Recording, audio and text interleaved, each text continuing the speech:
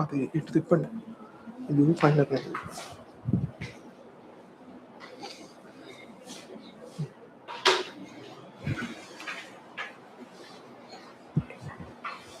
So, good morning. How many days? 9 days, huh? 8 days. Hardly 8 days. So today we'll see the science and technology roundup, quick roundup. I'll try to finish it early, but I won't guarantee that. At least 5 to 6, 7 hours it will take easily. Okay.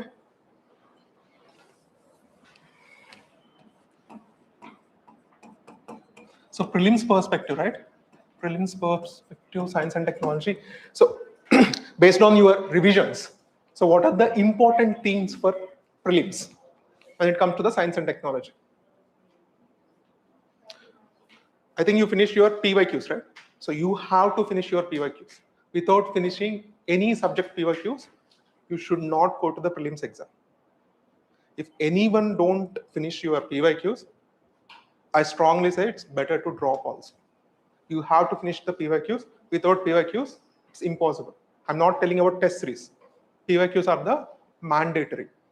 So all PYQs are almost based on current affairs. Science, I'm telling like every subject, like even science and technology also, because with the science and technology, you will understand. Just 1 minute. So you understand the nature of asking the questions. Maybe it's, okay, I agree. Somewhat I agree. But the repeated themes are there, right? For example, virus, bacteria. These kind of themes are very much repeated.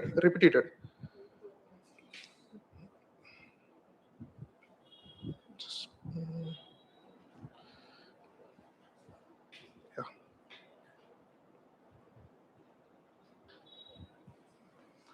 మీకు ఇంకొక PDF పెట్టారు.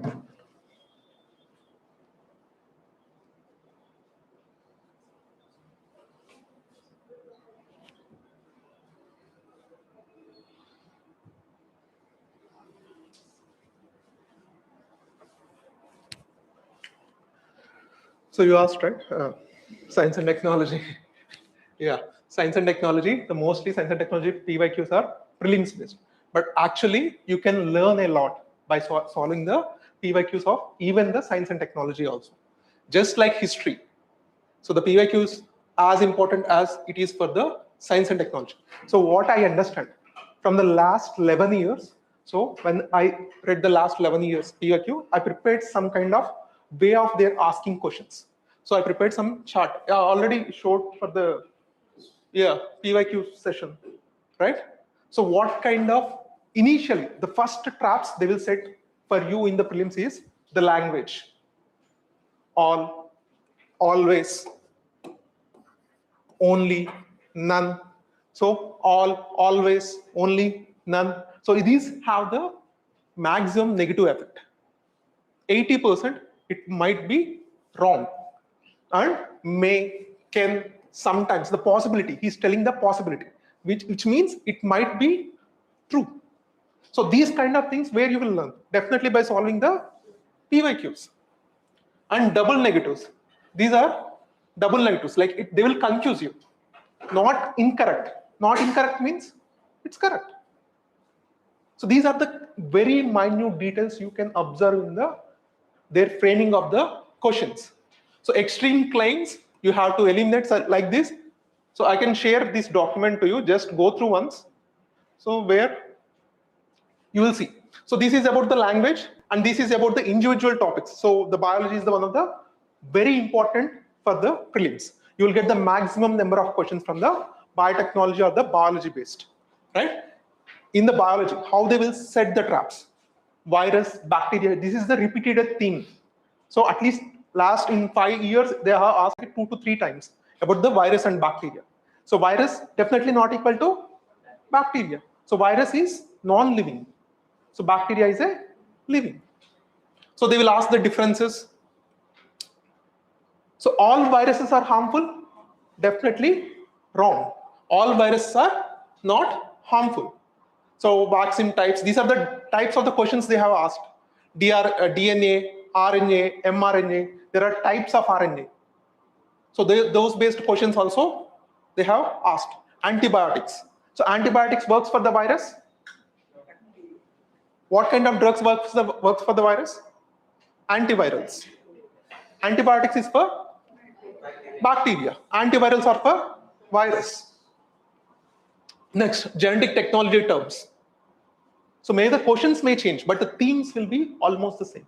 So that's why, again, telling you, mostly prelims means most of the people, they concentrate on current affairs. But the important thing you have to concentrate on is your basics. 60 to 70% questions you take any prelims comes from the foundations and basics. So if you don't have the foundations and basics, even if you have the current affairs knowledge, it's of like very less use for you in the solving the exams questions. So these kind of traps they will ask. So energy. So hydrogen, the hydrogen energy is not always clean, right? Why? Why the hydrogen energy is not always clean? Because the way of the source, the way of the production, it should be cleaner. Then only it is called as a green hydrogen. So like nuclear, means we always think that nuclear is very negative word, means which has a high disastrous response. But nuclear is also very positive. If you control the nuclear reaction, you can use for producing energy.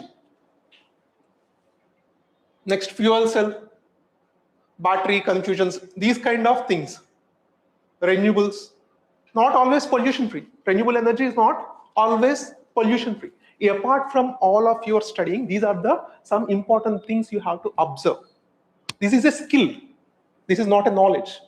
So you underscore this one. This is a skill. Skill of solving your questions.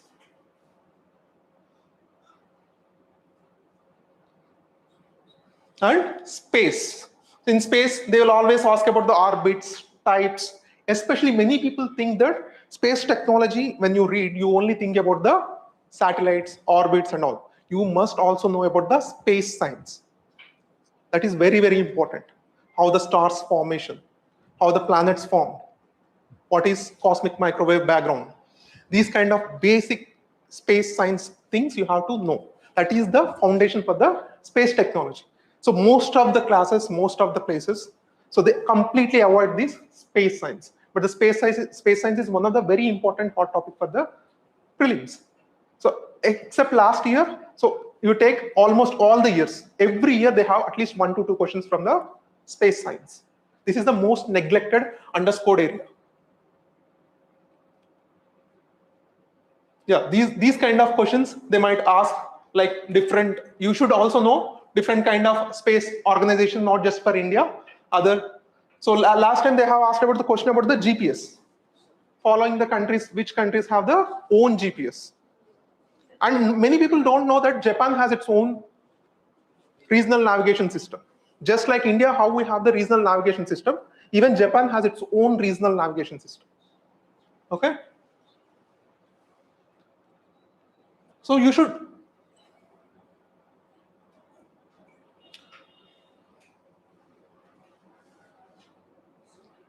So ICT, information communication technology, it's always a hot topic. And you think that this is not a current affairs, you should have your basics ready always. What is 3G, 4G, 5G, IoT, blockchain. Blockchain has evergreen technology. Blockchain is a evergreen technology. Every year add on, so the applications of the blockchain will always improve. For example, RBI brought CBDC, digital currency. So digital currency is linked with blockchain. And even the applications, you can link your land records. Even like sometimes you have the issues, right? In 2024 we have the Pooja Ketkar issue, certificate fraud. So even you can check with the blockchain technology, those kind of scams. So these kind of things are always very important. So Web 3.0, Web 4.0, Web 5.0, quantum computers. Now the cyber security is very hot topic. AI is very hot topic. From last 1 month, 2 months, there are some cyber security softwares, they are trending, like Mythos. So Mythos, who developed the Mythos? Claude. You know the Claude? You know the OpenAI? OpenAI? What is that? What is the software it developed? ChatGPT. You should know the very basics. So like just like the same engineers who came out from the OpenAI and they started their own organization called Anthropic. Anthropic. So the Anthropic brought a software called Claude, and the Claude is very powerful that they also used in the Iran and Venezuela attacks. So like this, and recently they brought the Mythos. Mythos is a cyber security tool which can track the bugs in OS, operating systems, websites, and everything. So it can detect the bugs which like the humans can't detect it nearly 30 years back also. From the last 30 years, humans which they can't detect it, and it detected. So the old is shivering because of that technology. Why? Because especially the financial systems, it may face the blackdown. It can block. Because if the Mythos was used in a wrong way. So as a competitor to this, so recently, so OpenAI, they brought one more software as a counter to Mythos, Daybreak. You should all know these kind of current affairs, and that one should be backed up with your conceptual knowledge. Okay, UPSC always asks, especially science and technology questions, mostly they ask the foundation and the fundamental knowledge and additional to the current affairs. So 60-70% they will all ask your basic knowledge only, and 30% they will add the current affairs. So I will share this PDF, just go through, and yeah, it might be very useful. Just go in the details, especially the defense technology also. They will ask the cruise and ballistics and the drones. Drones is also one of the very hot topic. Because the present warfare, the way they do the wars has completely changed with the drones. Can anyone tell which war changed the warfare by using the drones? There is one war happened in the world. That war changed the how the world fight the wars. No. Armenia and Azerbaijan war. It happened in 2019, 2020. So that is the first war they used the drones means exclusively. And that war changed how the whole world fight the wars. That is the early phase of the drone warfare. And the Ukraine-Russia is a matured phase. Okay. So recently they are also asking about the types of aircrafts, types of ships, the naval platforms, the defense platforms, very important for Indian defense. So they're asking these kind of variations, very important. At least defense also, it is becoming hot topic these days. At least 2 to 3 questions you are getting from the defense technology. And nanotechnology. Nanotechnology is always an evergreen topic. So the future of technologies depends on 3 important technology. What is that? Nanotechnology, information technology, and biotechnology.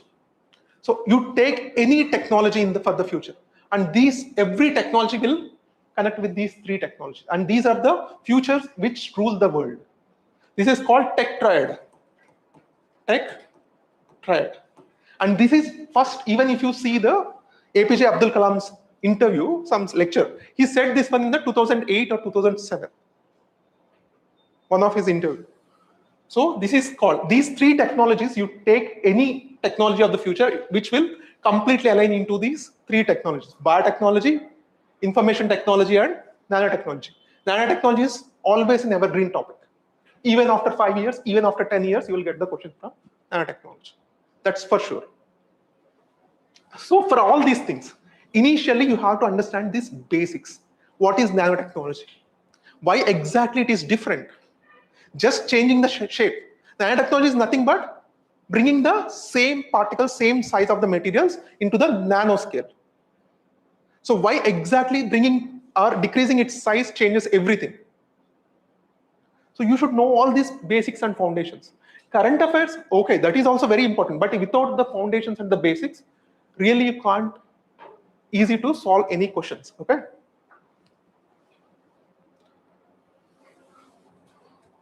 So I will share this PDF, just go through.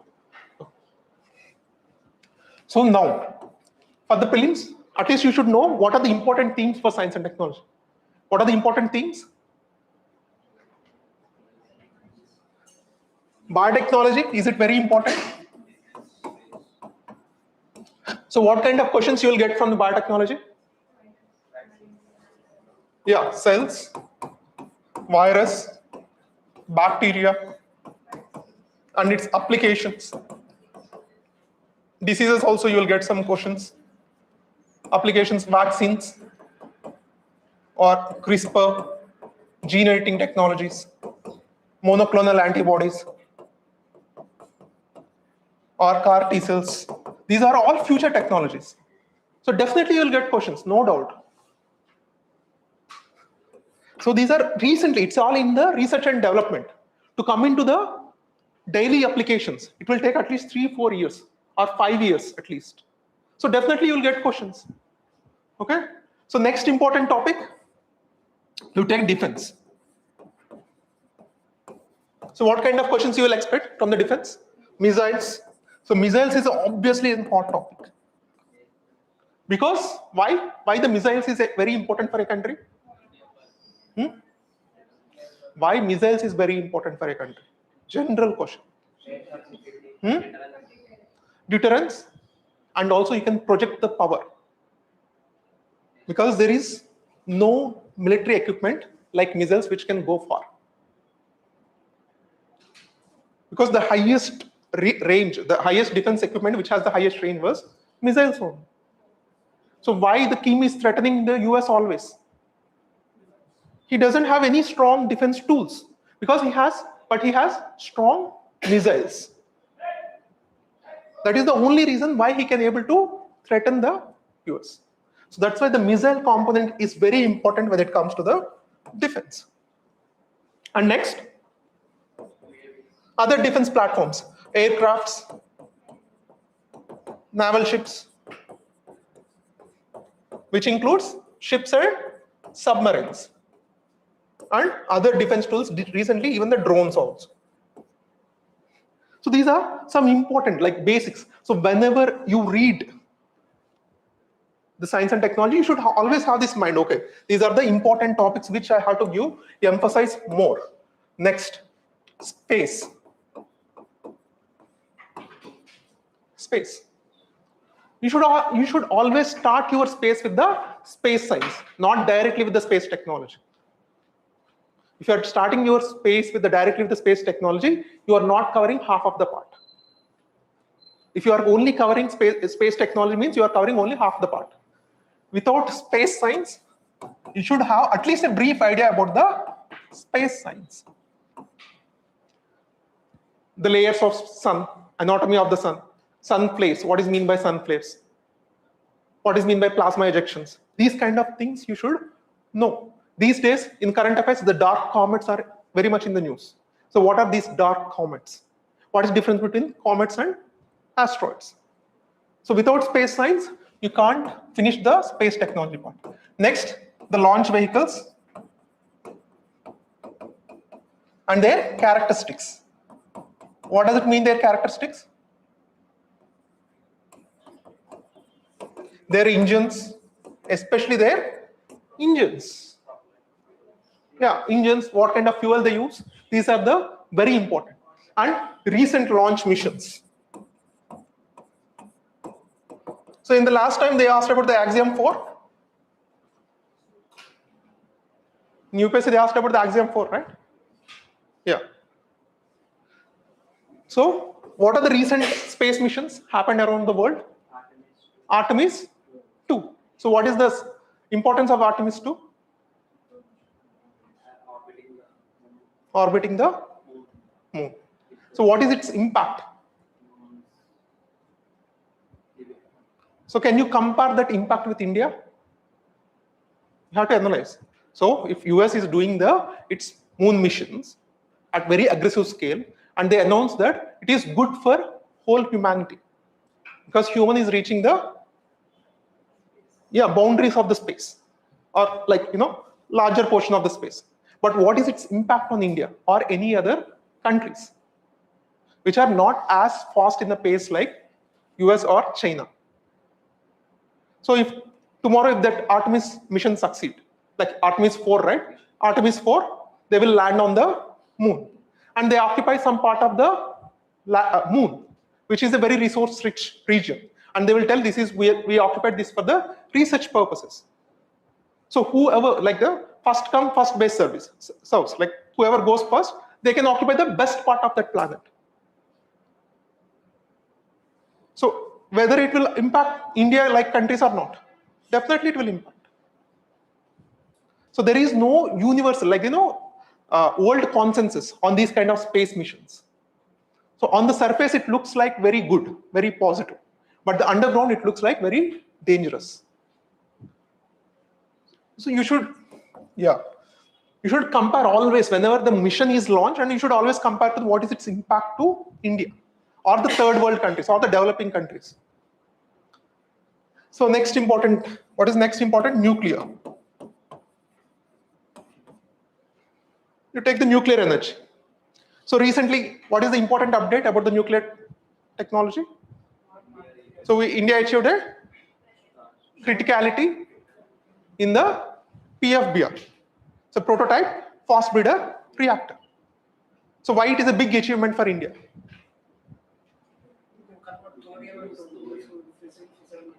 They convert?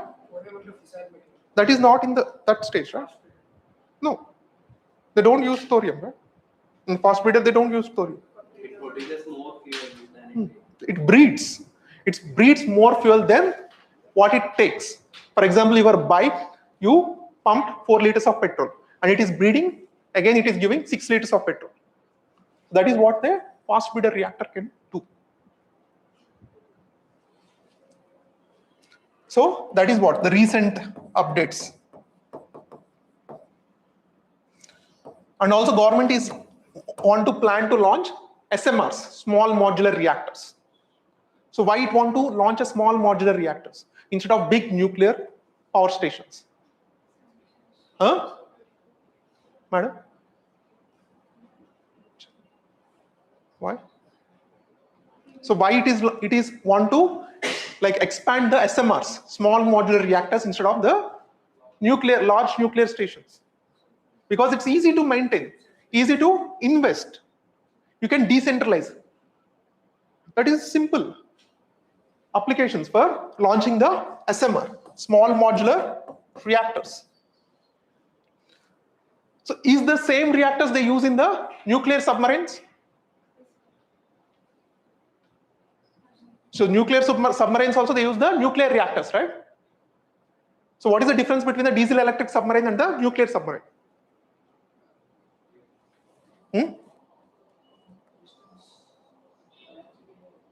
What is the main difference between a nuclear submarine and the diesel electric submarine?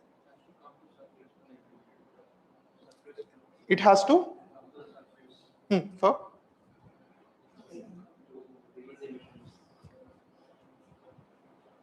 actually the diesel electric submarine, you have to recharge always. So it has a tank capacity, a limited tank capacity, maybe 2,000 gallons or 3,000 gallons. It has a limited tank capacity. But instead of the nuclear submarines, once it's fueled, complete its lifetime, next 25 years, it no need to be again fueled. You don't need to be any time. Soon it is no need to be refueled again. That is the main difference. Means it has unlimited range. So how we can calculate our bike range? Based on our fuel tank capacity. If our fuel tank capacity is 10 liters, and each liter your bike mileage is 50 kilometers. So what is our bike range? If your bike, like the petrol tank, which can hold 10 liters of petrol, and your bike mileage, it will give per 1 liter 50 kilometers. So what is its range? 500 kilometers, simple. So if you unlimitedly, if you pour the petrol, then what is its range? Unlimited. That is what the nuclear submarines can go. So that's what you should have these basics and fundamentals very clear. So after the nuclear technology, so what is another important? ICT. This is where all the latest information, the UPSC asks all the latest information. Every year, every year from the last 4 years, 5 years, I have seen whatever there in the newspaper, and they're asking very clearly. Like in 2023, they asked about the Web 3.1 and all. That is that time it is very much there in the news. NFTs, those are very much that time they are in the news. Same UPSC also follows the same trend. Whatever they are in the news, they go. This time you can expect the question from the AI and the cyber security. Definitely you will get the questions, no doubt. So especially the present hot topic, AI, quantum computers. Is there any people from AP? Anyone is there from AP? So recently, yeah, Quantum Valley they launched the quantum reference facility. They launched 2 quantum reference facilities. They launched, and also recently they opened. They laid the foundation for the 1 gigawatt data center in the Vizag. So what does it mean? The 1 gigawatt? 1 gigawatt capacity. Gigawatt is not storage capacity, right? No, it's not gigabytes. It's gigawatts. The power consumption.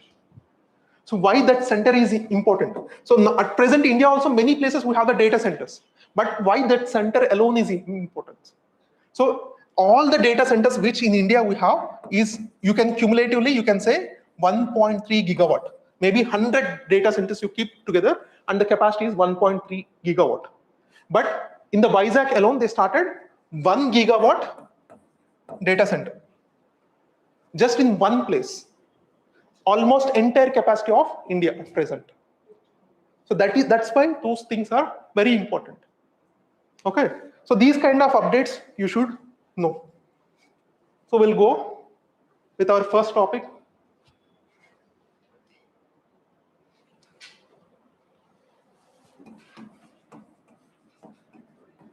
We'll go with defense. So why the defense is very important for a country? Huh? Deterrence?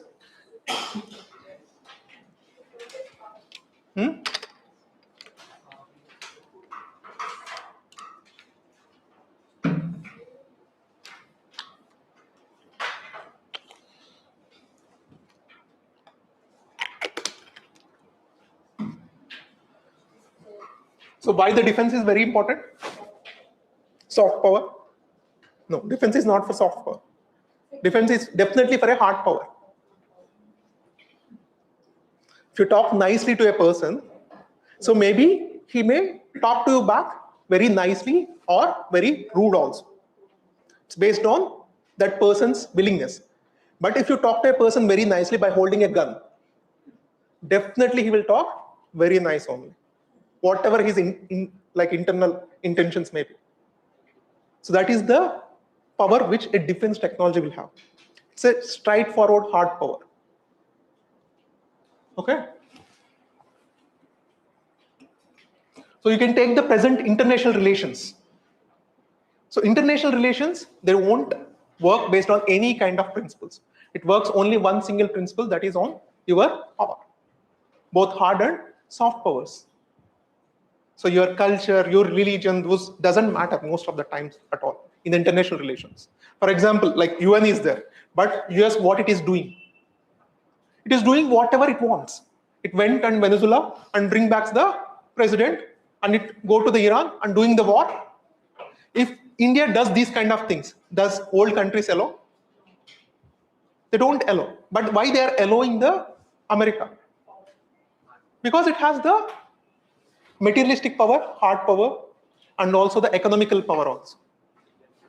Yeah, that's why it's a superpower. That's why no one is telling anything except on Twitter and there. So really, there is no action on America. You take the China also, even it consider it as an enemy, but when it kidnaps its own friend of Venezuela, does China did anything? No. Russia, nothing. So the defense is very important for security, deterrence, and what? Balance of power. Soft power means, yeah, soft power is the very, means definitely if we discuss some things with US, definitely we'll take that one as a consideration, right? US is a very big, powerful country. So we'll consider that and we will make our foreign policy. So previously, in 1960s, how we deal with China is very much different from how we deal with China now. Because now China is very powerful and very powerful in both economical and material terms. So if India and US goes war, who will win? US. If China and US goes war, who will win? At least you will have that doubt, right? So that is what the China brought. At least people have doubt to choose whether China or US. But we are not sure that US will win.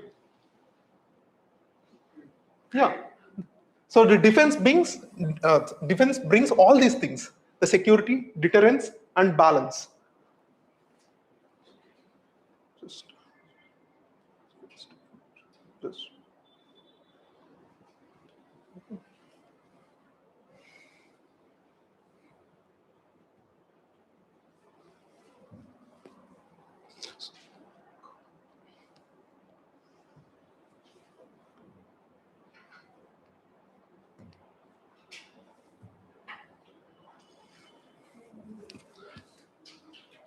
So this is my favorite quote from the Theodore Roosevelt, what he said. So when it comes to the defense technology, the missiles are very, very important. First, we'll discuss about the missiles part. So what is the difference between a small Diwali rocket and a missile? Huh?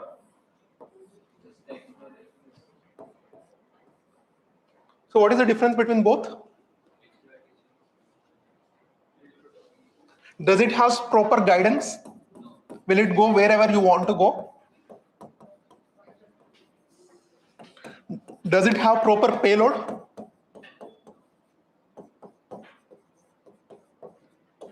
Does it have proper propulsion?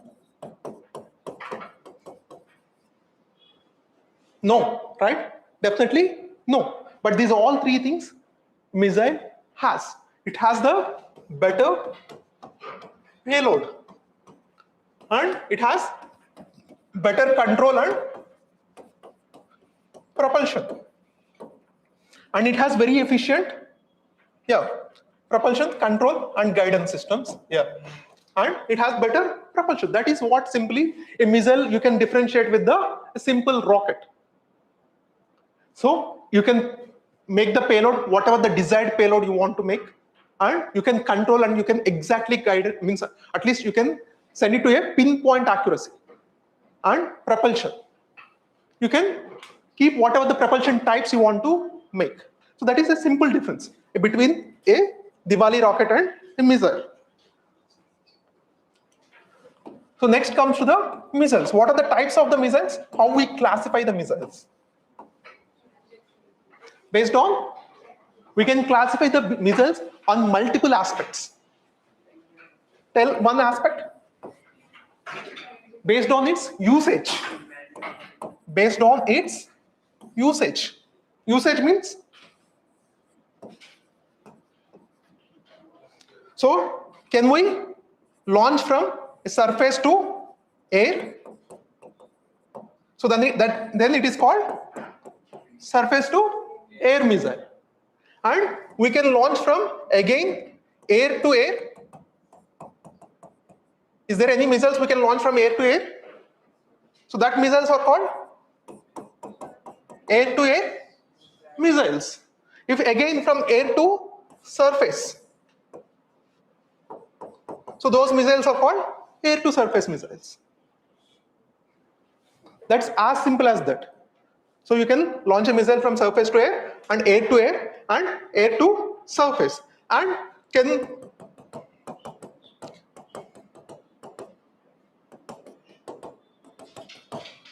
we launch a missile from the water? Yes. So that is called again subsurface launch missiles. So where this technology will be used? The subsurface launch missile technology? Submarines. So air-to-air missiles, Jets. jets. Like for example, like Patankot airstrikes. So we lost a jet, right? Abhinandan Vardhaman. So he what? He got hit by American AIM 120. It is a air-to-air missile. So next, air to surface. Or air to surface, can you give one example? Huh? Even the present launch version, even the BrahMos, they are changing into air to surface, BrahMos A, right? And surface to surface. So this time you have high probability you will get questions on the missiles because we finished the 1 year anniversary of what?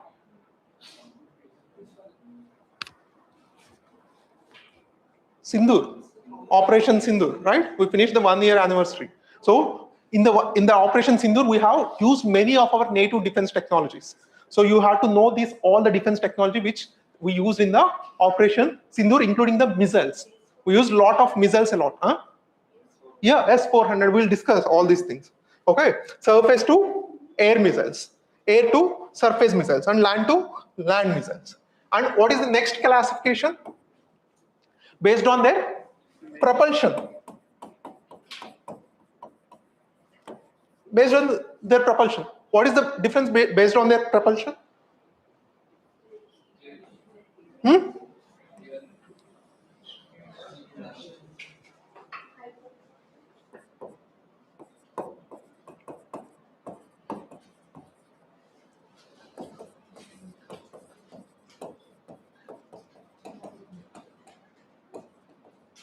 So what is Rawalpindi?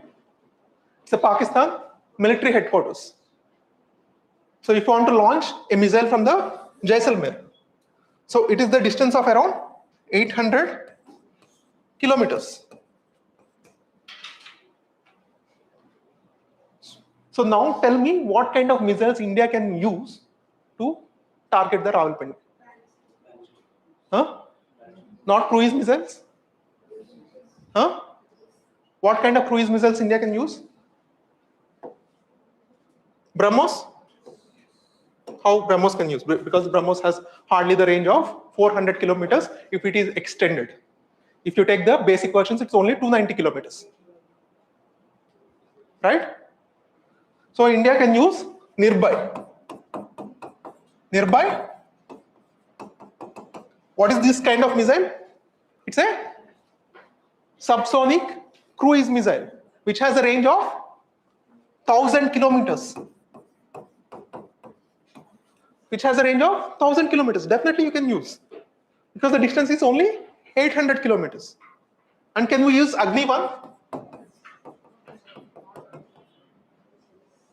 What is the Agni 1 range?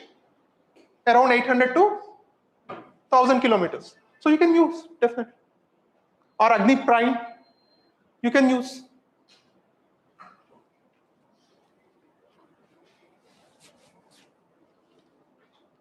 So to hit the air targets of Rawalpindi, to hit the air targets in the Rawalpindi, what kind of missile system we can use? Surface to air missile system. So what kind of surface to air missile systems which India has to hit the Rawalpindi airspace? Huh? Trishul.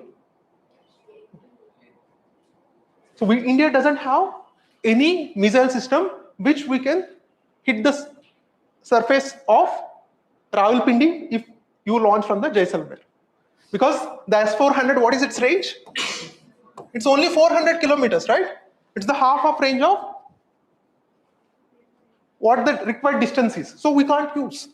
So that is the highest missile defense system in the world to hit the air targets. So recently, Russia also introduced the S-500. S-500 Prometheus. So now, based on this reaching, the propulsion ranges.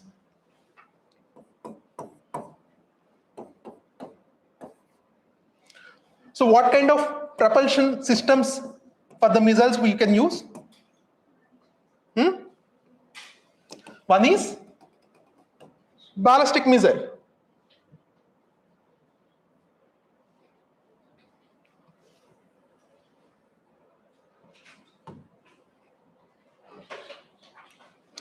So how the ballistic missile works? Ballistic paths, just like throwing a stone. If you throw a stone, so for at least 30%, so you need to power the missile only 30 to 40%. So from here until here, so when it reaches to the terminal phase, so what? The gravity will do the job. Okay. So what is the difference? What is the same thing when it comes to the cruise missiles? So cruise missile will cruise and hit the target. That is a simple difference. So ballistic missiles will follow the ballistic path, and you only power the missile only the 30% to 40% of its flight. Remaining 60%, the gravity will do the job. But when it comes to the cruise missiles, you have to cruise. You have to power the missile end to end, from the beginning to the end. So that is the best example is BrahMos. So what kind of engine BrahMos use? What kind of engine BrahMos use? Ramjet, scramjet, turbojet, SFDR, scramjet, definitely, sure. You will lose 0.66 marks. So BrahMos missile use the ramjet engine.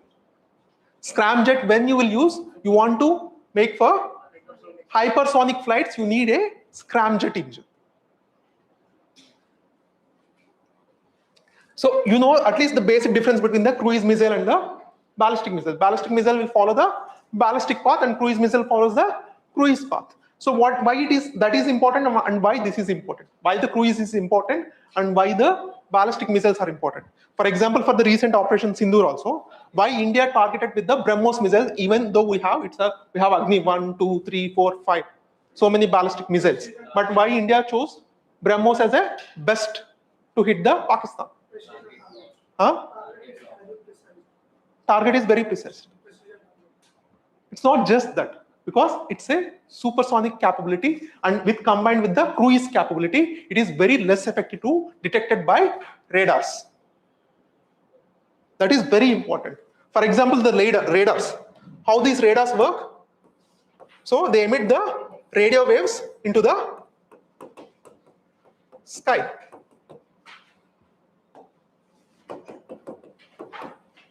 So they emit the radio waves. So it has best capability to detect the ballistic missiles more as compared with the cruise missiles, because the cruise missiles, they follow the terrain hugging capability. Terrain hugging capability. What does it mean, terrain hugging? Because it goes very small distance. You can also, like for example, you take the BrahMos, at least it can go even 3 meters, 5 meters height also it can go. So 3 meters, 5 meters, even the radar itself, it is in the like 20 meters and 30 meters height. So it can go much less than the radar's height. Very less, it is very impossible for Pakistan to detect, because as the Pakistan is very near to us, then they will have very small time to react also. So that's why they purposefully choose the BrahMos missile as comparing to India have many other types of missiles. It's a supersonic cruise missile. It's a supersonic cruise missile. Supersonic means what is its speed? Supersonic cruise missiles means what is its speed? Greater than 2? Greater than 1 Mach to less than 5 Mach. If it is more than 5 Mach, it is a hypersonic. So the hypersonic is the latest developments in the defense technology. So you can expect questions from the hypersonic cruise missile or hypersonic glide vehicles. So in the hypersonic missile, there are two types of technology. One is a glide vehicle technology, and one is a cruise missile technology. Okay. So what is the range of Agni 5? Recently, we have one test, right? Few days back. If you follow the news. So in the few days back, so they did one test with the Agni 5 missile. What kind of test they have done?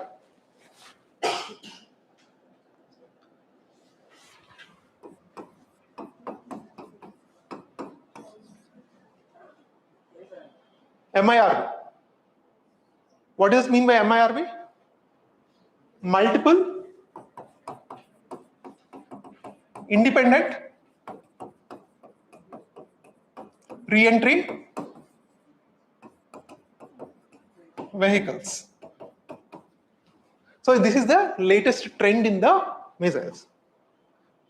Previously, whenever the Iran launches the rockets into the Israel, it is very much easy for the Israeli defense systems like the Iron Dome to hit and neutralize the upcoming missiles. But now, when they added this technology to attack the Israel, so now it is becoming very difficult, because in the one payload you have nearly like multiple warheads. So one will hit one target, one will hit another target, one will hit another target. Like you can hit with one missile, like with one Agni 5 MIRV, you can hit Islamabad, Rawalpindi, or Karachi same time with one missile. So that is the recent test they have done. That is the second MIRV test. The first test they have done 2 years back in the mission Divyastra. The recent test is also the upgradation of this MIRV technology. So Indian Agni 5 missile, which can carry minimum 3 to 12 warheads. 3 to 12 warheads. This is also that is the first test. Mission Divyastra is the first MIRV test. And the recent test is also next upgradation of this technology. Okay. So we have the program called Integrated Guided Missile Development Program. So before that, I will ask one question. So again, the same. Is the Agni 5 missile and the PSLV rocket both are same? Is the Agni 5 missile and the PSLV rocket both are same?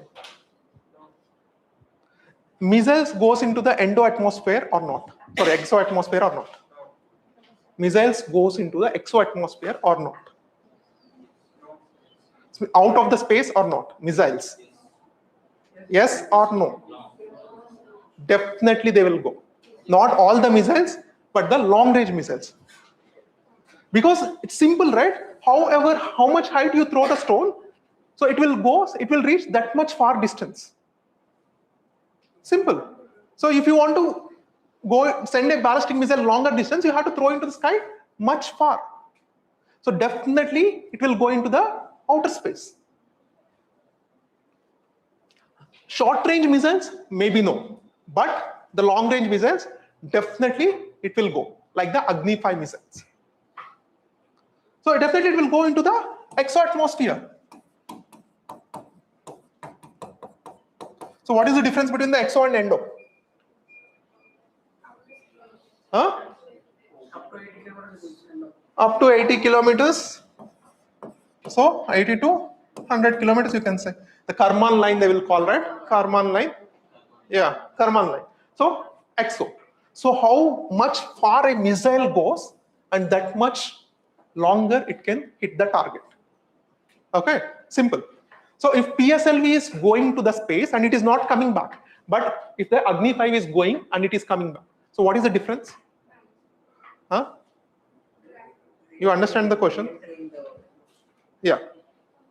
So why the PSLV is not coming back, but Agni 5 is coming back?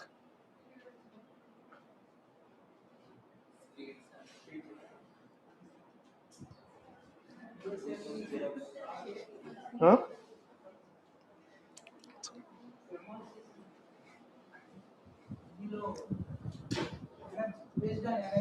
Based on energy? Okay. Remember this question. I will tell you when it comes to the space technology. Okay. If I forget, so why this ballistic missile is coming back to the Earth even it is reaching the 900 kilometers of altitude? So for example, Agni 5, it reaches almost 10,000 or 900 kilometers of altitude, right? So what is the altitude of International Space Station? 400, 450 to 500 kilometers. So it goes beyond that. So Agni 5 missile, it goes beyond that, but it is coming again back to the Earth's atmosphere. But PSLV, it is going and it is launching the satellites, but it is not coming back. It is like a space waste or the space debris. It is having escape velocity so that it stays in orbit. Yeah, that is important reason, escape velocity. Escape velocity means not this, that means you are came here, but escape velocity is for the space vehicles which want to escape the Earth's gravity. For example, Artemis 2. So they want to escape the Earth's gravity, they have to travel more than 11.2 or 11 kilometers per second, the escape velocity. If they want to escape Earth's gravity, they have to travel more than this. Then only they can escape the Earth's gravitational field and they can reach any other celestial body, even the moon or something. If they travel less than below that escape velocity, they will stay only in the Earth's orbit. They will not go anywhere. Okay, this escape velocity, orbital velocity, these are very, very important. One of the reasons why these, like the ballistic missiles, come back to Earth, because they travel less than the orbital velocity. Yeah, speed.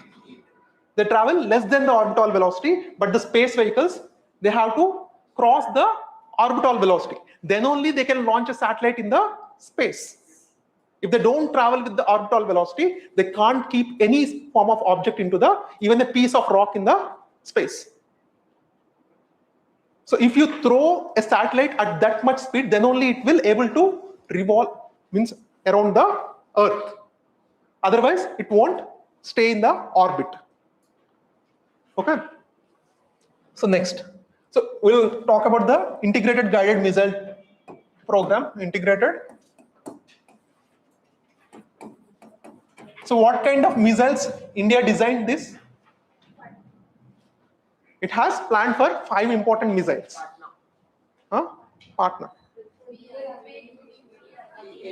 I don't know that acronym, but I know the.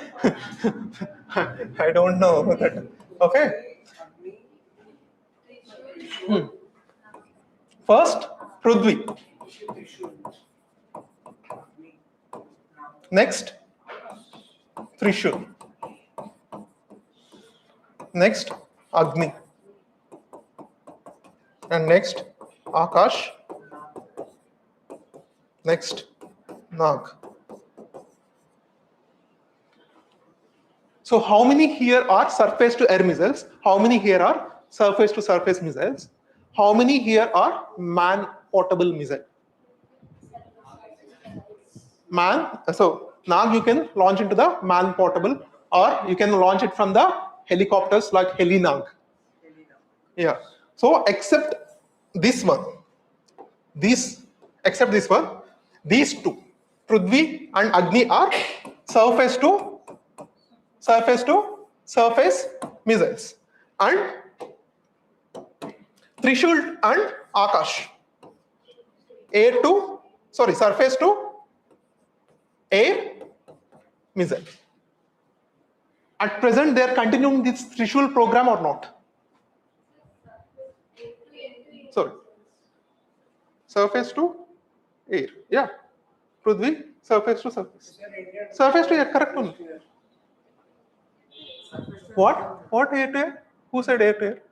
If they said air to air, that is wrong. Definitely. Because Akash, you have to launch from the ground only, right? Akash missiles, you will have to launch from the ground. So ground is a surface, and you are hitting the air targets. Then that is a surface to air missile. So these Trishul missile, they discontinued this program in the later stages. So now only these 4 are working. So Prithvi, Agni, Akash, and Nag. Akash range is these are short range surface to air missiles, or medium range. So it's only 25 kilometers.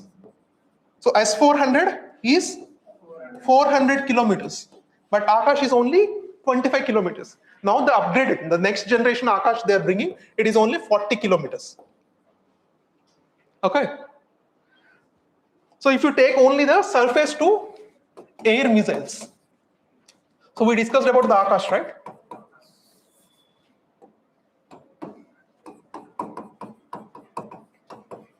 And we discussed about S-400. So this has the range of 400 kilometers and this has the range of 25 kilometers. Upgraded has the 40 kilometers, right? So what are the missiles which fit between these two? What are the missiles which fit between the Akash and the S-400? Huh? BrahMos? Not BrahMos is a surface to surface missile, right? So don't get confused. BrahMos is a surface to surface missile. From land, you will only target the land. That is the feature of BrahMos. Akash, the name itself, it is telling that to hit the air targets. Akash. So Akash has a range of 25 kilometers and S-400, it has a range of 400 kilometers. And what are the missiles which fit between these two? Huh? Fit between these two. Trishul has a range of 12 kilometers and they are not continuing that program. That is very short range surface to air missile system, but Akash itself is the basic. So they discontinued the Trishul program. So next was Barak. Barak missile system, which developed with the Israel and India, and which has a range of 70 to 80, medium range surface to air missile system. And recently India started to develop Project Kusha. This is current affairs. Project Kusha. So which want to bring the same different types of missile systems like S-400. It's a Desi S-400. Okay. Project Kusha. And as part of the Sudarshan Chakra, Mission Sudarshan Chakra, they want to integrate all these things, all these missile systems. So end of this year, we are receiving one more S-400 missile system from Russia. So they want to integrate all these things and they brought into the one umbrella called Mission Sudarshan Chakra. So these S-400 missile system, it worked very well in the Operation Sindoor, but it didn't work very well in the Ukraine war. Why? The same missile system, it worked very efficiently in the Operation Sindoor. So it didn't work properly in the Russia-Ukraine war. Because it was integrated into a command and control system called Akash Tir. So you may have listened, right? Akash Tir.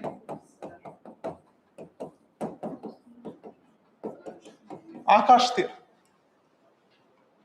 So when your enemy launched a missile, you will have a less than 30 seconds to take a decision. Either to launch a missile or to launch in which direction. So humanly, it is little impossible without the help of an AI-based technology that is called Akash Tir. That's a command and control system India has used. So it empowered the S-400 system. So that's why it worked very efficiently. This hybrid model, always India follows this hybrid model. So it purchased some foreign missiles or foreign defense, and it also integrated some Indian technologies, and it make it more effective and strong. So that's why it worked very good in the Operation Sindoor, but not in the Russia and Ukraine war. It's a command and, you can write it's a command and control station. So you can see a truck of Akash Tir, right? Yeah, it's mostly they use the AI. Yeah. So it minimizes the reacting time. It minimizes the reacting time. Very quickly it will make it, you can able to take decisions. Right? So next. So that those are all about the surface to air missiles. When it comes to the surface to surface missiles. So what kind of missiles India has? BrahMos, Nirbhay. These both are cruise missiles. These both are cruise missiles. So one, it can go into the 2.23 Mach, and nearby it goes less than 1 Mach. What is this Mach? Speed of? No, speed of sound. Speed of object by speed of sound. For example, you take the BrahMos. The speed is 1000 meters per second. And what is the speed of sound? 343 meters per second. And you get the value around 2.8 to 3 Mach. So which can hit correct number. Okay. So this is about the cruise missiles, right? So next, you can take the ballistic missiles. So previously, the BrahMos has the range of 290 kilometers, right? Now they are giving it its full potential of 400 kilometers. Why? Why? The reason? Do you know why?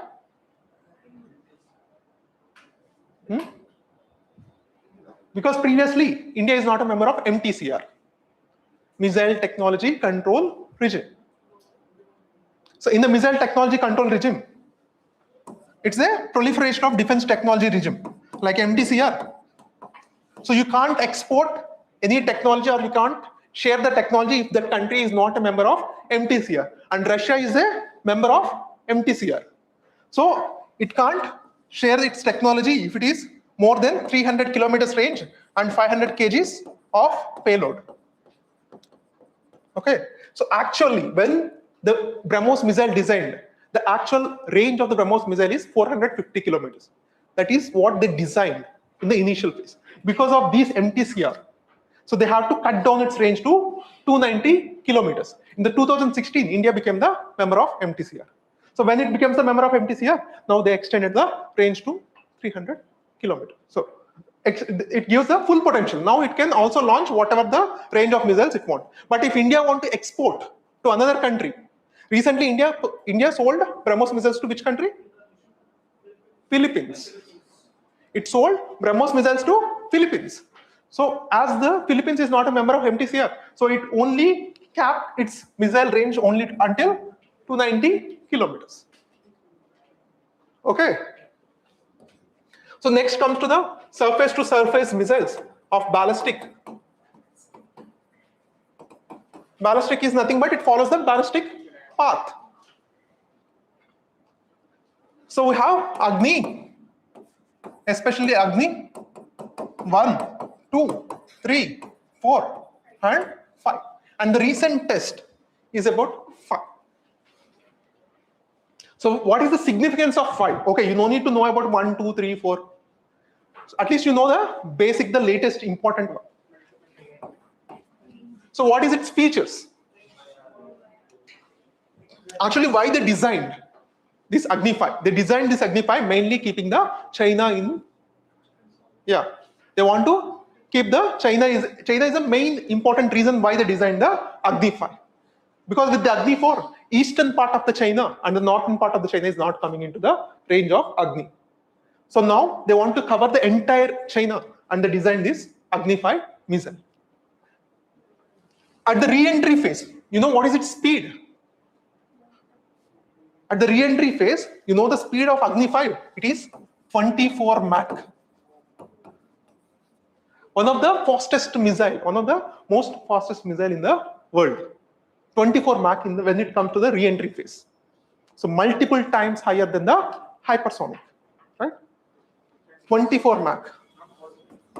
Yeah, very much highly possible. You take any kind of advanced missile system, it almost 30 Mach, 28 Mach also there. So 24 Mach. And it is MIRV capable. And what are the other features? It can launch from rail, road, and also silos. So underground, you can build some kind of silos and you can keep that missile and you can store for years. And what is its future mission? Future, the DRDO want to extend the capability of Agni 5 missile to make it as a bunker busters. Bunker busters. What is mean by the bunker busters? Because, for example, recently in the Operation Sindoor, when India want to hit the Pakistani nuclear facilities, so Pakistani nuclear facilities are built in Kirana Hills, less than 100 meters of depth to the surface. 100 meters of the depth. So an ordinary missile, it's impossible to go into that much inside of 100 meters and explode. So they want to convert this Agni 5 missile into bunker buster. Okay, so because India, like we observed recently, to hit the nuclear facilities and the missile facilities of Iran, US has used these bunker buster bombs. Yeah, and the next important technology, they want to convert the Agni 5 into ASAT, anti-satellite missile. So to hit the enemy satellites. For example, the Operation Sindoor, the classic example you take. So we only think that Indian Army, Air Force, and Navy, they have participated in the war. But 300 ISRO scientists, they worked day and night to supply the data to these forces. So ISRO is as much as involved as like an Indian Air Force or Indian Army in the Operation Sindoor. Why? So these days you need a lot of satellite data. If there is no satellites, your enemy can't see what exactly happened. So that's what they want to convert the Agni into anti-satellite missiles.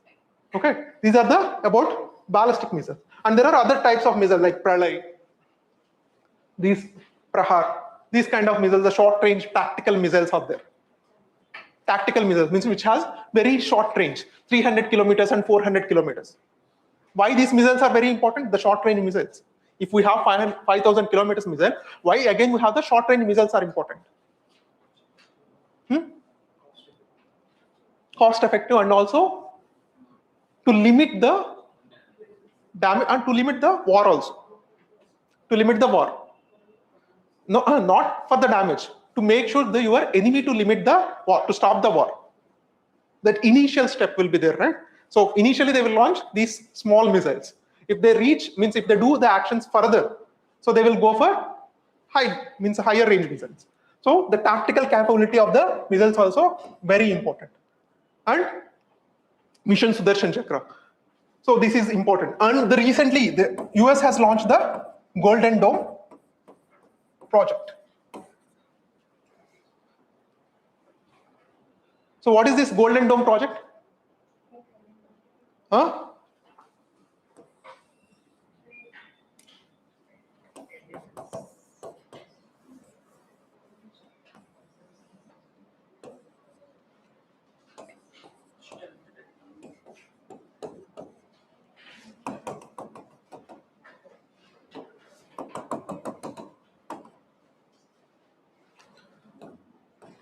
So how the Akash missile system works? Akash missile system. If the Russia launches one missile, if US purchase the Akash missile, so when it entered into the terminal phase or re-entry phase, so US will launch a Akash missile and it will hit the target. So that's classically, means the conventional, the simple model how it works. But how about keeping one missile system in the space?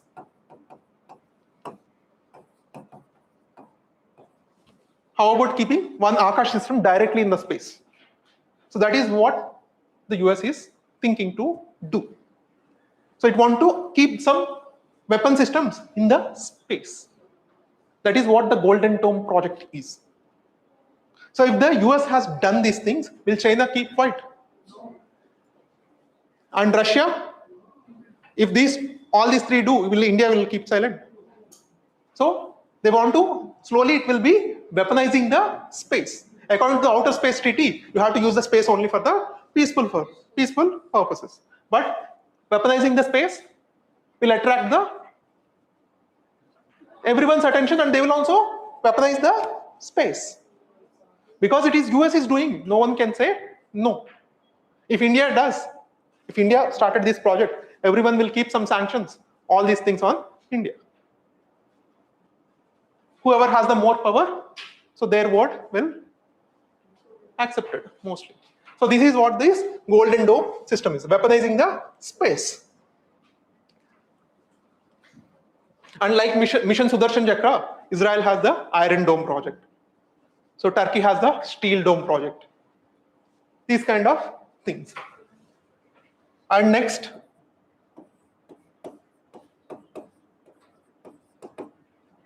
this Nag small missile, Nag, which has a 5 to 10 kilometers range.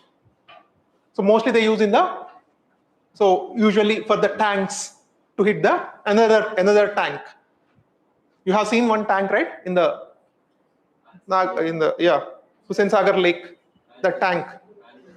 The tank is a Pakistani American-made pattern tank. India surrendered the tank in the 1971 war.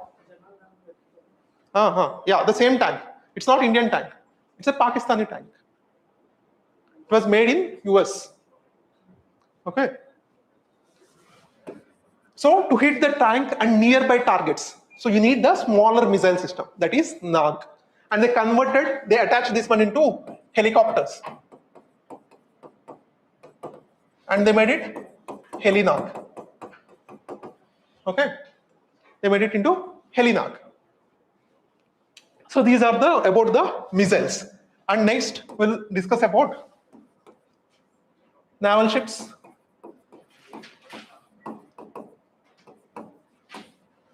Naval ships. Naval ships are two types: surface vessels and subsurface vessels.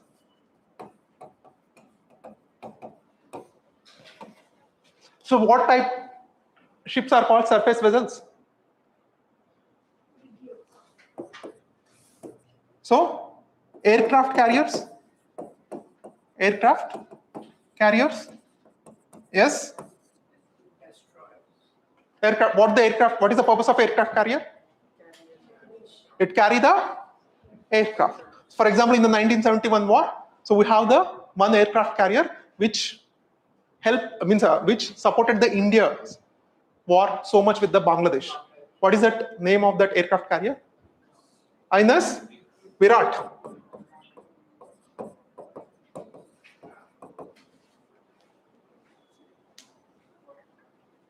So now it is not in the service, but what are the things now at present we have in service? Vikramaditya and Vikrant. These two are in the service. And one is made in Russia and one is made in India. So Vikramaditya is purchased from Russia and Vikrant is made in India. So only you can count on your fingertips how many countries have the aircraft carriers. So to maintain the aircraft carrier is not a simple job. Okay. And US has more advanced aircraft carriers. More advanced form of aircraft carriers, the nuclear propulsion based aircraft carriers it has. And so our carriers which can hold only 20 to 25 aircrafts. So their aircraft carriers which can hold more than 100 aircrafts. More than 100 aircrafts and which can carry 3,000 members to operate that aircraft carriers. Okay. Now they have the Ford class aircraft carriers, which nearly to operate that aircraft carriers at least 3,000 members. Means it's like combining a village. How many population is there for a village?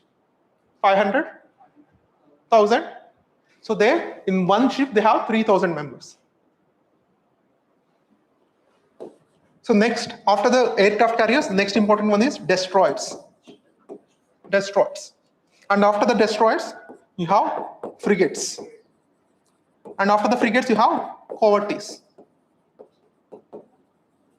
So these are the important ships presently in India. India has especially these three, like aircraft carriers, destroyers, and frigates. What is the latest destroyers? And what is the difference between the frigates and destroyers and frigates?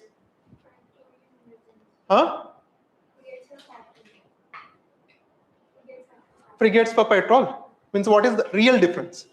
Simple. The destroyers are much larger and it can carry more number of payload and it can travel also better far. It has a highest range. You can compare it to the 350cc and 150cc bike. 350cc is a destroyer which can hold more weight and which can travel longer distance. And 150cc bike is like a frigate. Like in a home, we maintain, right, 350cc bike and a normal Activa. For nearby distances, we use the Activa, frigates. And for the longer range distance, you use the destroyers. So destroyers, even at the displacement level, this is much higher compared to the frigates. Stealth, it can be used by both. Stealth to reduce its radar cross section. You can use for these two, both. So destroyer has more weapon capability, it has more higher range. So what is the present latest destroyer? INS, which class is the latest destroyer family of India? INS Vishakhapatnam. Project 15B. INS Vishakhapatnam. Project 15B. And frigates. Yeah. INS Nilgiri, Nilgiri class of frigates. Project 17A, right? In cohort is not, So INS Nilgiri.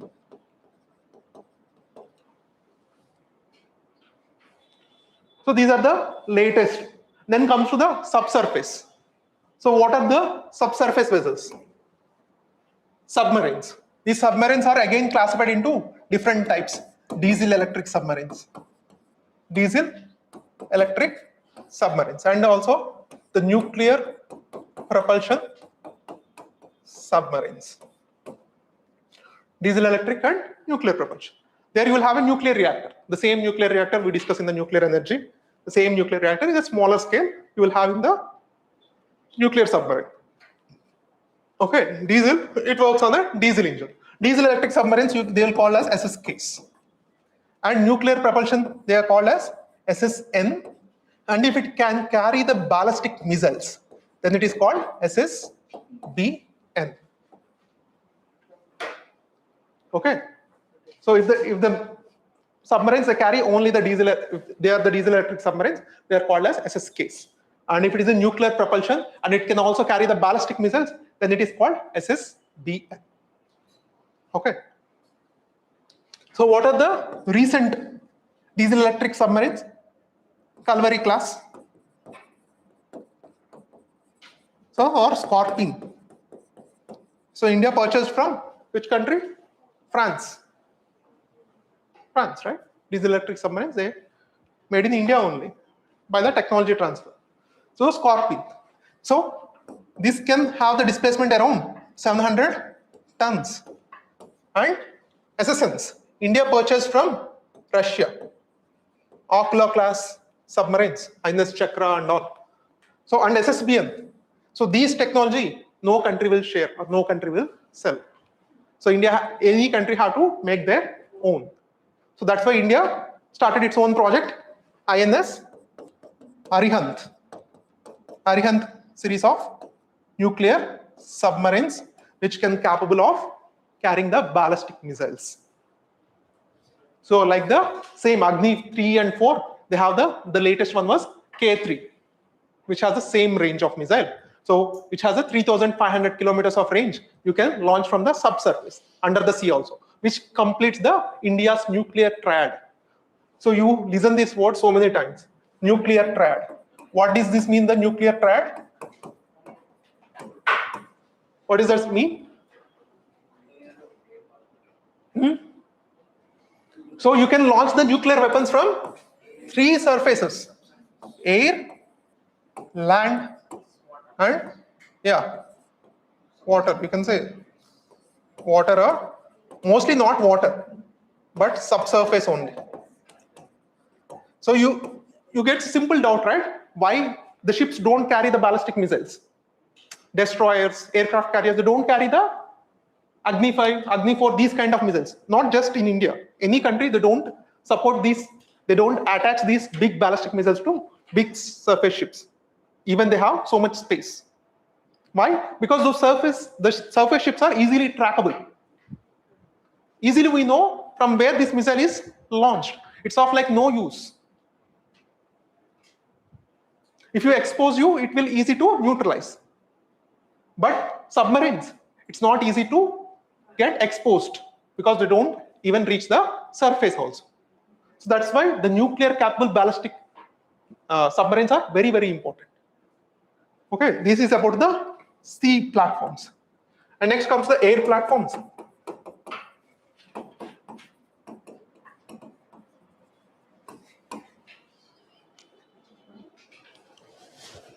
Air platforms. So how many types of air platforms are there? These questions are, so these days they are asking more questions from the air. So India has different types of aircrafts. Fighter aircraft,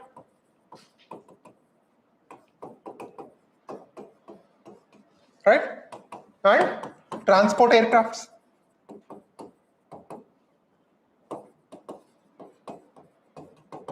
right? Helicopters. So fighter aircrafts, yeah, simple. These are the best classification. And what kind of fighter aircrafts India has right now? India has any fifth generation aircraft? No.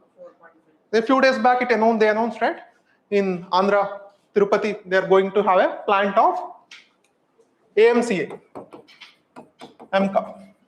So fifth generation fighter aircraft is going to produce in the Tirupati, the region. So TDP has fully utilizing, being a coalition government to the central government. So it has brought so many projects, right? So AMCA. So AMC is it will take at least 10 years more to finish this project and to get the final prototype in at least 2034. So we are expecting the final prototype.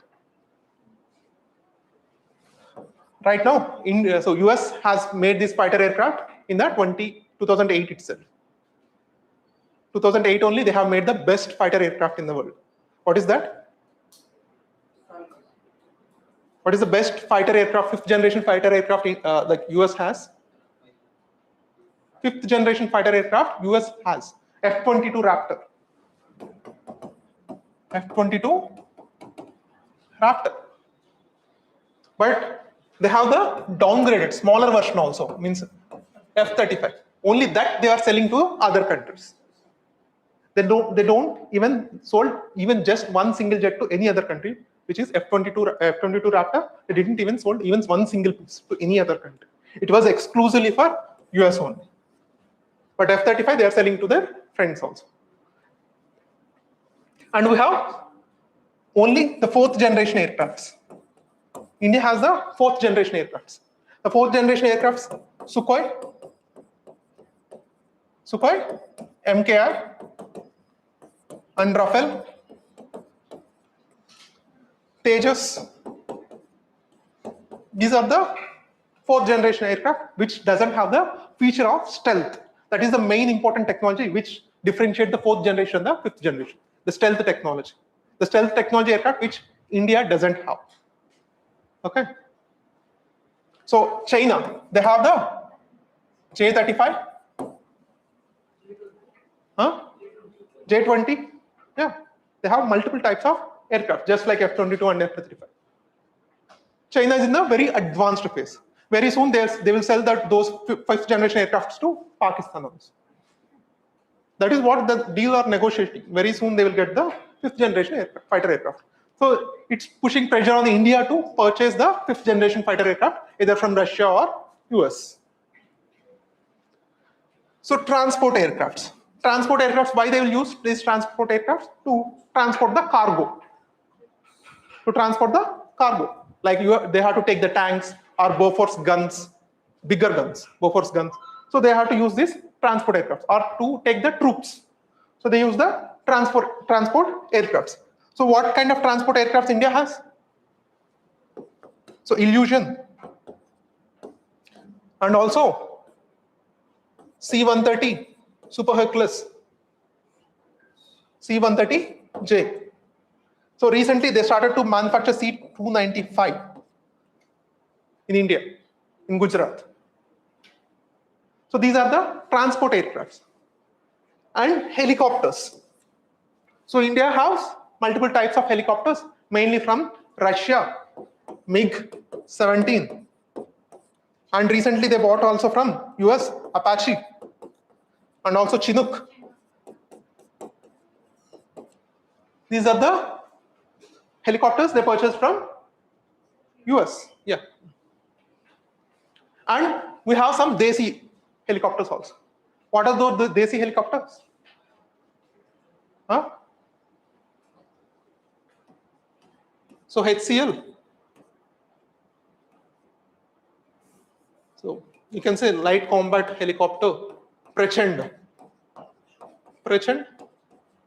and also ALH, advanced light combat helicopters, Rudra, Dhruv. These are made by Hindustan Aeronautics Limited.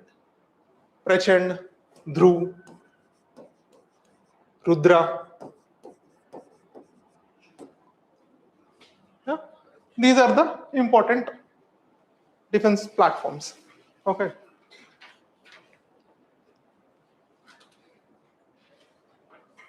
Oh, just finished? Yeah.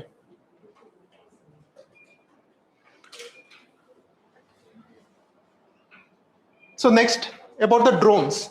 So what is the difference between the drones and aircrafts? What is the difference between the unmanned?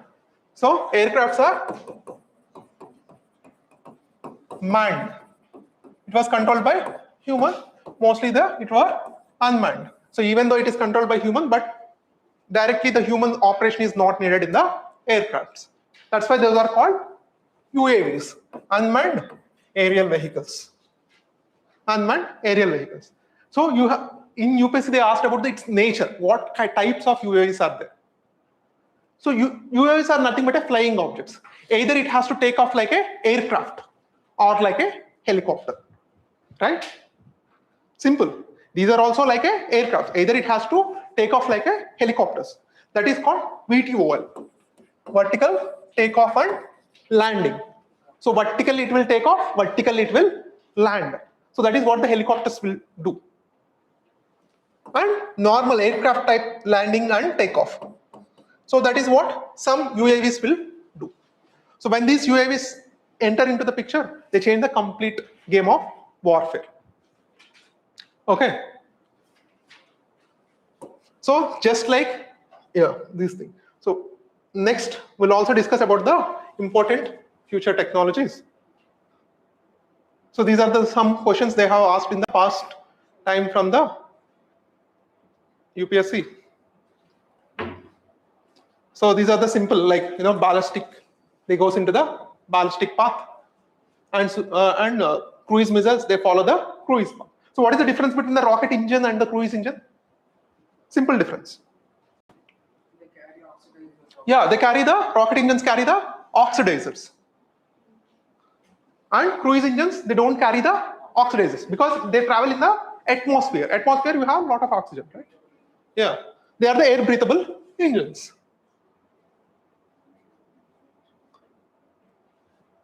So this, the classification: subsonic less than 1 Mach, travels below sound of speed. We have nearby Tomahawk. So supersonic cruise missiles, Mach 1.2, 1 to 5. So faster, strike less, reaction time. Hypersonic, extremely high speed. So these are the different types of classification: surface to surface, surface to air, air to air, surface to surface, anti-tank guided missiles. This NAG will comes into this here, the NAG. Anti-tank guided missile. Anti-ship missile. Recently, India launched one hypersonic glide vehicle. They have showed this one in the Republic Day parade. Very important. In the Republic Day parade, so it's a long range LR anti-ship missile. So it's a hypersonic glide vehicles. We'll also discuss about the hypersonic missiles also.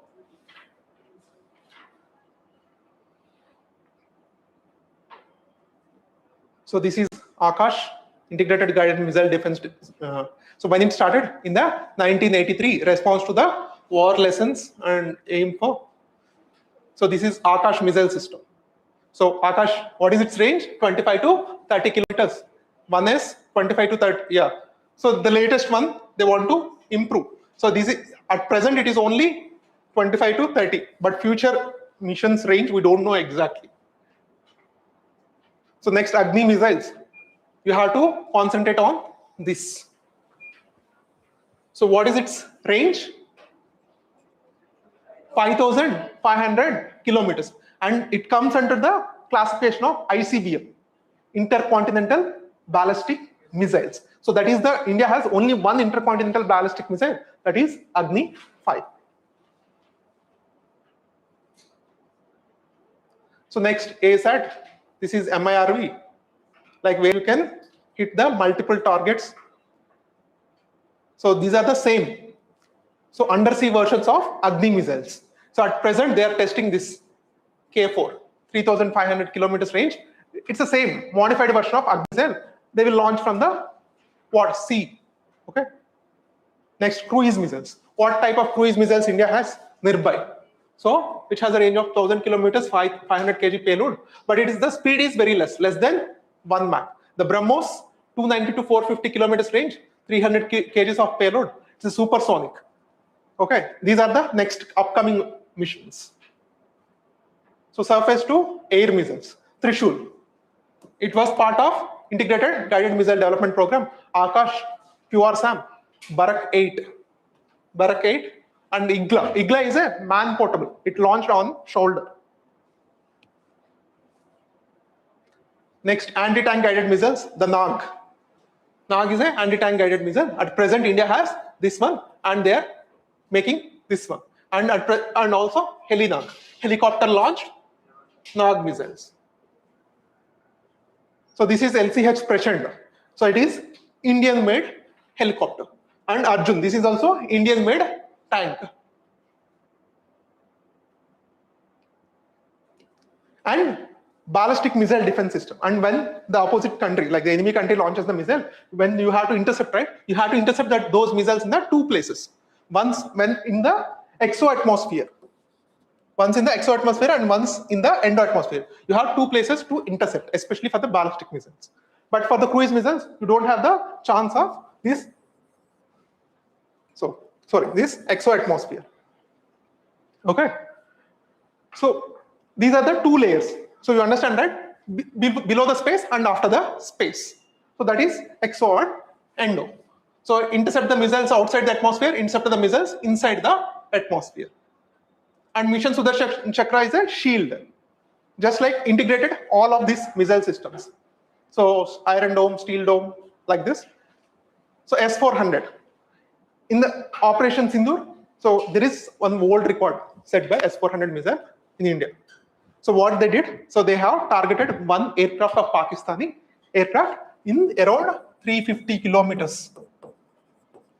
So there is one aircraft, which is a like AWACS aircraft. It's a mission control aircraft, which is traveling in the 350 kilometers far from the Indian border within the Pakistani airspace. It is within the Pakistani airspace it's only. But as the range is S-400, right? So it can able to very much hit. That is the longest kill by a missile system of an aircraft. So 350 kilometers. So it can detect all the threats in the 600 kilometer range. Even it is S-400, only that missiles has a range of 400 kilometers. But its radars can detect the 600 kilometers range targets. So next, the latest technologies are this hypersonic technology. In the defense technology, the latest technologies are two: hypersonic missiles.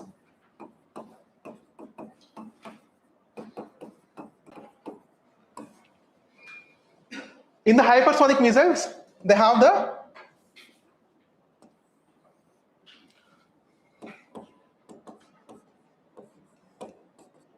so if it is traveling continuously in the cruise speed with more than 5 Mach, then it is a hypersonic cruise missile. Hypersonic cruise missile. If it is continuously traveling its path more than 5 Mach. And here you have to use the scramjet engine. You have to use the scramjet engine. Okay, 5 Mach. And another missile which has initially the ballistic missile. It's a ballistic missile, but it has a glide vehicle which can glide and hit the target. So it goes to the space and the glide vehicle will be released and the glide vehicles will come and hit the target, but it is unpredictable. Not like ballistic missile, it will follow one trajectory, but it will glide. When it comes into the terminal phase, hitting phase, it will reach definitely more than 5 Mach. So it is also called hypersonic glide vehicle, HGV and HCM. HCM is a cruise missile which has a continuous speed of 5 Mach. So this is like a hybrid model. So ballistic missile combined with the glide vehicle. Okay, when in the re-entry phase, it has more than 5 Mach speed. So both comes under the hypersonic speed range. Okay, yeah. So the glide vehicle will be like this. It will glide, and that is a cruise missile. So these are the engines, the turbojet engine. So you should know the difference between these three. The turbojet engines, these are the engines they use in the normal aircrafts. You see the lot of fans, right? Fans running. So that is a turbojet engine. So which has a speed of less than 1 Mach. But in the ramjet means it was advanced form of this turbojet. Advanced form of turbojet which gives the speed of nearly 1 Mach to 5 Mach.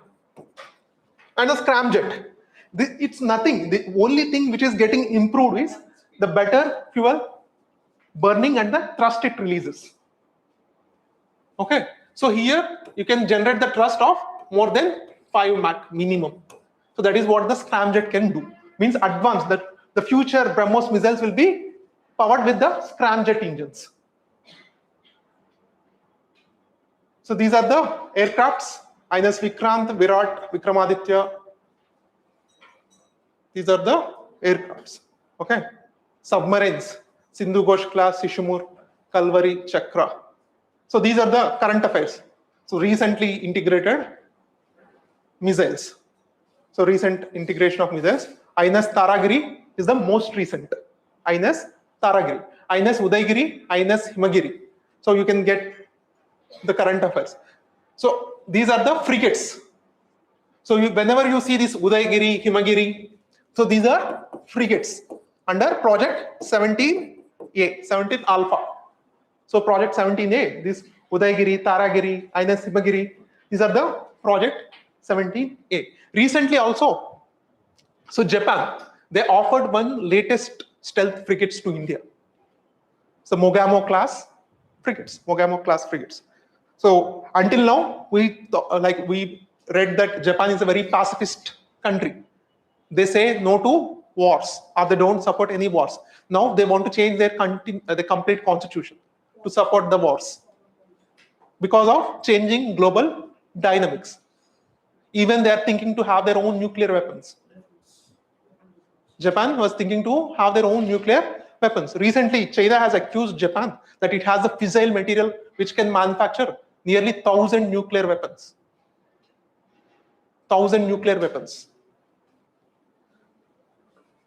Okay. So these are the current affairs.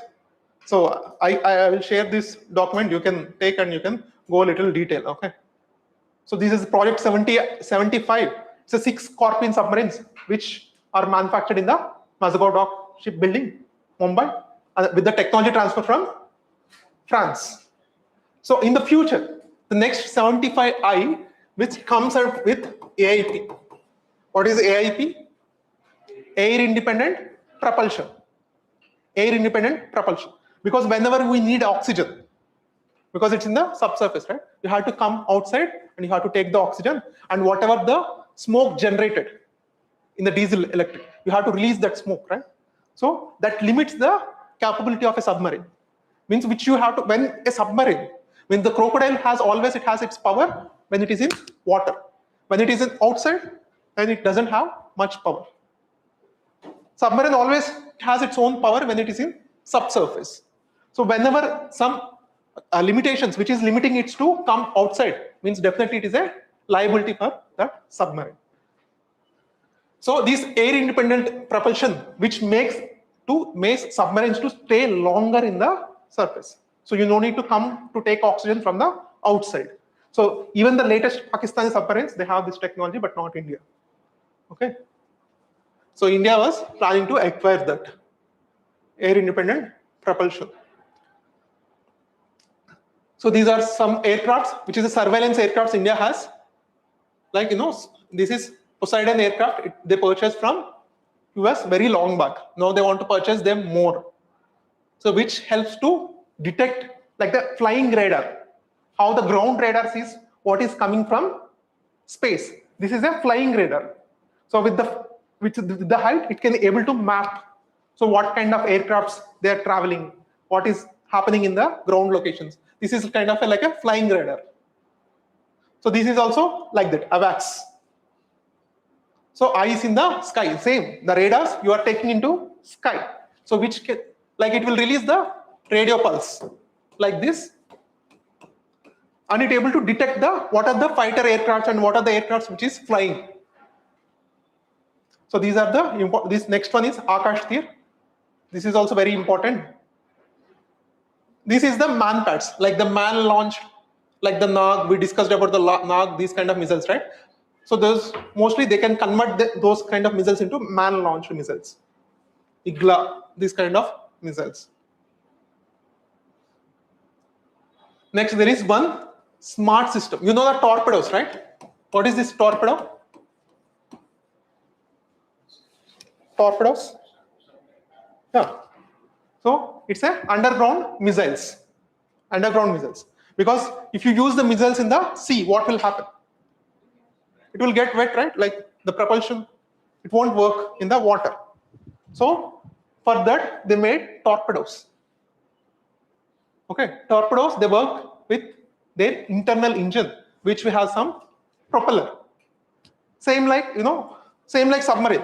Submarine has some huge propellers, right? It will rotate, then it will move forward. So same propulsion even the torpedoes has. Now they mix this torpedo with the ballistic missile, and they made this supersonic cruise assisted release of torpedo. So they release the torpedo with cruise missile. So it will launch from the ship, and again it will go into enter into water, and it will hit the submarine. Just a modification they have done, smart system, to able to better delivery of the torpedo. And this is the 5th generation fighter. They planned, right? So advanced medium combat aircraft carrier, it's a 5th generation. So it will take, see, what is the expected timeline? 2035. So if it is the expected now, so when the time goes on, it may reach also to 2040 also. And next comes to the drones. There are different types of drones. So what is the best drone company you ever know in the world? Huh? DJI? You all know, right? DJI? So DJI, it is launched by one college student with just 1 lakh of investment. So now it is a $15 billion company. And 70% drone share in the world has one single company, that is DJI. You go wherever these days, like marriages, functions, always you see this DJI drones, right? Even in the agriculture also, they're using these drones. So these are the multi-rotor drones. So which you can see the propellers, 4 propellers, and the fixed wing, just like aircrafts, and single rotor, like just like helicopters, and hybrid. So it will take like a helicopter and it will go like a aircraft. So there is one special aircraft like that with the US, that is V-22 Osprey. So which takes like a helicopter and which goes like travels like an aircraft. So what is the benefit of that with this hybrid model? Yeah, but means you don't need runway. A big aircraft needs a runway, but if it can able to take off like a helicopter and land like a helicopter, You don't need runway. So that is what this V-22 Osprey. So types of drones. So India has a drone policy, right? Drone policy 2021. So they classified the drones, nano drones, 250 grams, micro drones, 250 grams to 2 kilograms, and small drones, 2 kilograms to 25 kilograms, and medium drones, 25 kilograms to 150 kilograms. And more than 150 kilograms, mostly they are called large drones. At least you know this. What are this classification according to the weight? So weight between the weight of the drone. So weight means the weight of the drone. So they want to, this policy they brought to encourage the drone building in India.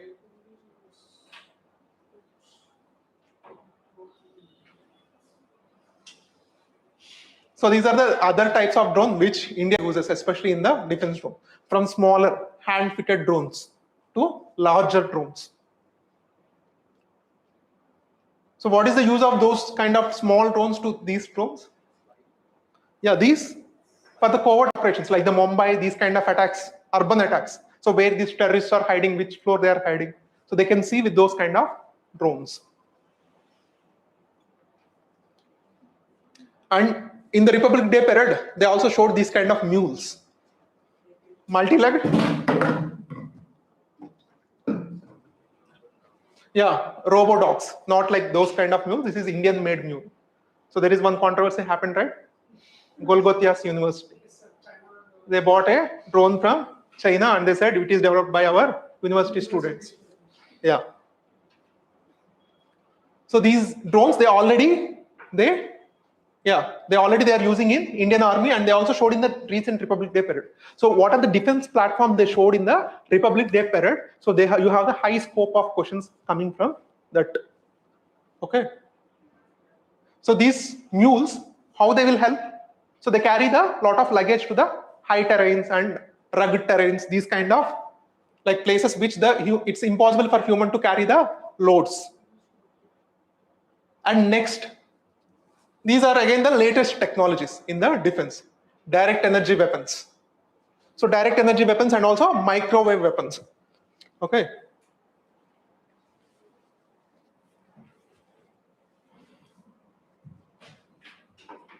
So with these two, I think it will finish the defense technology.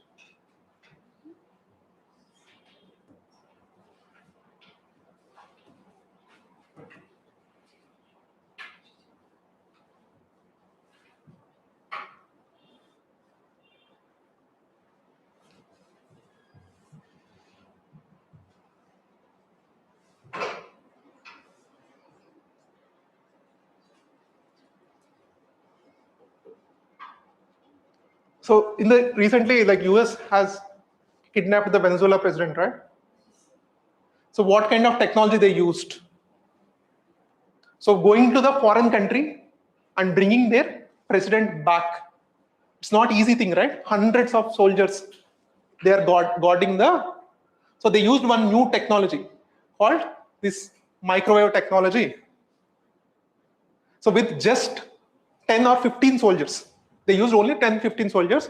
They walked without any firing back, and they walked and they kidnapped that person and they came back. Why? Because this microwave technology.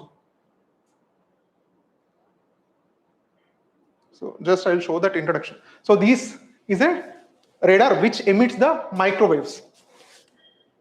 So with these microwaves, what it can happen? It can decapitate. Means it make the persons to just stun for some time. So if you keep on emitting the microwaves into your head, what will happen? Our head means our brain is made up of water, right? Water molecules. And these water molecules will heat. It will rupture and it will heat with the microwaves. So this is what the microwave oven does. So it will reheat the food product and it will give it back. Why? Because of the moisture content. So it cannot heat the food which doesn't have any water. So same here. So what it does, when they project into the humans, so what happened? It will heat the water inside the brain. So it will cause some nausea, vomitings, or some kind of blood.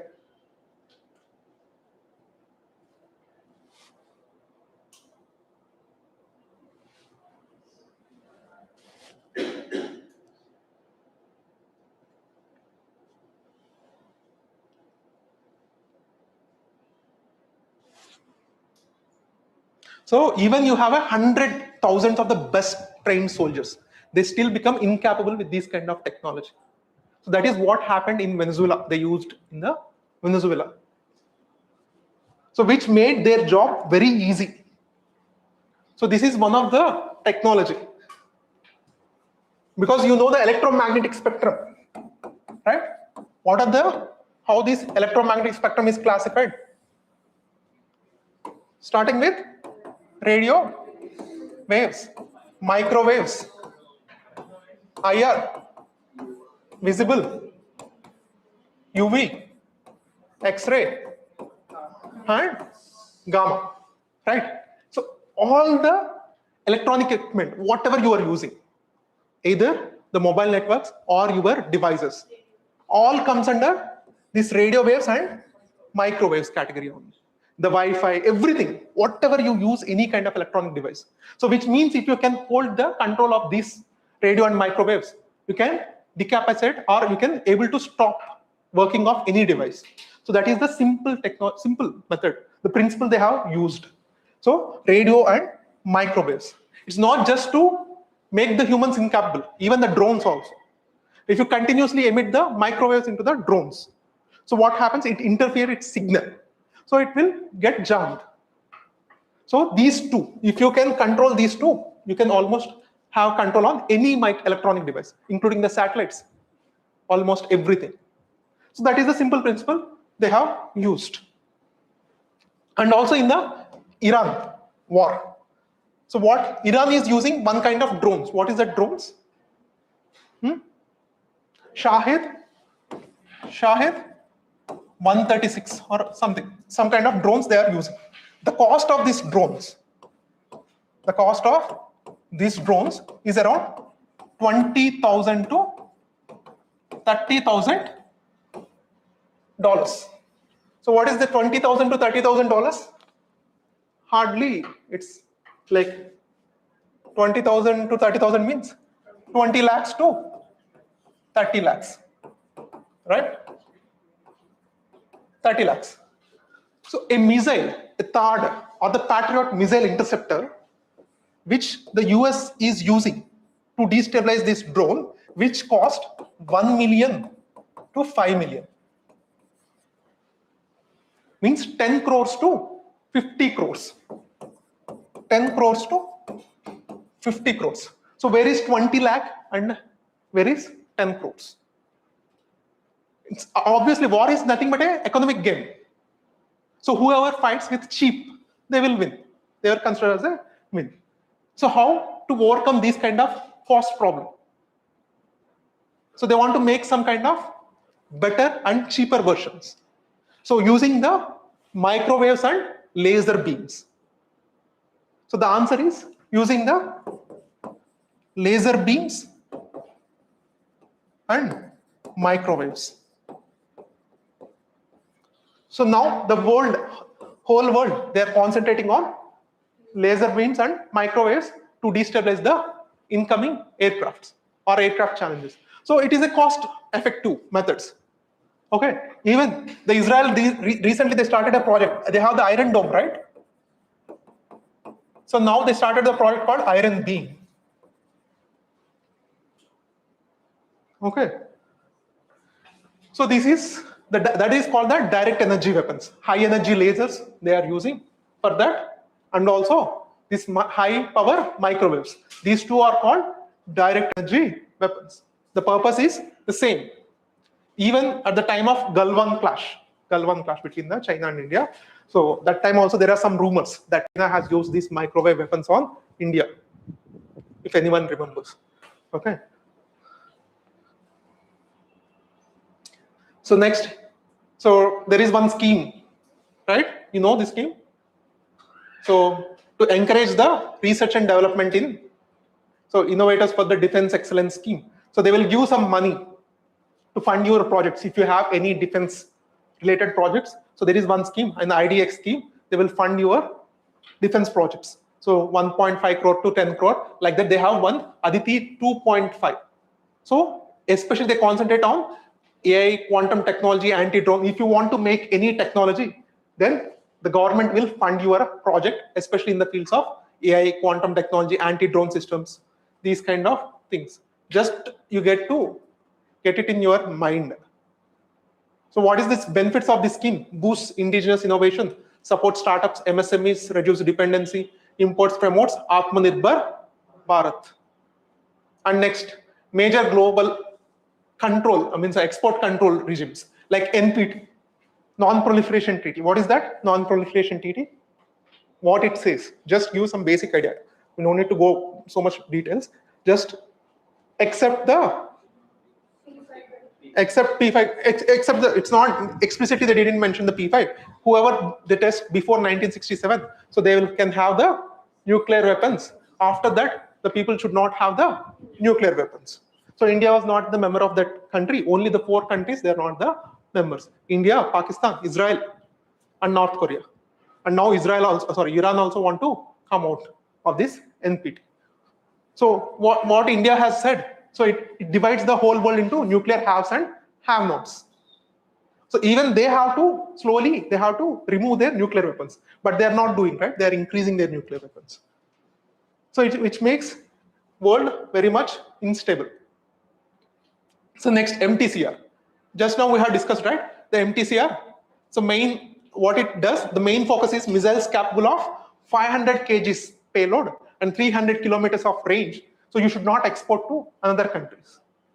So the member should not export to another countries more than this 500 kgs payload and 300 kilometers range. Next important thing is Australia group. Australia group. When it comes to the Australia groups, so when it started, because on Iran-Iraq war, maybe you know this Iran-Iraq war. In the Iran-Iraq war, Iraq has used these chemical weapons on Iran. Mustard gas, it's called mustard gas.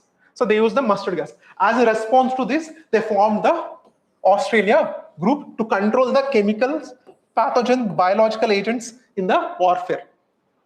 Which means you should not use these kind of things. But recently also there is an accusation, very recently, like 1 month back, Israel has used some weapons on Lebanon. Israel and Lebanon war is going on, right? So they use white phosphorus and glyphosate. These 2 chemicals they have used. Next, Wassenaar arrangement, the dual use technologies, like some kind of semiconductors, chips. They can use in both places, right? For the defense also, some civilian use also. So to have the control on the dual use technology, this Wassenaar arrangement, they controls. Okay. Next, so year-end review.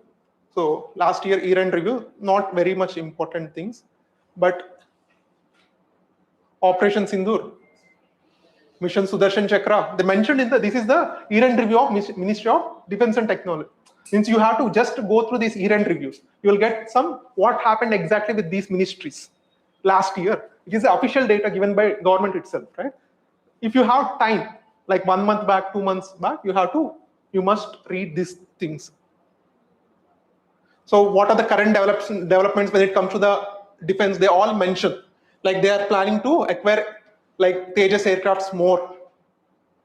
And space, they have sent the space mission, Subhanshu Shukla, they retired the MiG-21 aircrafts. And they have the autonomous weapon missions called Mission Swayat. Mission Swayat, autonomous weapons. Just a brief go through. You don't need to have much. And the defense exercises. So with the USA, they have conducted the Tiger Trump Yuddhabhyas, Russia, Indra, France, Shakti, Dharma Guardian. So yeah, these kind of things. Yeah, naval ships, almost in the last 177 ships built domestically as of now. So this is the defense technology overview. Okay, next we'll go to the quickly to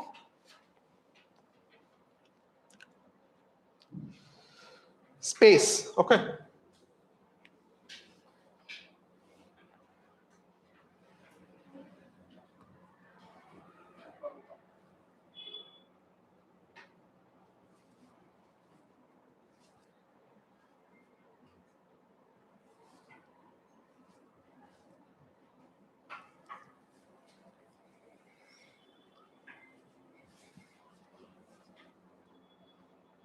So again, I told, right, space technology also, you have to read this space technology into two parts. One space science, one is space technology. So space science, you see, these are all the questions they asked in the space science. Like every year you can see one question. 2015, 2 questions. 2018, 19, 22, 23, yeah, 23 again, 2 questions. 24, 1 question. So last year they didn't ask. Maybe this year you can expect a question in the space science. Space science is nothing but what you read in the geography, right? In the geography, I think you might read all these things. Big Bang theory, right? So what the Big Bang theory tells? From the singularity, so we all are emerged. So when it happened, 13.8 billion years ago. So what it is there before 13.8 billion years ago? No one knows. No one knows as of now. Okay. So from that, you know that Big Bang theory happened. So matter got expanded. So climate, stars form, planets form. You all know, right? So these are the questions they have asked in the UPSC, cosmic wave background. So when these galaxies and all, they emit some kind of heat radiation. So that is what called cosmic wave background. And redshift. You know, redshift, blue shift, the Doppler effect, they compared it with the Doppler effect, right? So when you take the WIBGR also, red have the smaller, red has a longer wavelength. The blue has a smaller wavelength. So far away objects looks in the red color. Nearby objects, they looks in the blue color. So the Hubble, the Edward Hubble, he observed that the galaxies are moving very far and far. The name came after him, but he is the one who observed. So why they have kept his name? Because he discovered the redshift, as galaxies are moving far.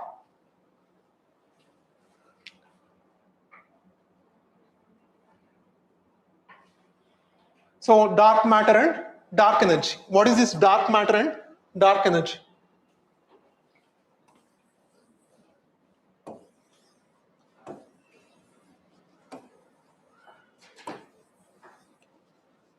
These are different types of galaxies, you can say. So what galaxy we belong? You can, Milky Way. You can name one galaxy, Milky Way. And one more galaxy which we know, Andromeda galaxy. So in one galaxy, so we have multiple stars, right? Stars. So among multiple stars, one star is sun. In that sun, so multiple planets are, So this is one thing. Next, you take this galaxy. So what they observed, scientists observed, these galaxies, when their multiple stars are moving like this continuously, you just imagine the edge parts. So these are not held by any strings or something. The edges of galaxy, you see the edges of galaxy, any cosmic material in the edges of the galaxies. So it should disperse more. When it is in the edges, just imagine a Vishnu chakra or Bhu chakra. You can imagine the edges. Edges will be, it will be dispersed more. So that's how it should be. But here what they observed, so they observed how much tight these insider space objects is the same with the similar kind of adhesiveness, even they are moving. So how the inner space objects, how they are celestial bodies, how they are tightly packed, even at the edges also tightly packed, and no one knows what is the force or the what it is holding. So they kept that name as a dark matter. So dark matter is holding. Dark matter is holding to make sure that they are tightly inside the galaxy instead of dispersing and moving into the next galaxy or the next path. These edges of the galaxies, right? Edges of the galaxy, it may go here, go there, go like this, at least at the edges, but it is not going. No one knows why it is not going. So everyone, the scientists think some matter is holding it very tight, even at the center to edges. So that what it is holding, that matter is called dark matter. Okay, and these galaxies slowly, it has to, it is only, because of the redshift, it is only expanding. It is only expanding. At least after some time, it has to come together because of the gravity, but it is not coming together. So no one knows why these galaxies are expanding further. So that's why they kept that energy, what it is giving these galaxies to expanding further, as a dark energy.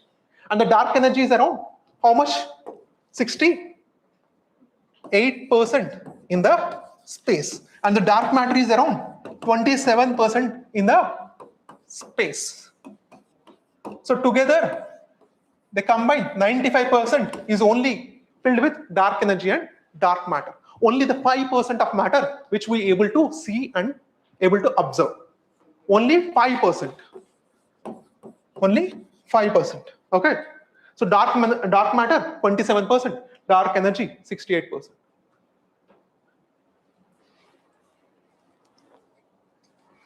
So next, astronomical distances. Astronomical distances. So why they measure the light, astronomical distances with light? Because light, the speed is universal wherever it is.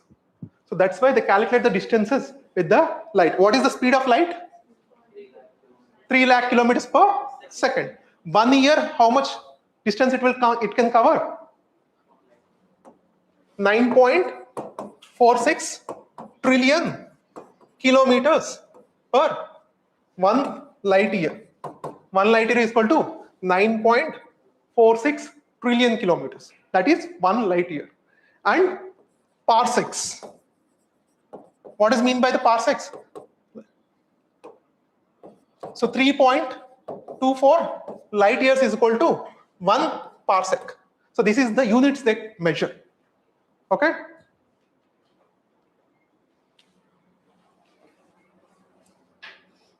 Next, Goldilocks zone. What does it mean by the Goldilocks zone? Habitable zone, where the life is possible and the water is in liquid form.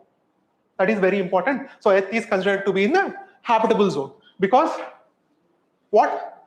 Mars and Venus. So Mars and Venus, one is hot and one is very cold, where the life is not, the water cannot be in a liquid form.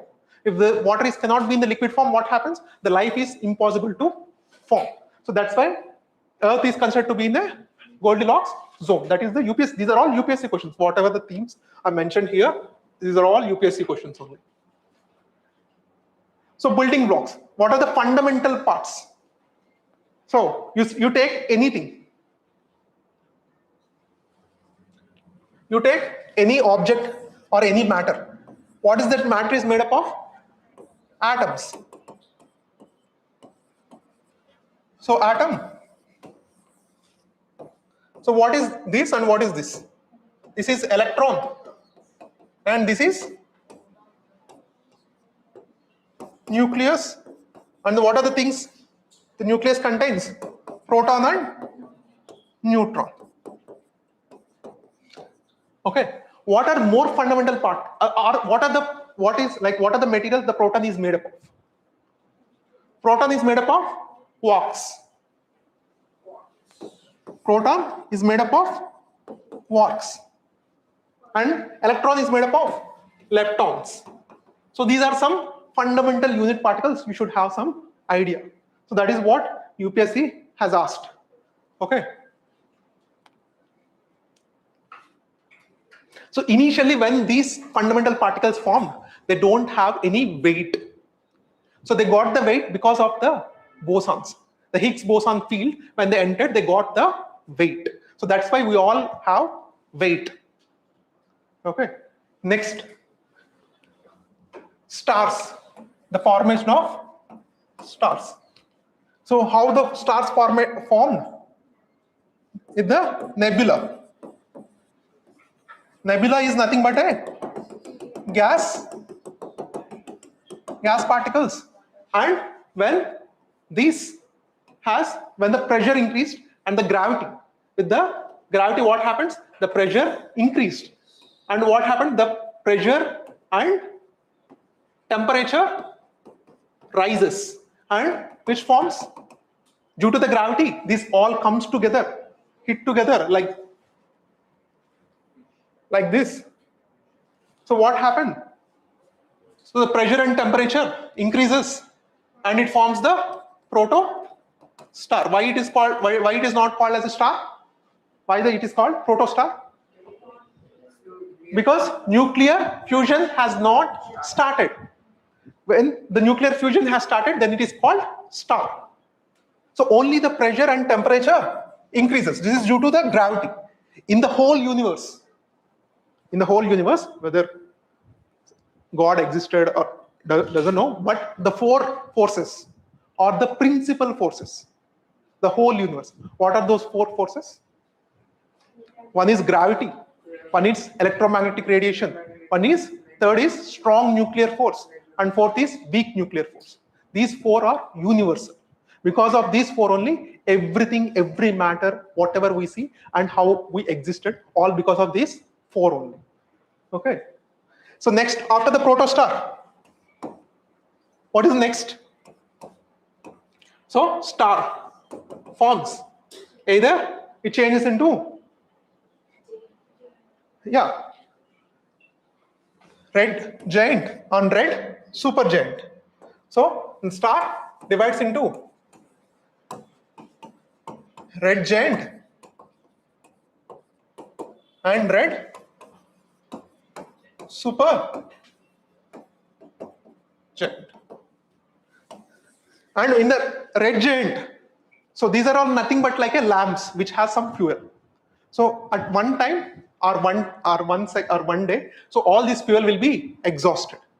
So then these stars will die. So then what happens to these stars?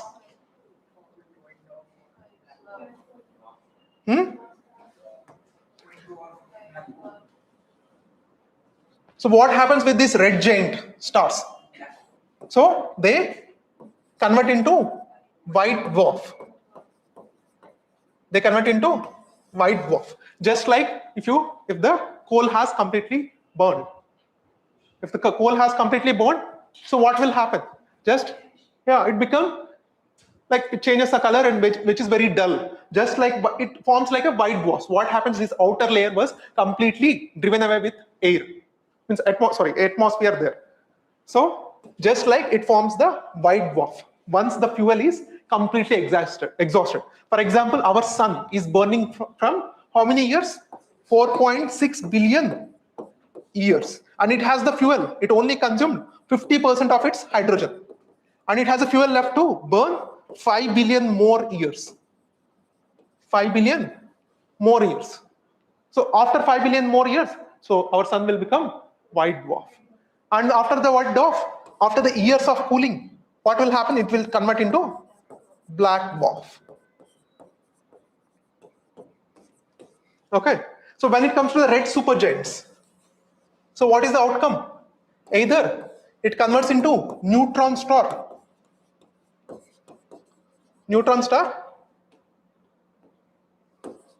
or it converts into black hole. Why every star will not be a black hole? Because of the mass. Because of the mass. Mass has more gravity. For example, if sun stops glowing, what happens to our Earth? Will it rotate around the sun or not? It will rotate because the gravity depends on mass, not on its brightness. Right? It will, when its gravity completely attracts, but it will rotate. So the black hole. So one neutron star, this neutron star, so 1 spoon of this neutron star was so dense that it is equivalent to 1,000 tons of weight on Earth.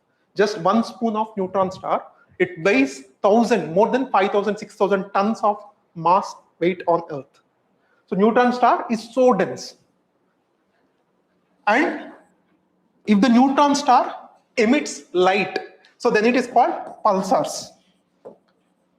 So when it emits the strong magnetic field or magnetic field, then it is called magnetars. These are all UPSC questions. Okay, pulsars and magnetars. So the neutron star emits the light, then it emits the pulses, right? That's why it is called pulsar. And if it emits the magnetic radiation, then it is called magnetars.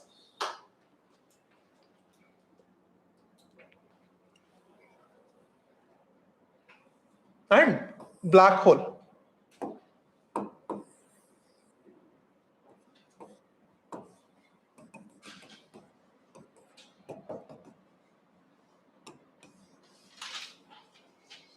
So why the black hole was too big, when the star is too much big, nearly the 20 to 30 times of our sun, then they might chance to form a black hole. So our sun will not form a black hole, definitely. Okay. So what black hole will do?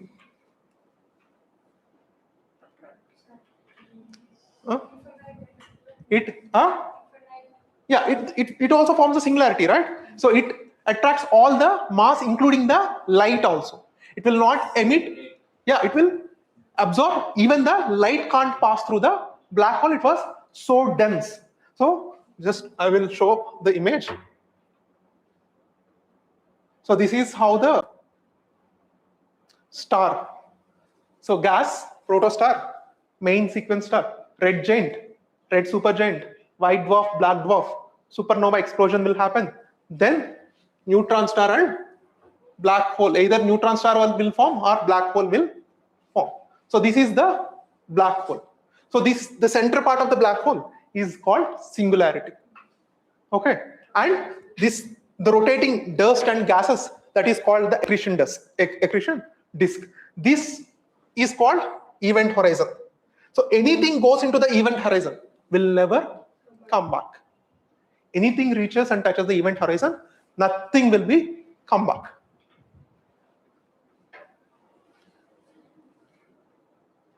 So recently, when I read one article, news article, so editorial, Shashidharu, you know Shashidharu? So present, he's very important leader for Congress, right? He wrote about Indian judiciary. He compared that Indian judiciary as black hole. So it eats every day, like a normal person's time, energy, opportunities. So Indian judiciary is became a black hole, which eats his time, energy, opportunities, everything, his lifetime.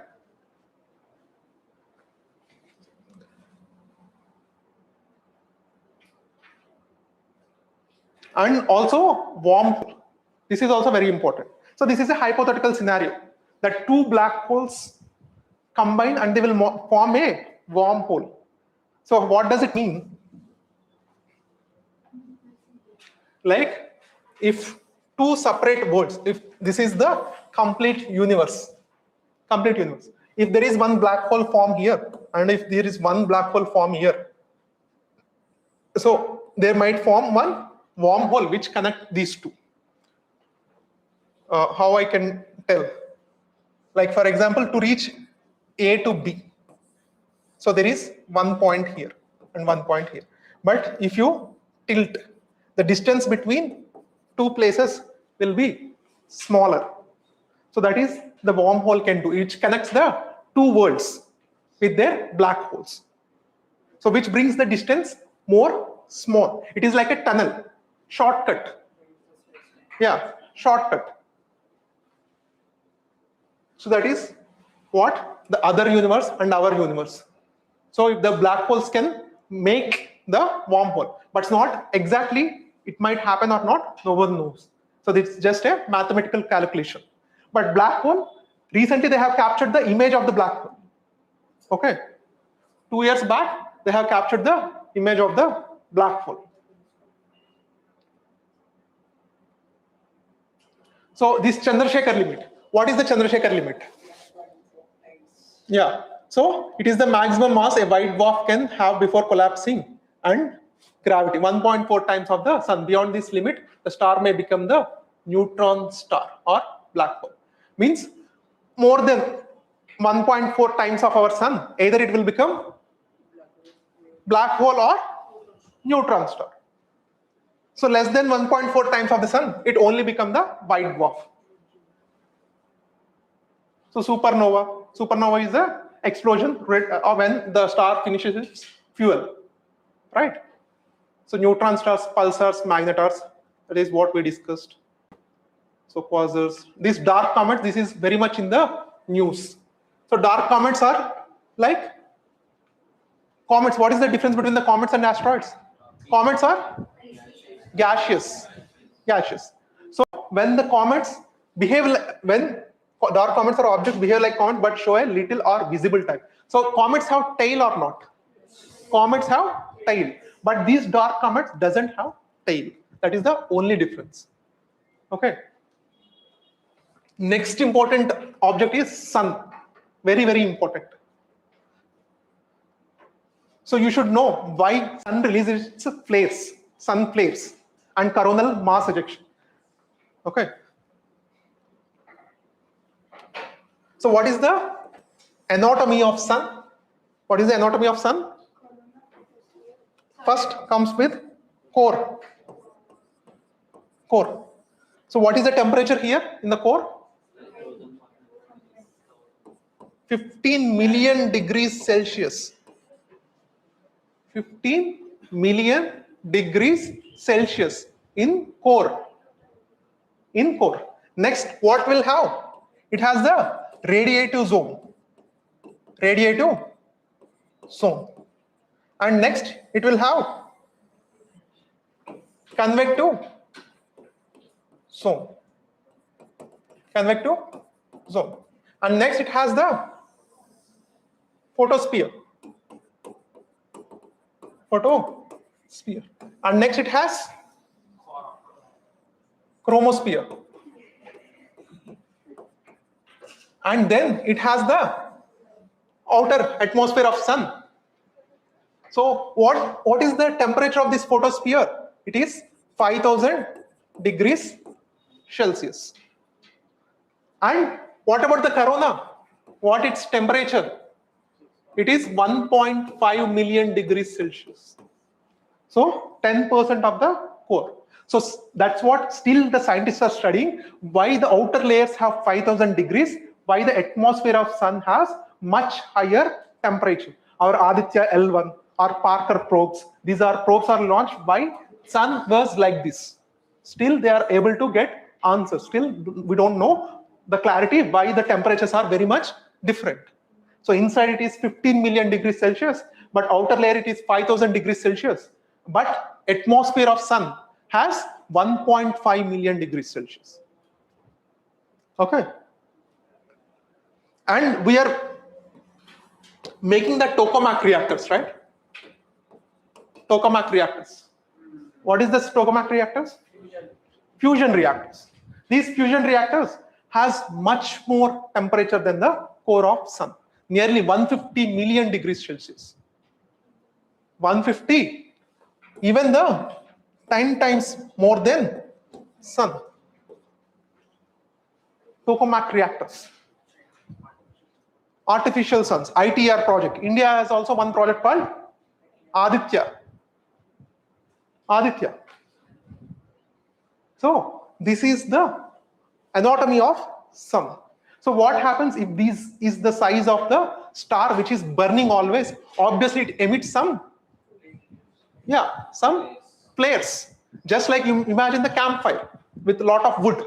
So when the wood burns so much, it emits some kind of flares, right? Some sparks. You will see some sparks coming. Same like this much size body, when it is burning, obviously it releases some flares. And mostly because of magnetism. Even the solar flares or the coronal mass ejections, both are a result of magnetism inside this sun. Because the current and magnetism, both are always works together. Electricity and magnetism, right? So these are charged. So sun is very much charged. If it is very much charged, obviously, so magnetism also will be there.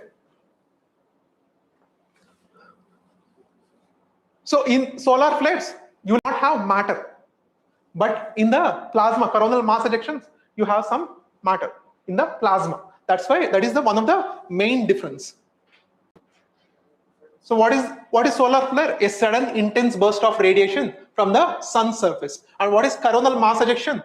A massive expulsion of plasma and magnetic field from the sun's corona. So one has matter in it, one doesn't have matter in it.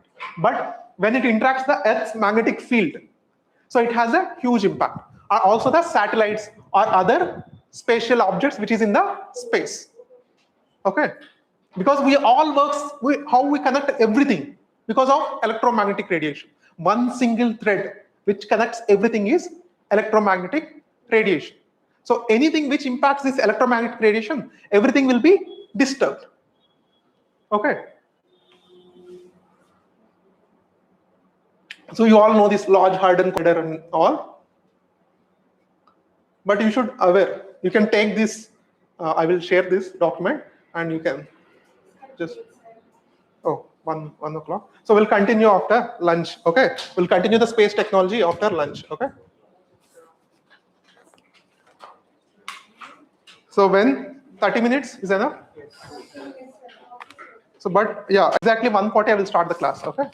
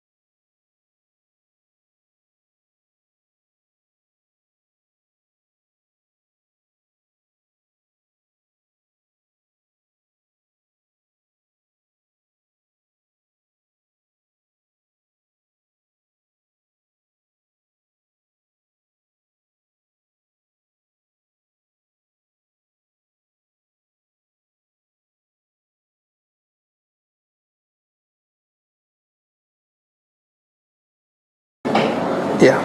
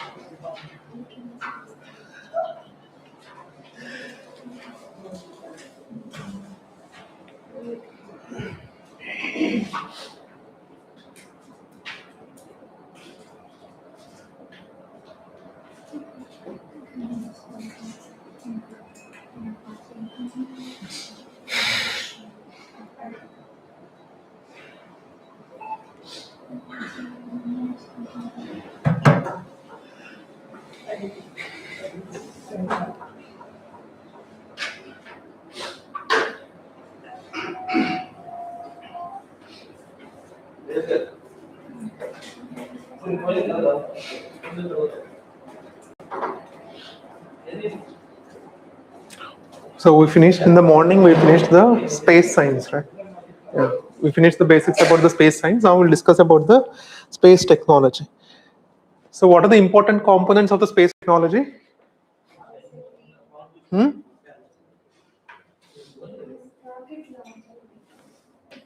Orbits. Yeah. First is orbits. So what are orbits? Basic fundamental question.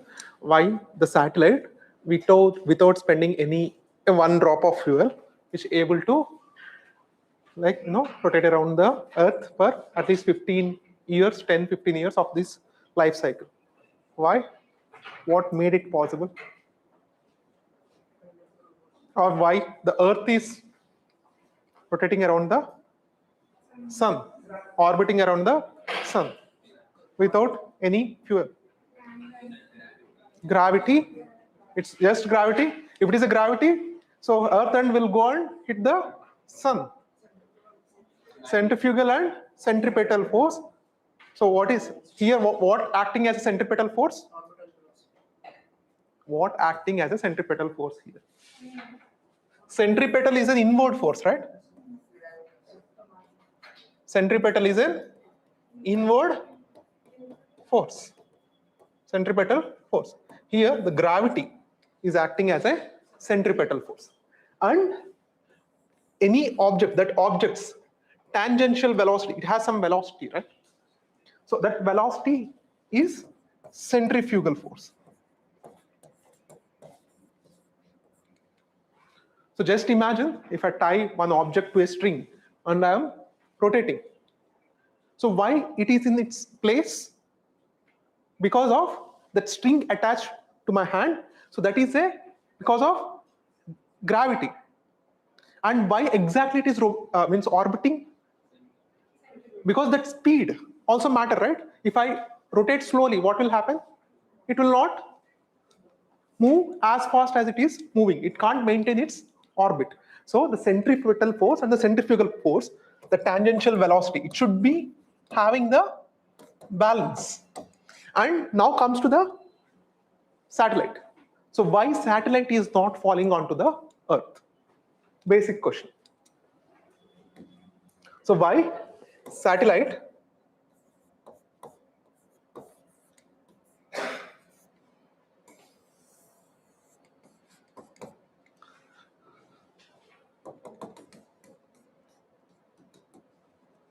why? Option, you said absence of gravity, right? So in the International Space Station, what is the value of gravity there? What is the value of gravity on that? 9.8. Yeah, something. So it will be 8.6. So the gravity value. So what? One more document I have.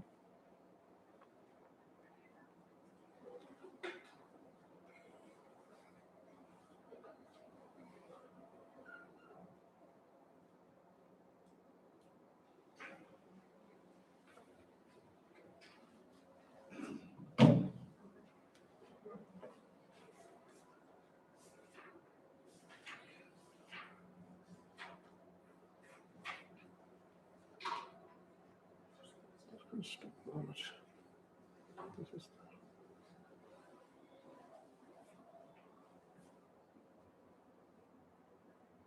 space mission, biotechnology. Okay. Biotech. Okay.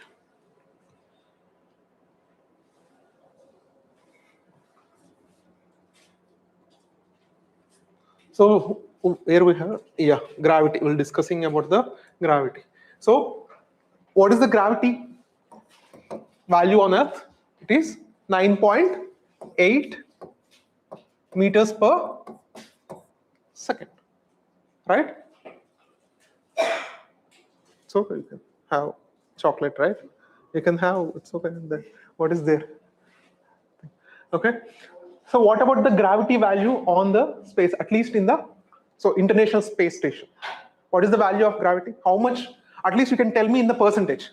So comparing to the gravity on Earth, how much percentage of gravity will decrease on space? Is there any gravity or not? How much?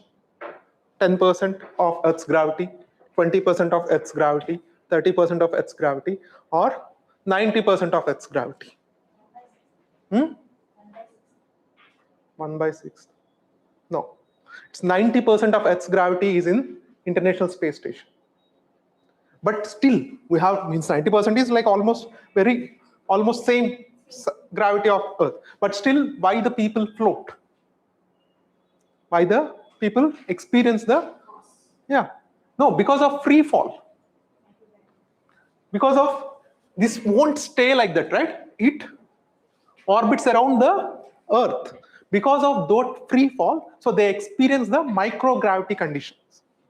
It's not because of less gravity on the space.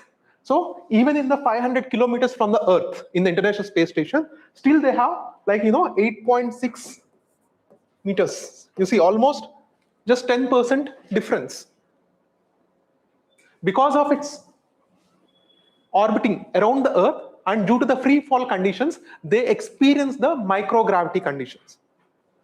And that research, and recently they sent the Axiom 4 mission, right?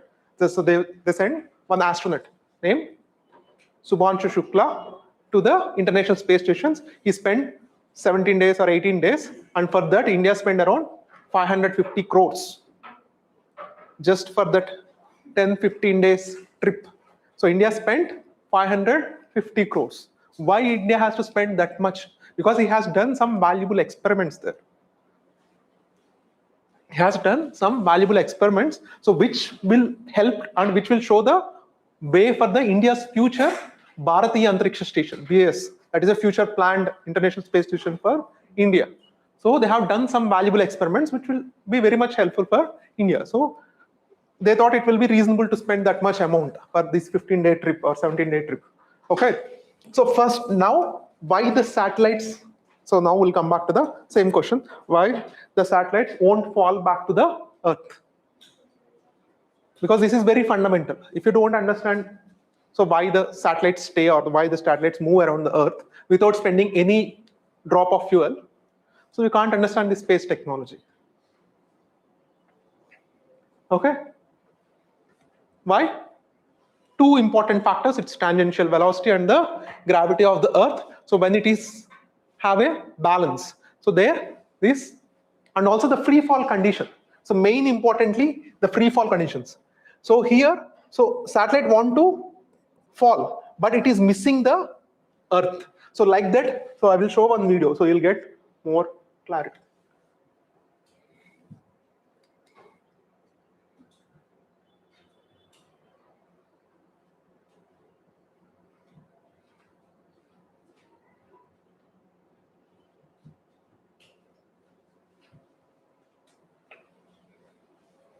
So here,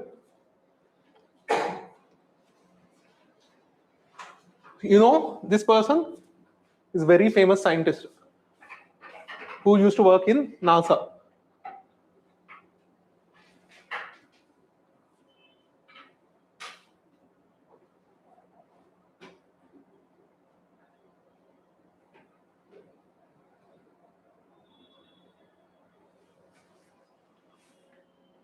So sound is not coming. So he will. Why there is no sound? Huh? In the task one. Here. Minimize A gender. minimum statement. Yeah, one. Go to explain that. Right, then he was drawing ballers that were exactly. Earth orbit, low Earth orbit, lower orbit. Just fall out of the sky? No, it'll keep going with no rockets. He was drawing ballers that were exactly. So that is the diagram what the Newton has drawn in his book. So he's the one like initially who worked about the orbits, that if you place an object in the orbit, it can rotate continuously without any fuel. Object, such as an apple falling straight down. We can give an object sideways speed. Right. Okay. And if you give it sideways speed, it falls to Earth, just a little farther down range. He just kept doing this, and he reasoned that at a high enough speed, I could shoot myself in the head, in the back of the head. But wait a minute, Yeah. if you've done that, So if you are given that if you've done a particular speed of orbital velocity, if you launch any object in a particular direction with the orbital velocity, it continuously keep on orbiting around the Earth. Okay. And he'll also tell how they what classified. does it do at that point? Does it just fall out of the sky? No, it'll keep going with no rockets, no anything. Right. It's just freely falling towards Earth the whole way. You can time that. How long does it take to go completely around the Earth? Okay, and that takes 90 minutes. Going around the Earth, you are in orbit, and the only way you can come out of orbit is if something tries to stop it. Either the atmosphere or a retro rocket or something. Something has to act upon you. Act upon you. And that is orbit, and it's close to Earth, and we call that low Earth orbit. Low Earth orbit. Low Earth orbit, acronyms to LEO. One issue with LEO orbits, the atmosphere still has some particles that reach up that high. Oh, just enough. Give you a little, it's a speed bump. It's a speed bump. However, it drops you to a slightly lower orbit every time, where there's more of these. Now, the speed bump becomes a speed drag. Okay, and then it comes to lower where there's even more. It's a runaway process. Yeah. So I don't know if you do this every now and then. You got to boost the International Space Station up from it, otherwise it would just decay out of. And what is the fuel source for that? Because you certainly don't want to be running out of gas. Mom, coming home early when you're 300 miles above there. So I think you understand, right? Why? What are the? So he's telling that even the International Space Stations, we have to move every time a little bit up, because over the time it will slowly attract to the Earth's gravity.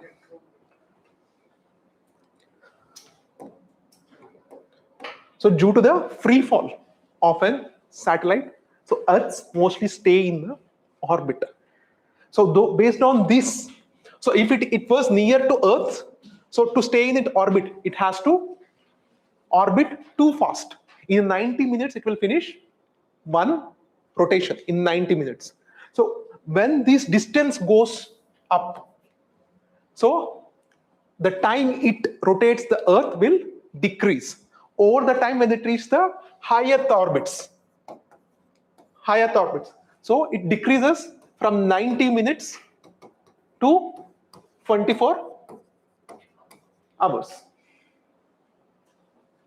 It decreases, it increases to 24 hours. So that's why if you keep a satellite in the higher orbits, like the geostationary and the geosynchronous orbits, it rotates with the same speed with Earth.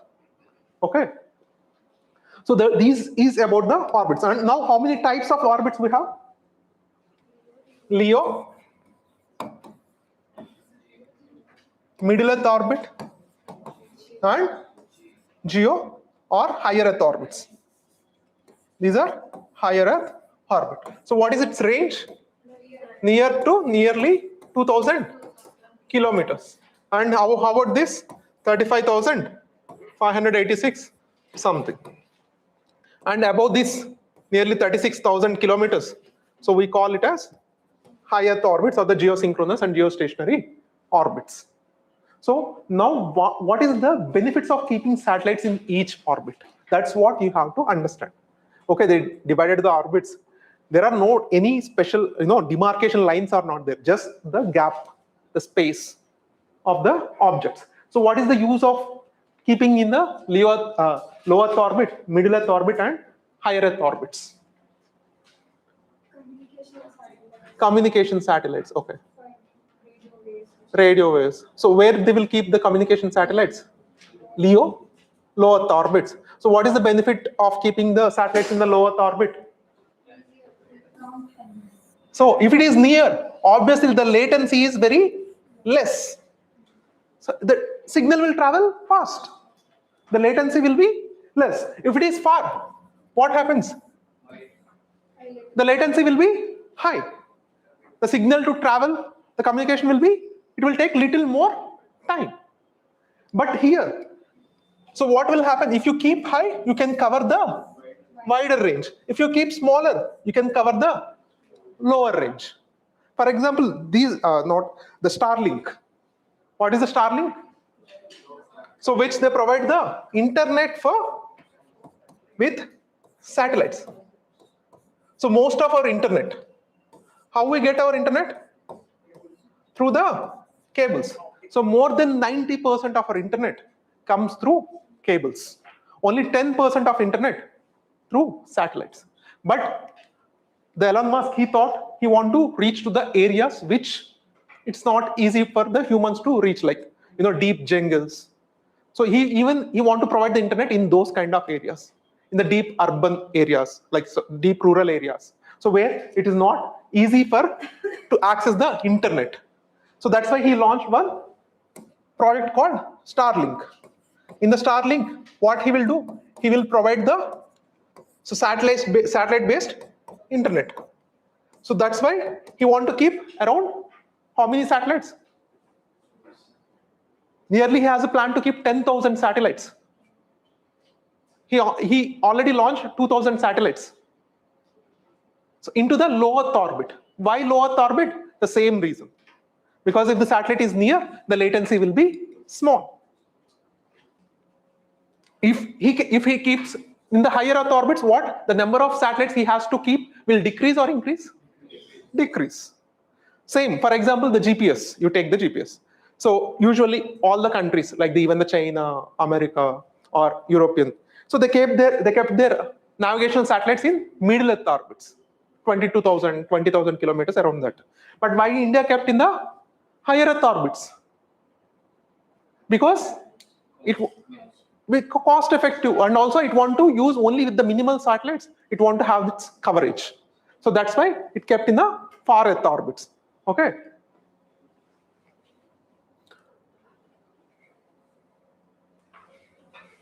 So that is about orbits. So how many types of orbits we have? In the low Earth orbits also we have different types, right? In the low Earth orbit also we have low Earth orbits, along with we have polar orbits, right? And sun synchronous orbit, SSO. So what is the difference between these two, polar orbit and sun synchronous? So this is the poles. So if the satellite orbits around the poles, only the poles, so that is polar orbit. So what is the benefit of keeping the satellite in the polar orbit?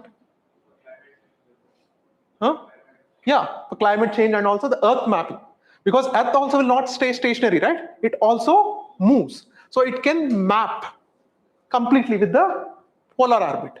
But when it comes to the sun synchronous orbit, the satellite will sync to sun's movement, which means like every day it will reach the same spot at same time, almost the same time. That is what the satellite, if you keep in the sun synchronous orbit. So it will adjust according with the sun. So these are the low Earth orbits. And when it comes to the middle Earth orbits, So what are the importance of the middle Earth orbit? So present International Space Station, which is located where? Which place? No, low Earth orbit. So around 450 kilometers it has spaced, right? So this is the altitude of International Space Station. So until 2000 kilometers, it comes under low Earth orbit. So after 2000 kilometers, it is middle Earth orbit. And also, for example, you take the GPS satellites of US. So it kept in the around 22,000 kilometers of altitude. So now it is placed in the which type of orbit? Middle Earth or the higher Earth? Middle Earth orbit. So Indian navigational satellites. Navig, is it functioning now? Is it working now? Yes or no? Yes, sir. Is it working? Yes. If you are telling if it is working, you are not following the current affairs. If you are telling it is not working, then you are following the current affairs. It is not working because to make this IRNS Indian Regional Navigation System to work, you need 4 satellites working together. So now only the 3 satellites are working. The 4th satellite stopped working because of its atomic clock is not functioning properly. So now the Indian Regional Navigation Satellite system is there on paper, but technically it's not working. Okay. At least 4 satellites we need to work. So recently India tried to launch to replacement satellites, it tried to launch, but recently the PSLV failures are happened, right? 2 failures are happened recently. So because of that, so it can't able to replace and the existing satellites which their atomic clocks are not functioning. If their atomic clocks are not functioning, what will be the output? If it can't able to calculate the time properly, the location which you are moving on the car, so you will switch to the Navic. So it can't if it can't measure the time from now, the next time you see the signal. If it can't able to properly calculate the time, what will happen? It will show the wrong distance. If you are in the here Ashok Nagar signal, even in the 0 microsecond error, 0.001 second error in the clock, which will show you are in the Secunderabad railway station. 1 kilometer, 2 kilometers error it will show. So that's why these clocks in the satellites are very, very important and it should work very precisely. For that, that's why they use the atomic clocks. And if those atomic clocks are not functioning, the satellite will not be considered as functioning. Because it can't show, it functions, but it won't show the proper location. You can't rely on those kind of navigation system. Now, which navigation system India has to function? Obviously on GPS or Baidu, so or the GLONASS of Russia or Galileo of European Union. Okay, and just imagine if there is no navigational systems. So almost all our gig economy, Uber, Swiggy, Zomato, all this thing will be dysfunctional because these are all the people, they work with the locations. And the locations means they are getting the signals from GPS. Just imagine if it is a dysfunctional, what will happen? So this economy which is relies on this navigation, so completely will be halted. Okay.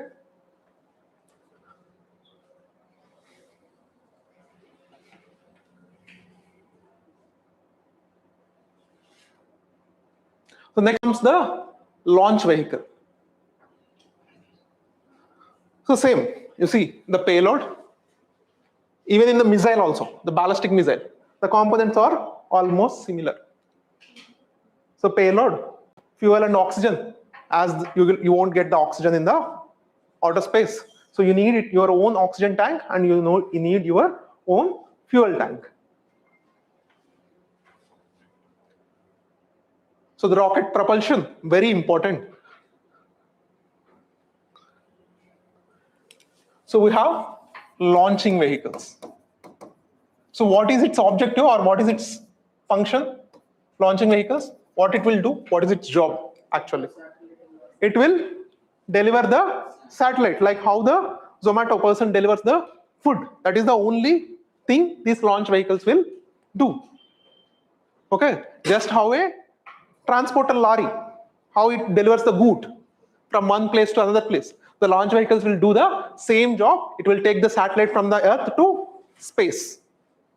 Okay, so based on its size and the fuel it carries, so it has its own range, just like our bikes and cars, how it has its own range based on the fuel tanks. So just like that, the launching vehicles also have its own range based on the size of the fuel it carry. Based on the size of the fuel it carry, it has its limitations and range. For example, you take the PSLV. So what is its range? So for the low Earth orbits, so how much distance it can, means how much distance it will go to the low Earth orbit? Around 1700 kilometers. And geo transfer orbits, it will go around 1400 kilometers. At the same thing, it goes with the GSLV. So what is the GSLV? How much distance it will take? So to the low Earth orbit, it can go. So just wait. So, okay. So that is weight they can carry, I think, right? Yeah. Here you can see. I think it's a payload. This is the payload they can carry. This is the main difference between the PSLV and GSLV. For the payload to the sun synchronous and the polar orbit, it will take 1750 kgs. And to the geo transfer orbits, it takes the 425 kgs. Okay.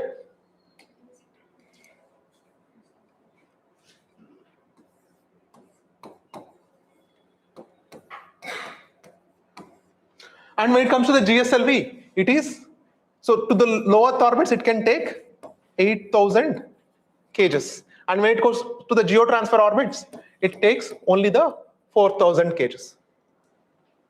Okay. So recently, India has launched one satellite. So it's GSAT series satellite. So that its weight was around 4,800 kgs. So it want to launch into the geotransfer orbit. So which rocket India has used? Huh? But GSLV can only take 4,000 kgs, right? To the geotransfer orbit. So India used other countries, the Ariane rocket of European Space Agency. Because the satellite weight is 4,800 kgs.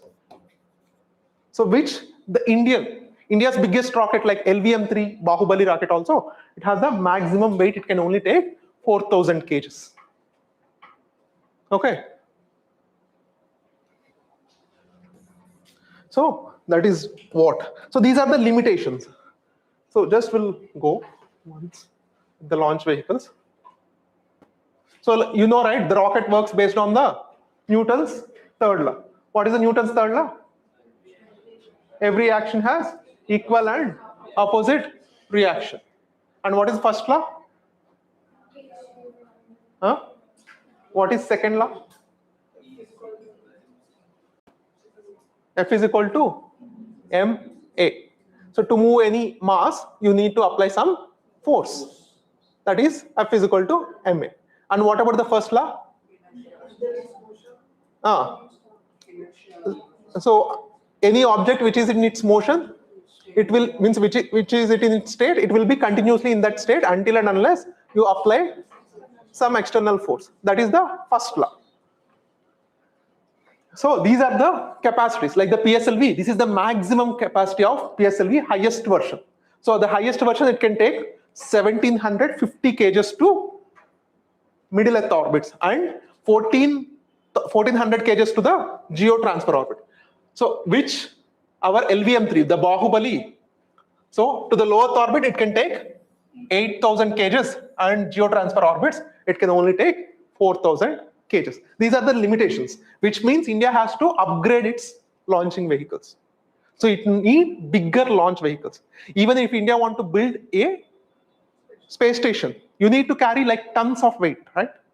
So if you rely on these kind of vehicles, it might take years of the time. It consumes so many years to build. Like if you want to build it, plan it in 5 years, it will take at least 10 years also.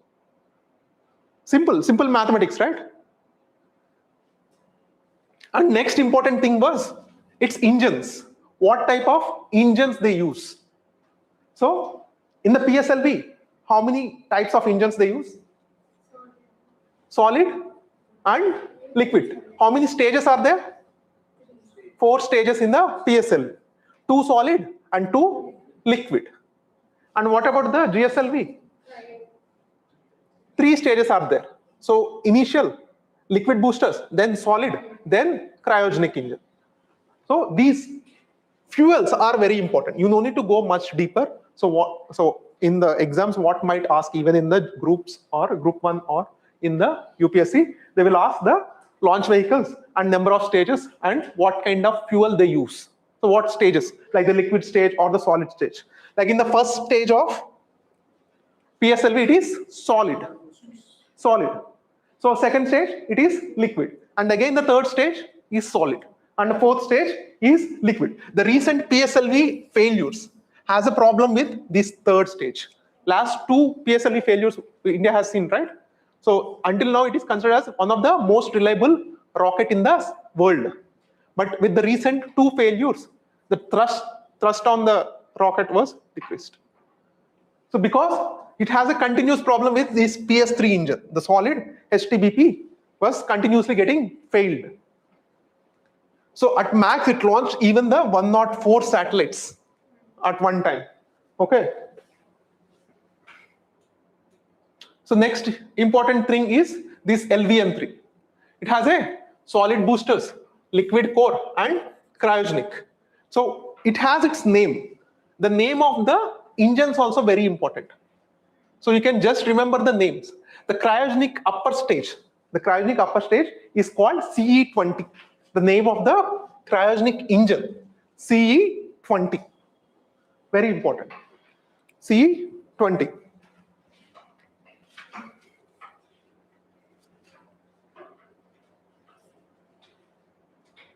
So why? You have any time the doubt like why a rocket has to use these many types of engines, like the solid, liquid, cryogenic? Huh? Why? So why initially they use the solid engine? Because to escape to get the orbital velocity or required thrust, it need to exhaust so much power, so much thrust it has to generate. For that, solid is the best. Just imagine the camphor. So it will burn very violently, but it's unable to stop. You cannot control. So once it starts to burn, it will continuously burn. So that is the problem with the solid engine. So you can't control. You can't on off. But when it comes to the liquid engine, you can control. Yeah, that is one of the important, very high thrust it can generate. For example, you take the solid engine, it can generate very high thrust, but simple and also the reliable, but cannot be manual, cannot be controlled. That is one of the worst thing with the solid engine. So to reach space is not like just open. You can't go whatever the direction you want. You want to go precisely to one particular orbit or one particular planet or one particular celestial body. So you need the preciseness. That preciseness you can't achieve with the solid engine. And the liquid engines, it's controllable, but very complex. And also you call the specific impulse, like the fuel to burn ratio. We call it mileage. In the bikes. That specific impulse is less in both of these engines as compared with the cryogenic engine. The cryogenic engine, the specific impulse is very high. Means with the small fuel, it can go far distance. But you can also ask, like, why can't we replace all the 3 stages with the cryogenic engine? The cryogenic engine to manufacture and to maintain is very gigantic, means very big task. Because cryo means you have to hold the hydrogen fuel at minus 250 degrees Celsius. That's why we call it as a cryo, right? Minus 250 degrees Celsius, you have to hold the fuel. To holding that kind of, means that much, means big size hydrogen, is very difficult and very complicated also. Even that is very much very much flammable. Even a small spark will completely destroy the rocket. Oh, that's why most of the times in the most of the rockets they use this cryogenic engine only in the outer space. So the solid engine, which can exhaust large amount of thrust, but it is very highly, you can't control that properly.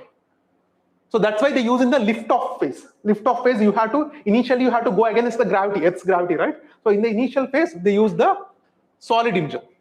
Next, liquid engine to designate the target, to change the direction. So solid engine is very good. Like you can switch on and off, just like our gas stove. You can on, off, you can do that with the liquid engine. So control and maneuvering, like orbital adjustment, they use the liquid engine.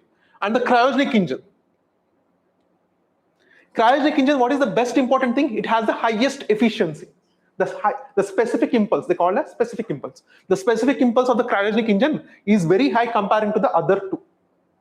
But you have to maintain the fuel at very low temperature. That's what we call it as cryo. Right? So technically very complex to maintain that much size, huge tanks. That's why they are not replaceable means it can't replace the solid and liquid engines. So that's why they use only for the final stage. That's why they use only for the final stage. So these are the recent space technologies, the RLV, TD, reusable launch vehicles. Maybe you have seen those videos, right? RLV, TD, and yeah.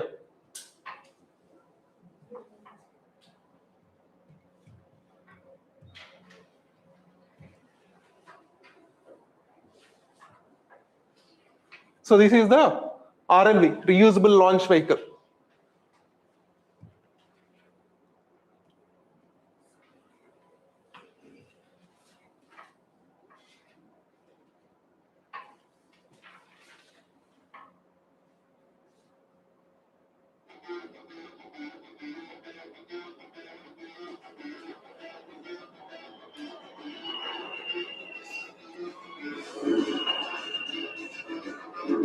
So what is the benefit of having these kind of vehicles? You can reduce the space debris, and also you can minimize the cost. So that who mastered this technology at present? SpaceX. They mastered this technology, and they're able to retrieve some stages of rocket again back to their designated places, and they can reuse. And they developed one technology called chopsticks. Chopsticks. So you know chopsticks, right?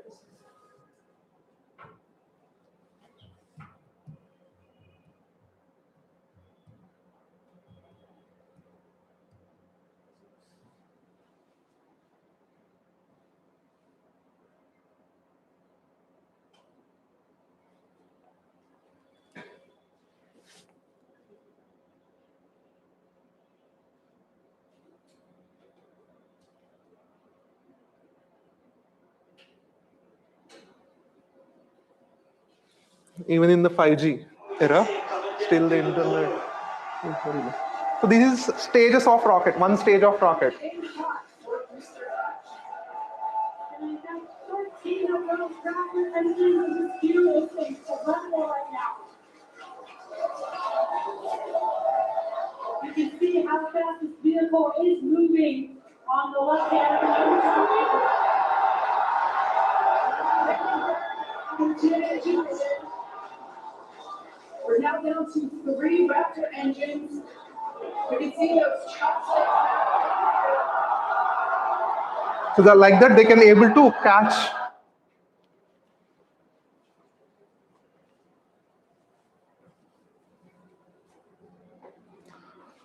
So this is how the world is moving towards the reusable space, like the space engines and the space rockets. So what is the benefit? They can cut the cost, and they can cut the launching time also. For example, to design each rocket, at least they need 3 months, 2 months, right? If they can reuse the same parts, so they can minimize the time to launch the like space objects. So these are the several experiments India has done with that reusable launch vehicle also, like RLV-TD, RLV-LEX, the landing experiment.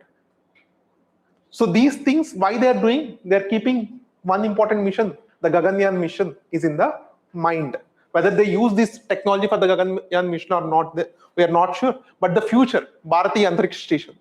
So you need this kind of reusable launch vehicle. Next, India has started constructing the new spaceport. Where? Kulashekarapatnam in Tamil Nadu.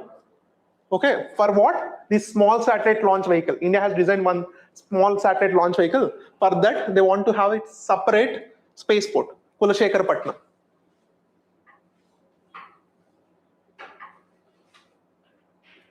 So what are the important missions India has finished? 25 June, July, Axiom for mission.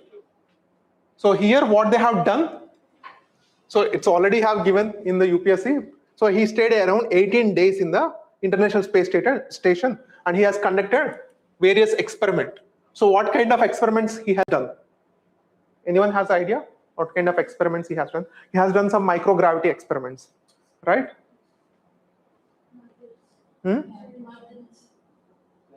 Plants. Some plants experiments on the cell growth.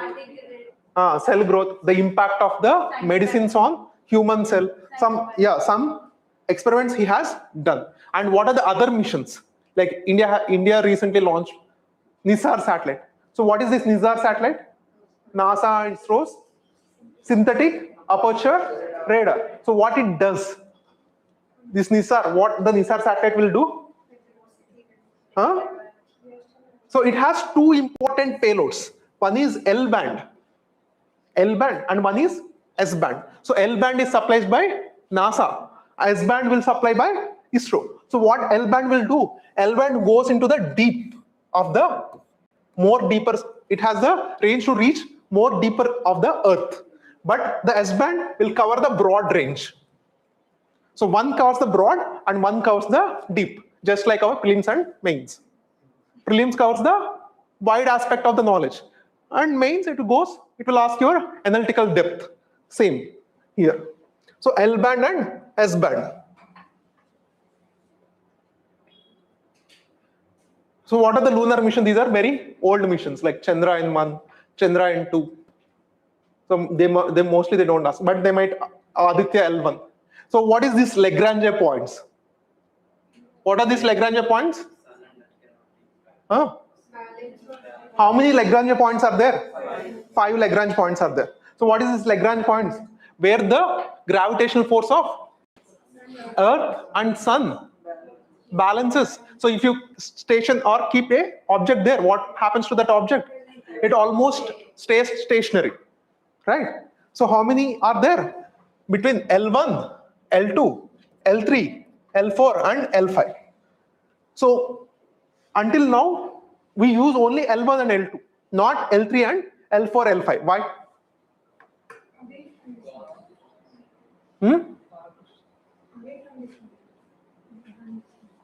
Even L1 and L2 is also still very far. For example, the Hubble telescope. They launched a Hubble telescope. So where it kept the Hubble telescope? In the low Earth orbit.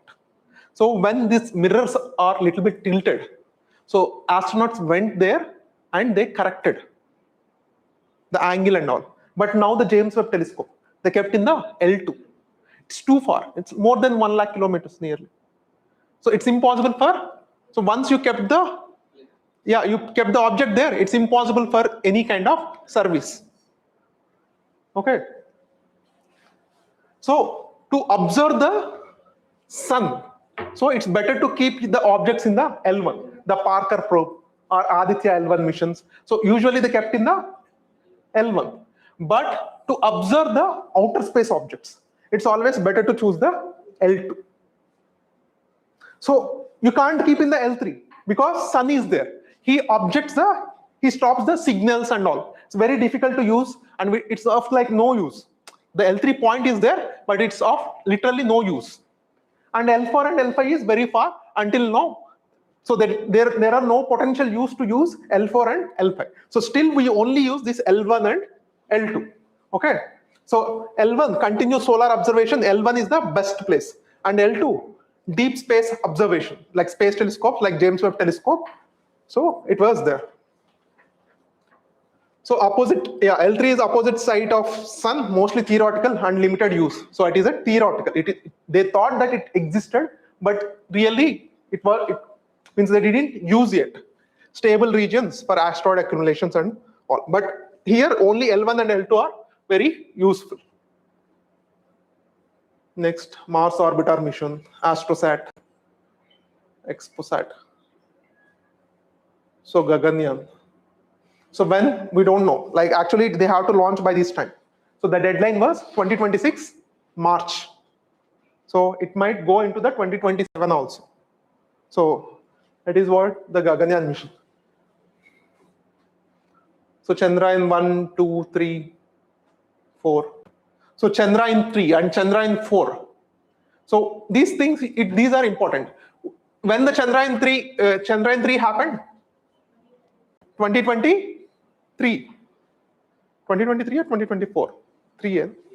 Yeah, Chandrayaan 3 happened in the 2023. So next Chandrayaan 4 mission, what is its objective?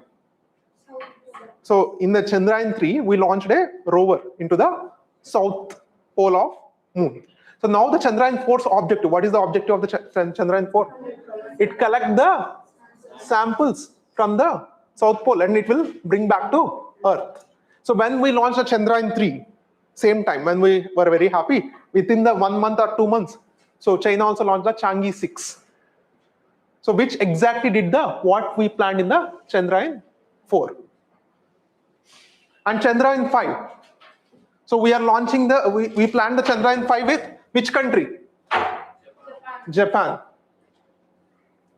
So that mission is also called LUPEX. JAXA is the ISRO space organization, just like India's ISRO. It's also, JAXA is a space organization of. So Chandrayaan 4. So this is very important because it is a future mission, lunar lander and the sample collection. Okay. Next, Venus orbiter. Next, this is also in the plan. India also want to launch the Venus, a planned orbiter mission to study the atmosphere of Venus. So this is LUPEX. This is Chandrayaan 5, lunar polar exploration. So a mission by JAXA and ISRO to explore the south pole region of the moon. The mission concept has been formally proposed. So when last year, what happened? There is visit by Prime Minister Modi to Japan, and there are many important agreements they have signed. So in the PIB, they have given multiple, news articles about his visit. Like they have signed the agreement on the bullet trains, the latest bullet trains, the Shinkansen technology, and also some agreements on the technology of semiconductor technology like that. So it's very important, some important agreements, and also the sharing and sending the Indian youth workforce to the Japan, because Japan is facing one of the aging population. Now it has one of the aging population in the world. So now it needs some workforce. So now it want to rely on India. So just one reason why the China became the world's industry. So if, for example, you take the US Apple companies, just imagine the scenario 5 years, 4 years back. So why all the major big tech companies, they went and invested in China? Huh? Because this is the question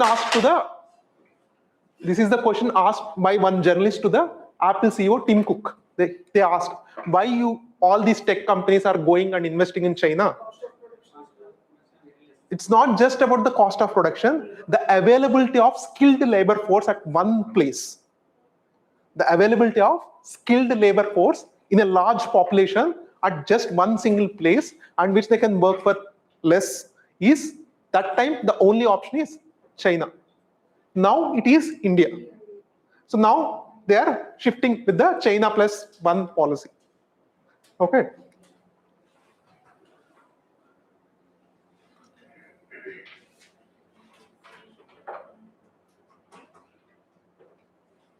So next, this is Bharati Antariksh Station, BAS station, the space station India want to construct. So how many countries have the space stations at present? Huh? How many space stations are there, at least in space? US, China, Russia, Europe. Dozen, one more. There are only 2 space stations in the. Okay, so to having our own space station is not a simple thing. Only 2 space stations. One is International Space Station, so which has it's a collaboration space of Canada Space Agency, NASA, and European Space Agency. Even the Russia is also member. And another one was Tiangong 2, which belongs to China. So previously Skylab, it crashed. Only 2 functional international space stations are there in the space. So if India sends, it will be 3rd. So Bharatiya Antariksh Station, they want to launch in 2028.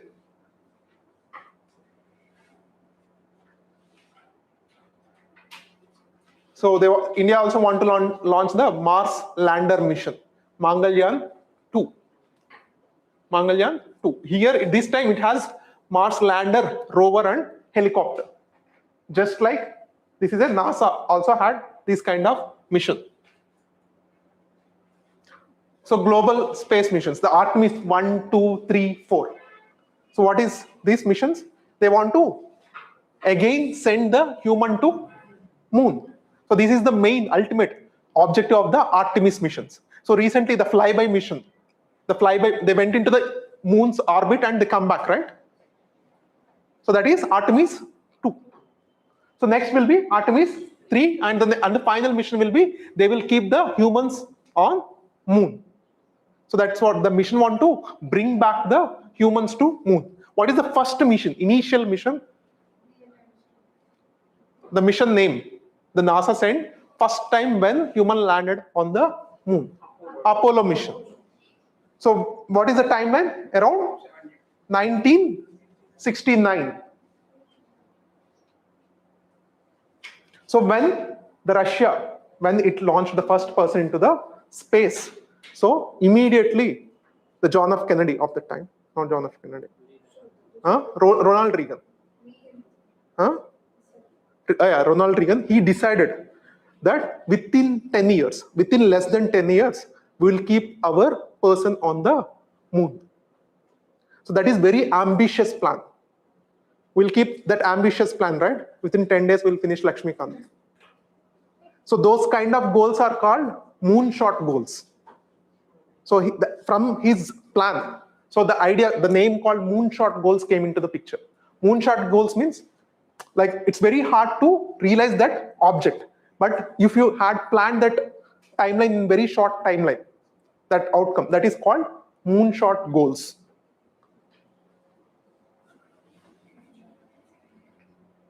So these are the missions. So you can take this and you can, next, space startups, very important. Because very soon, like in very recently, 4 days, 5 days back, India's one space startup has achieved the status of unicorn. What is that unicorn means? It became the unicorn. So when a company reaches the value of $1 billion US, so that it is called as a unicorn company.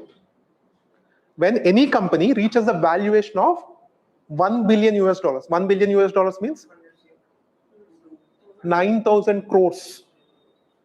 9,000 crores. Any company has its valuation of 9,000 crores, then it is called unicorn company.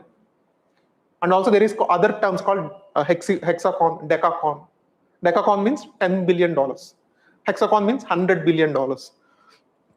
So in the economy perspective, these are also important. But recently, the Skyroot, Hyderabad Space Agency, it achieved its target. So very soon they are launching its first rocket, Vikram 1. Vikram 1, which can reach to the height of 300 kilometers. So low Earth orbit, not 300, it can keep the 300 kgs of weight. And next, they are also planning for Vikram 2. So which has the cryogenic component in it. So Vikram 2, the next mission. So which they want to make the rocket to carry 1 ton of payload minimum. So this Skyroot Aerospace is in a very good momentum, and it is using the 3D technology to print the rocket engines. So usually to manufacture by human, it will take long time. So that's why they made some unique kind of method to print to make these rocket engines using the 3D technology.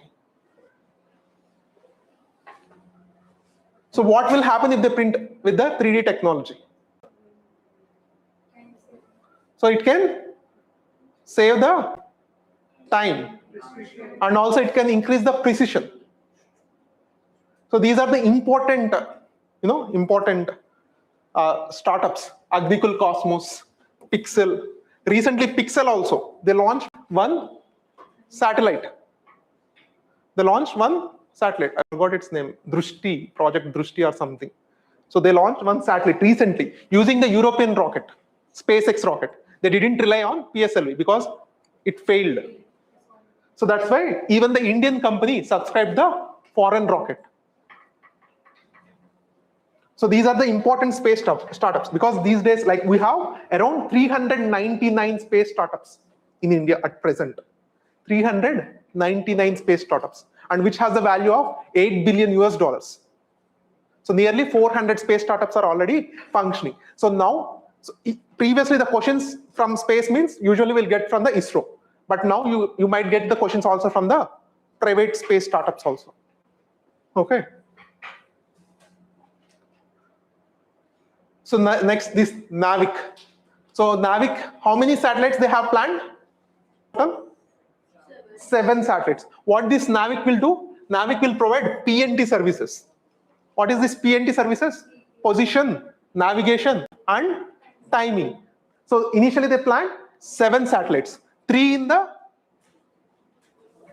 how many are in the geostationary, and how many are in the geosynchronous? That is very important, right? Geostationary 3 and geosynchronous 4, because you see, geostationary will see directly what it is happening on the top, but if you want to see here also, you need geosynchronous. What this geosynchronous will do? It will, so on the top you'll only see the head, but you want to see me front and back also. That is what the geosynchronous satellites will do. Okay. So that's why to keep the satellites in both geosynchronous and the geostationary orbits are very important.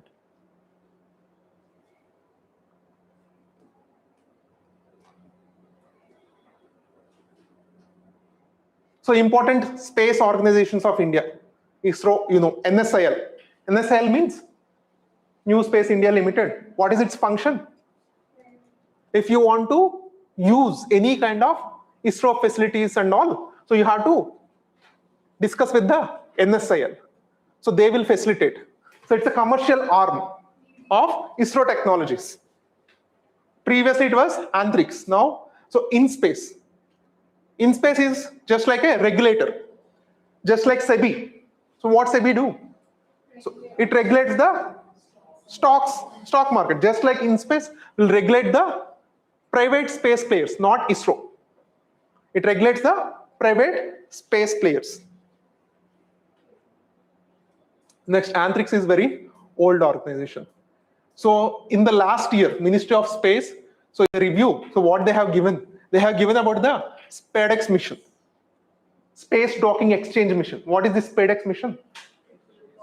So because they can't take complete space station at one time, right? They have to take the parts and they have to dock. They have to attach each other. So for that, they need one technology for docking. So those technology was India tried with the SpaceX mission. It was very successful. And also India has made its own processors. Vikram 3201 and Kalpana 3201, 32-bit processors. So microprocessors. In the computers, we have the microprocessors, right? So those microprocessors, India has developed its own. Okay. Next, it is also started working on electric propulsion stationary plasma thruster. So for the, to replace this traditional fuel, they want to rely on this electric propulsion. So with the nuclear support. So those kind of new technology also they tried. Electric propulsion, stationary plasma thruster. It completed the 1,000-hour life test. So this is what they mentioned. Next, these are very important. The space biology experiments, the crops. So they have done one crops experiment in the last stage of PSLV. So once the PSLV launches its 4 stages, right? When the 4th stages was launched completely, now that 4th stage is useless. It won't work anything after it launched the satellite. So what they did, they added some seeds into that 4th stage. And they have checked whether it is growing properly in the outer space or not. So the CROPS, Compact Research Module of Orbital Plant Studies, is an unmanned experiment. So it was grown on the 4th stage of the PSLV rocket. So what they have done, they have germinated the, which kind of seeds? Yeah, crops. I think they germinated the cowpea seeds. Cowpeas. Cowpeas means not ula. Alasandala. Yeah, which they make gare, right? Alasanda vada. So those kind of alasandalu, yeah, with cowpea experiment they have done.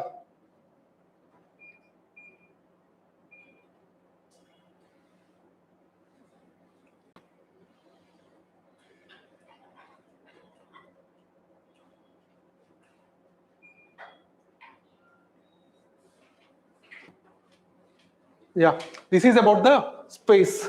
Next we'll discuss about, we'll also see this article also, this place also. Is there anything we missed in the space? So here, this handout, so they have given the structure, space structure, space repulsion moments, same, orbits,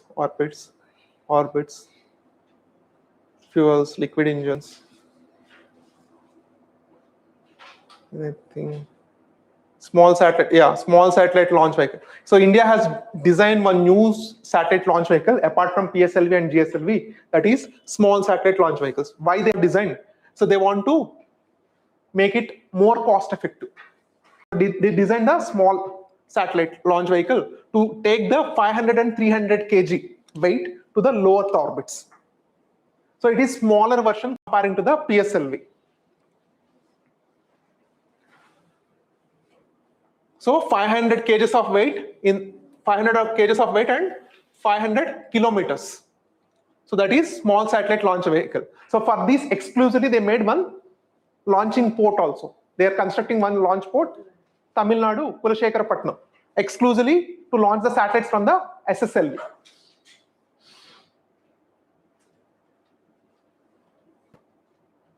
So yeah, RLVX. Next generation launch vehicle. Environmental impact assessment. Chandrayaan 2. Yes. Velocity.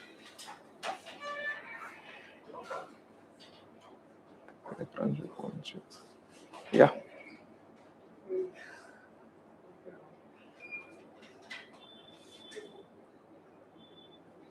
Yeah. So almost like same. So we'll share this PDF. You can.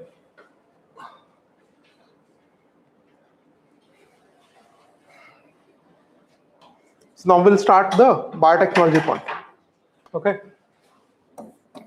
This is very, very important.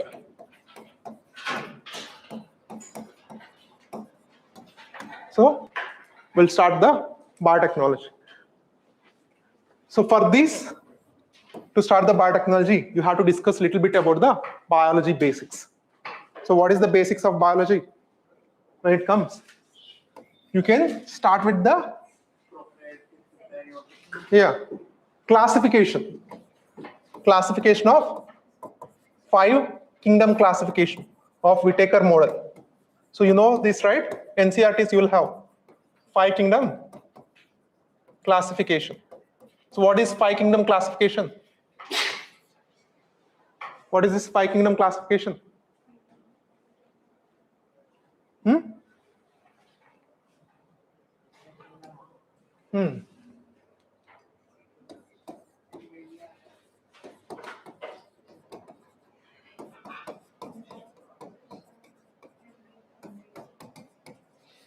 fungi, plantae, animalia.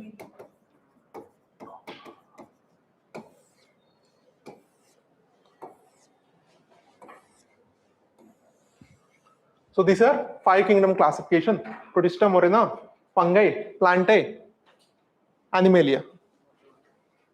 So just wait. So what is the difference between eukaryotic and prokaryotic? Huh? Prokaryotic is less sophisticated. Sophisticated Prokaryotic is less sophisticated. yeah, eukaryotic is more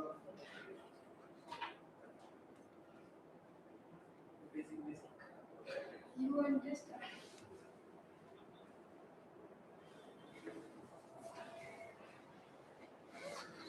So this is the trend of the questions you are getting from the biotechnology.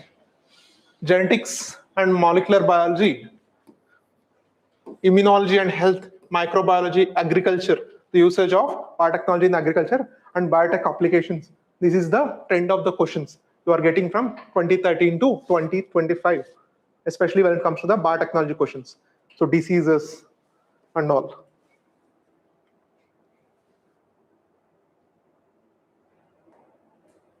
So this is the division of the application.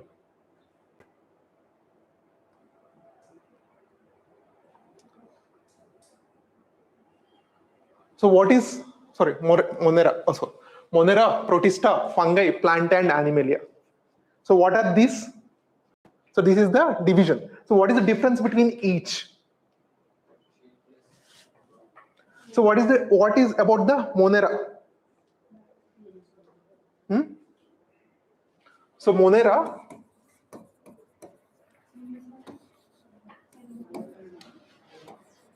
so these division has done based on 4 parameters. One is type of cell, next cell wall, next nutrition,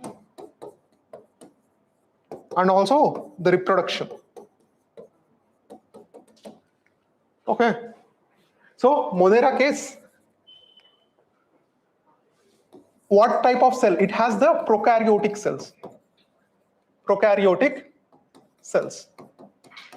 So what the prokaryotic cells are, how exactly it is different from the eukaryotic?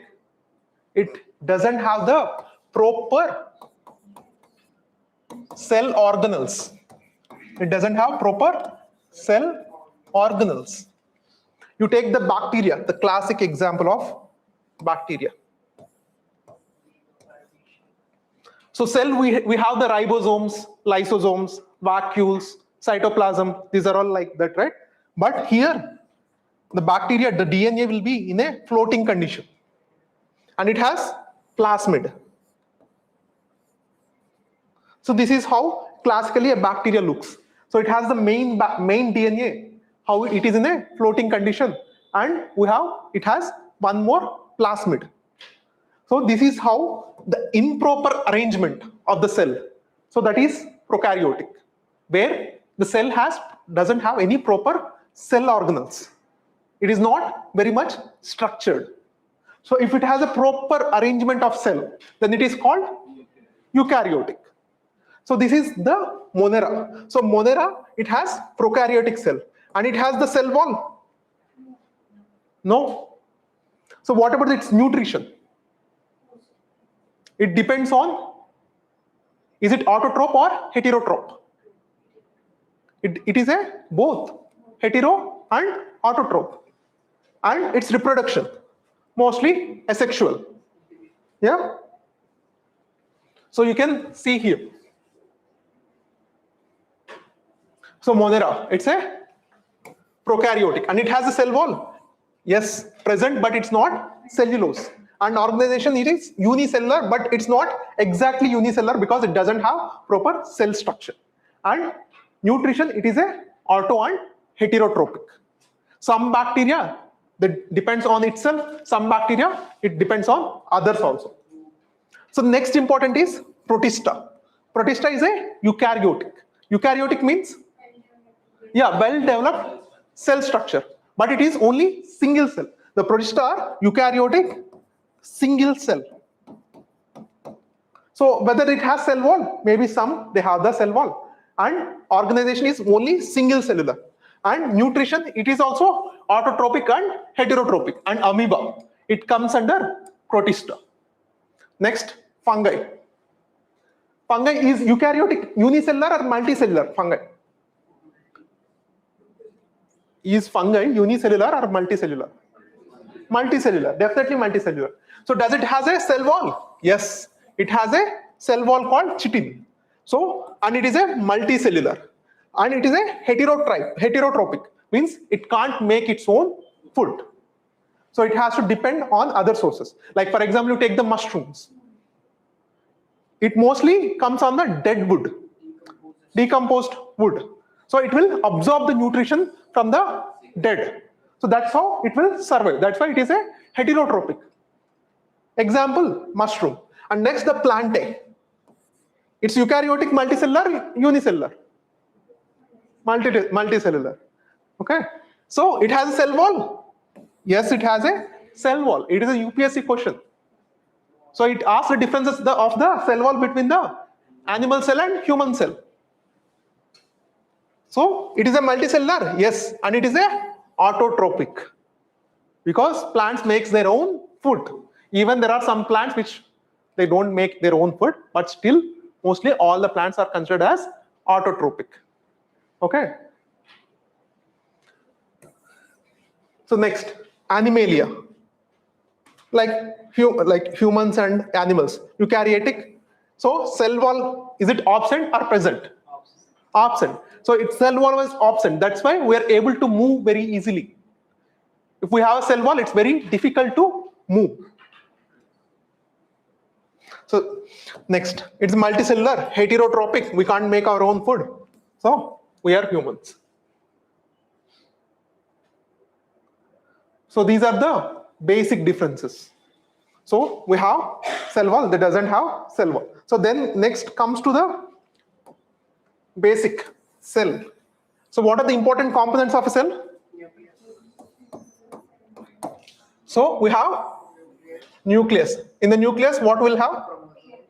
We have chromosomes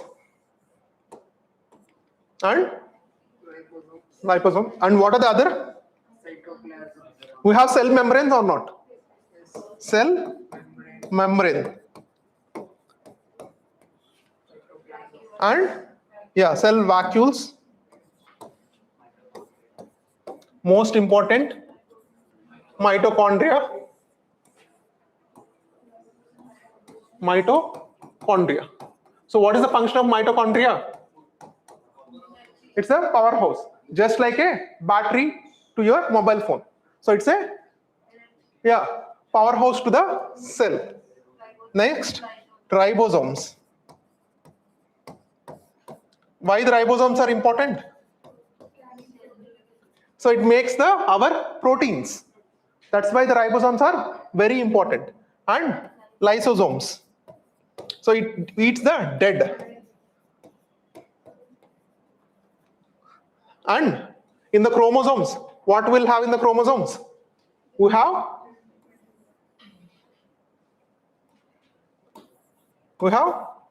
DNA. We have the DNA in the chromosomes, and single part of the DNA is called, and one section of the DNA is called gene. Right? In our body, how many genes we have? How many numbers? So, according to the Human Genome Project, the human has 20,000 to 25,000 genes. Okay. So these are the basic. So you take the DNA.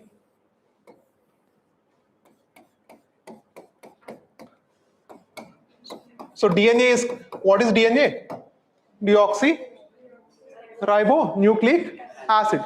So what are the nucleotides it can contain? 80 GC. AT and GC. And the sections of DNA is called genes. And study. So what is mean by gene sequencing? What is gene sequencing? Reading of genes. What are the A's and T's and G's? The reading of genes is called gene sequencing. Very important. Okay. In the human, we have 20,000 to 25,000 genes. And in the whole world, you take everyone, any human, you compare both of the DNA and you will have 99.9% match. 99.9% match. You take the human living in the Nordic region, Arctic, and you take the human living in the Antarctica. So both share same DNA, that is 99.9% match. And with just the 0.1% differences, with just the 0.1% differences, we have all these changes. We have different height, different shape, different colors throughout the world, just with the 0.1% DNA. And why the DNA is very important?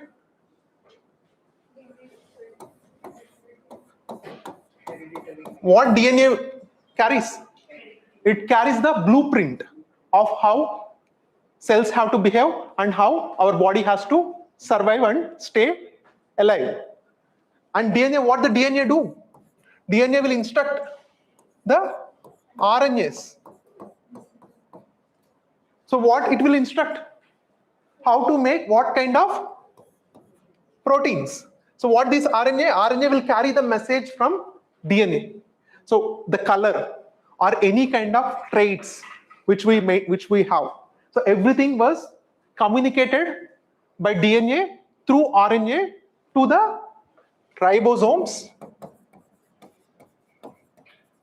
to make protein. This is the fundamental, very functional step you have to understand. If you don't understand this step, you are not understanding the biology. This is the one single very important step you have to understand. DNA, what the DNA will do? DNA will instruct the RNA to make the proteins. So DNA itself, it will not directly involve in making the proteins. It will be communicated its message through RNA, and the RNA will guide the ribosomes to make, and making the proteins makes our life possible. So what will happen if the DNA is hijacked? If DNA is hijacked, and which makes the same step, wrong RNA, and it will direct the ribosomes to make the wrong proteins. So this is what the HIV or any disease, this is what will happen. You take the HIV, what it will do? It will hijack our cells, especially these kind of cells, and they will inject its own RNA, and with the reverse transcriptase, it makes the DNA, and DNA will guide the RNA to make wrong proteins. Even the cancer cells, even the disease, anything, this is the fundamental step how it will happen. So that's why you need to understand this step very, very clearly. This is the fundamental, basic, and very important step. If you don't understand this step, so you will not understand complete biotechnology itself. Okay? So DNA will make the protein with the help of RNA, and the RNA will tell to the ribosome. And this step is called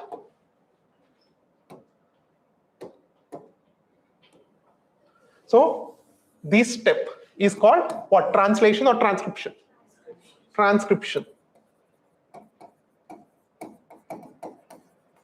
And this step is called translation. So what kind of protein? Means what kind of protein in the sense it will be everything. The muscle or the kind of hair color, eye color. So everything is the same process, same step. Everything is same step. So DNA will make our proteins with this kind of process. So anything will goes wrong. then it will be the bad proteins in the body. So which objects the functionality of the body, that we call it as diseases. Same process in a negative way. Then our body is suffering with disease. Same step. So next, types of RNA. How many types of RNAs are there? Huh? mRNA, tRNA, and rRNA. So what mRNA will do? mRNA will carry the messenger RNA. You read about the vaccines, mRNA vaccines, right? So what this mRNA will do, the same function. Here, the mRNA vaccines, it contains the mRNA to make the ribosomes to make the disease-like proteins. Yeah, Pfizer, Moderna, these kind of vaccines are called mRNA vaccines. These are very advanced form of vaccines. So that's why I said, if you don't understand this step, you can't understand the biotechnology. So understanding this step is very, very important. Because every technology will come and fit in this somehow in this step. Okay. So these three types of RNA we have. So mRNA, it will carry the message to make the proteins. And tRNA, what this tRNA will do? Transcription. So, and ribosomal RNA? Yeah, protein synthesis. It will make the ribosomes and our proteins makes it possible. And tRNA, which brings the amino acids to make proteins. This is the function of tRNA. Just some basic knowledge you should have. So what is the mRNA, tRNA, rRNA? Okay.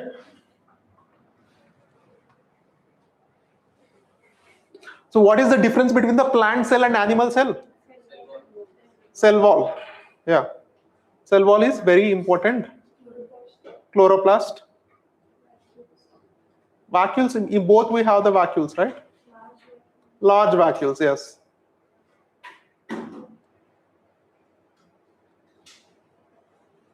This is how the process is, the transcription. So DNA will guide the mRNA. So to make the ribosomes to make proteins. This is the step we have drawn. So transcription, the DNA is transcribed the messenger mRNA by chain polymerase. So anything happen to the DNA, what is the impact? For example, we breathe a lot daily. So it will damage our DNA or not? It will damage our DNA. If you are exposed to sunlight, it will damage our DNA. Yes. If you smoke, yes. If you drink, yes. So these kind of things will definitely damage our DNA.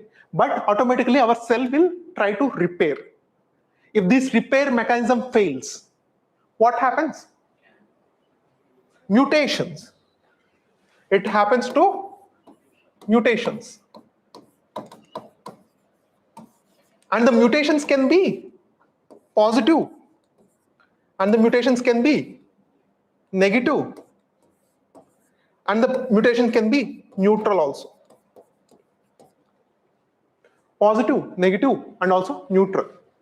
So mutation can be anything. Mutation that doesn't mean it's only negative thing. Again, remember. So this is also very important. Mutation doesn't mean every time it will happen only negative things. Mutation can be positive, mutation can be negative, mutation can be neutral. For example, the people live, if you take the ITBP, Indo-Tibetan Border Force. So what is its main objective? To guard the border between India and China. Tibet obviously part of India, China, right? So it guards the border between the China and India. So now recently what they have noticed was it's better to recruit the soldiers, especially from those region. Which region? That Himalayan region. Why? Because their DNA was adapted and they were evolved to survive in the higher altitude with the less oxygen. Over the time, their DNA got evolved. So for us, a completely fit soldier, which is going from like Hyderabad or something, so he may feel difficult to survive there because the availability of the oxygen at 3000 meters. So what is the altitude of Hyderabad? 500 meters, 540, 540 something, 500 meters. That is the height of the altitude of the Hyderabad. So there you have to stay at the 3000 meters of altitude. 3000 meters and sometimes 3000 meters above. So it will be easy for the native people to survive easily comparing to the newcomers of that geography. So that's why they're taking the people who are native to them. So is that mutation positive or negative in that case? Positive, right? And when it comes to the negative, what will happen?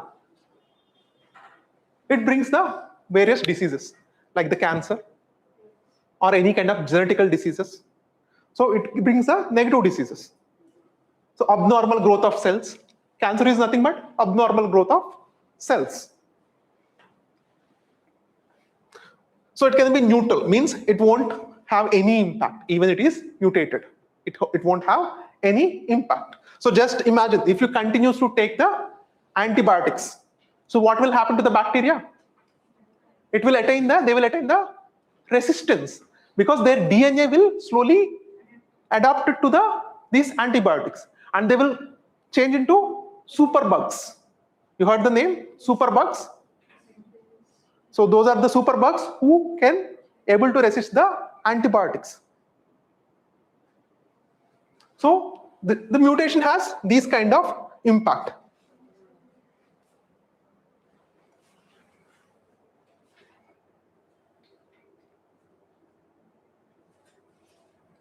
So these DNA, gene, mRNA, protein, trait.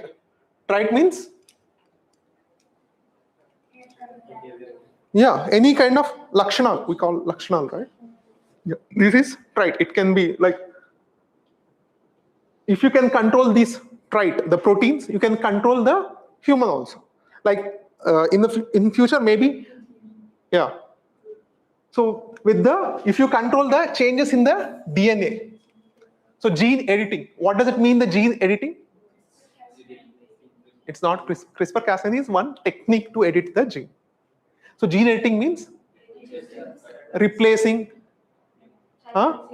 changing, silencing. Silencing won't come under the gene editing. So they're kind of like, you edit or you change or you replace. These are all comes under the gene editing. Okay, just like you are editing the Microsoft Word document. So when you edit the Microsoft Word document, what you do? You do everything. You add one new word. You remove the existing word, or you correct the spelling mistake. Same like that. That is called gene editing.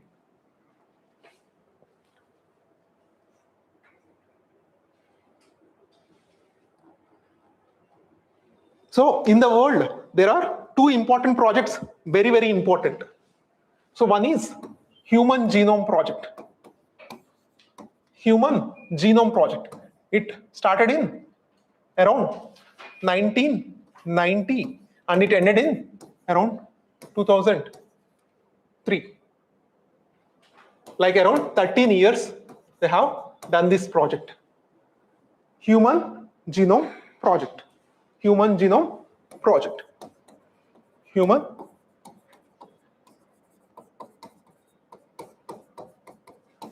So who funded this project? US. And the samples they have taken was around 86% of samples are from European samples. European samples. So what is the benefits of collecting the various DNA from various people? They nearly collected around 20,000 samples from various people. So what is the benefit of collecting these DNA samples from the various people? So how it will benefit? Yeah, the research. Like they can able to understand what exactly the human variations in the DNA is, and they can make the better drugs. They can make the better drugs and also personalized medicine. That is called personalized medicines also they can make. personalized medicines. And also you can get the idea of what kind of diseases already they have, what kind of genes they already, their genes, what kind of diseases already they are carrying. You will know, right, by understanding this DNA. But it has one problem. So it is not perfectly fitting with the India, because India also very diverse. India is very rich in diversity. Very rich in diversity, tribals, non-tribals, rural, urban, like India was very diversely located, right? So it is not exactly that Human Genome Project is not fitting or not helping the India's problem. So the Indian government understood that, so this Human Genome Project is not very much helpful for India. So it started its own project. Okay. That is Genome India Project. That is Genome India Project. So what is the main intention of this project? To collect the DNA from the various people. Nearly here also they collected more than 20,000 samples. More than nearly 20,000 samples from various people. So what they understood after doing these kind of studies, they understood that, like, sometimes until now the government used to feel this sickle cell anemia. Sickle cell anemia is mostly concentrated on Central Indian tribal belt. So after this project, the government understood that it is not existed only in the Central Indian pocket and also in some places of Karnataka and southern states also. And also, like, with the help of this data, so if they give this one to the pharmaceutical companies, if they give this data to pharmaceutical companies, what they can do with this data? They can make the better vaccines or better medicines which will fit more like perfect to the Indians. So all the medicines, all the Western medicines, they developed based on the Human Genome Project. Human Genome Project, more than 86% is DNA was Europeans.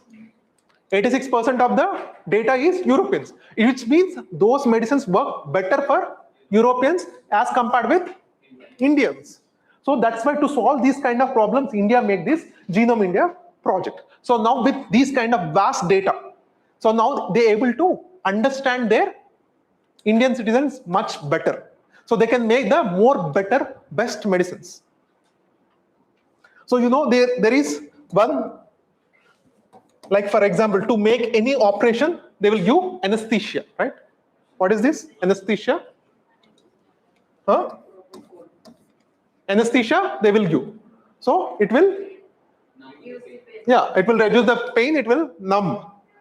So when they are giving the same anesthesia, which is recommended, like, what the global dosage, they are giving to some people in India. So after that operation or something, because of that dosage, they are getting the muscle paralysis. Muscle paralysis. Especially the problem is with Vaishya community in India. They have one special gene, the HCE gene or something. There is one special gene. So that gene won't cut the, or won't remove the this anesthesia after the operation or some treatment procedure. So that's why, so in the hospitals also, like, doctors will ask, they will not ask which caste, but they will ask, are you Vaishya or not? Because they observed that especially in the Vaishya community, they have this particular gene which they are able to remove, which are not able to remove this anesthesia after the operation. So even it may cause the muscle paralysis also. So that, which means they are not getting the proper dosage, or those kind of medicines are not fit for them. So they need some special kind of medicines. If we rely on the, like, Human Genome Project, so it won't work, right? So we need our own genome. So that's why this Genome India project came into picture. So to understand and cater the better treatment facilities for the Indians. Okay. So even the sickle cell disease also, to understand these kind of various diseases also there, like sickle cell diseases mostly in the central Indian belt, like Jharkhand, Madhya Pradesh. So main reason why, what they said for this sickle cell belt, what is the reason? Endogamy. So marrying within their communities. So that is one of the problem. So that is one of the problem, the reason for the mutation and the sickle cell anemia. So to remove and to understand the Indians better and to cater there, to give the better pharmaceuticals and better treatment therapies. So India has developed this Genome India project. And there are some other projects also.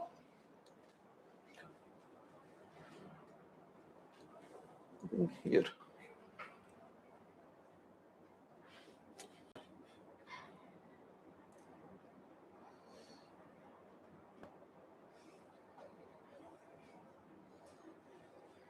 Yeah, there are some other project also. This is Human Genome Project. So it completed in 2003 and key observation. So we discussed, right, that we contain 20,000 to 25,000 genes. So those observations we got from the Human Genome Project. That's how we know that in our body we contain 20,000 to 25,000 genes. And telomere to telomere consortium, these are some important DNA projects. Earth Bio Genome Project and Genome India Project. This is very, very important. This Genome India Project, very important. So why this is very important? They can deliver the precision medicine. So with this, you can get the precision medicine. Now we'll see about some important technologies of DNA. First, we'll see about CRISPR. So initially, before this CRISPR and all, so humans have done the selective breeding. So we'll go back to the history class. Neolithic. So what are the important features of the Neolithic technology? Neolithic age. What are the important features of Neolithic age? Huh? Neolithic. Agriculture. Very, very important. And domestication.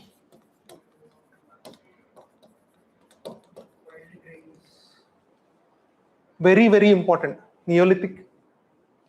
What are the two important features is agriculture, fully developed agriculture and domestication. So how they achieved this? How the humans achieved this agriculture and the domestication? With the selective breeding. With the selective breeding. For example, if they have so this time they have 10 seeds. So one seed has the better taste and size. So what they do, they consume these 9 seeds and they will keep that seed, and next time for the plantation they use only this seed. So what will happen? So next crop will be entirely more tasty and more big. And if they do the process repetitively, so what will happen? You will get the best taste and best size, just like our banana. Banana is a native crop of Latin America. Yeah, even there are banana wars also there in the world history. So US has done wars with Latin America for bananas. Those are popularly called as banana wars. Yeah. And you also heard the term banana republic. This, like only depending on one source of economy. If you completely depend on one source of economy, then you are called as a banana republic. So in the usually the banana which we eat now, which has more bigger seeds and less flesh. The banana which we are eating, we eat the banana, we only see the seeds, almost nothing. We can't even able to see, we just eat, right? Which has more flesh and very small seeds. But the initial banana has more big seeds and less flesh. less flesh. So with the selective breeding, so what this Latin American people they have done, so in the 100 banana, maybe they find one banana which has little more flesh and less seed. So they did repetitively. Maybe 100 years, 200 years, or 300 years. So finally, the outcome will be the almost similar to the present size of present banana, which has the more flesh and less seeds. So this is how the selective breeding, and also with the dogs also. I told, right? So in the dogs, yeah. So they have taken the less aggressive breeds. Less aggressive male wolf, less aggressive female wolf. When they breed together continuously, the traits. So obviously, over the time, after the 100 years, 200 years, the outcome will be the less aggressive, better dogs. So this is the selective breeding which humans have done 3,000, 4,000 years back, and exactly they don't know what they are doing. Means biologically, they don't know what exactly it is happening. They are modifying the DNA. They are modifying the DNA of animals. So because of the changes in the DNA only, right, those kind of traits will come. So unknowingly they did. But now they got to know, if you play with the DNA, if you alter the DNA, then you can also bring the whatever the traits you want to bring. So now he concentrated to alter the DNA.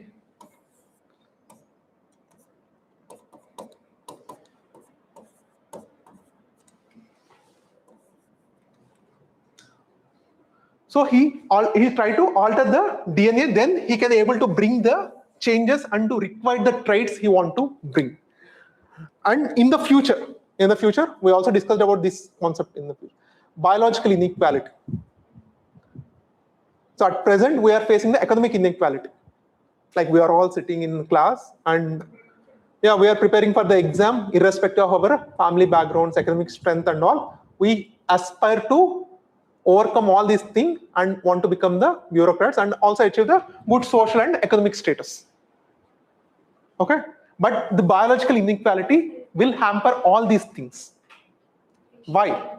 Genes of the efficient person. Yeah, you see, like for example, AI, artificial intelligence is there. The rich people can able to use the better pro versions of AI comparing to normal people. Same if this biotechnology, like the changes in the DNAs, came into the main scale application. So what the rich people like Ambani and Adani, their future generation, their grandsons or great grandsons, when they're planning for the great grandsons, what they do? They will edit their embryo so perfect that they will have the highest intellectual capabilities.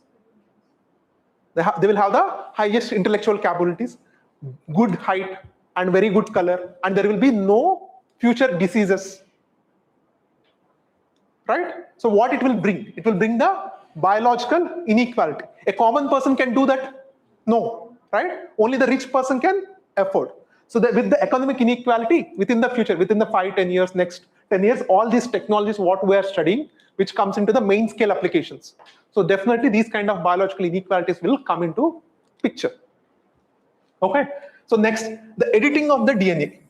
So these, what human slowly understood that. So after the invention of DNA, when the DNA was discovered, 1960 by Watson and Crick, and they also got the Nobel Prize also for that. So when they understood, they discovered the DNA. DNA has a size of, what is the size of DNA? 2 nanometers. 2 nanometers is almost 2 nanometers is the size of the DNA. So when they understood, and over the time, when the humans understood that if you manipulate the letters, or the nucleotides, you can get the desirable traits. So now slowly it got started. Initially it started with the insulin production.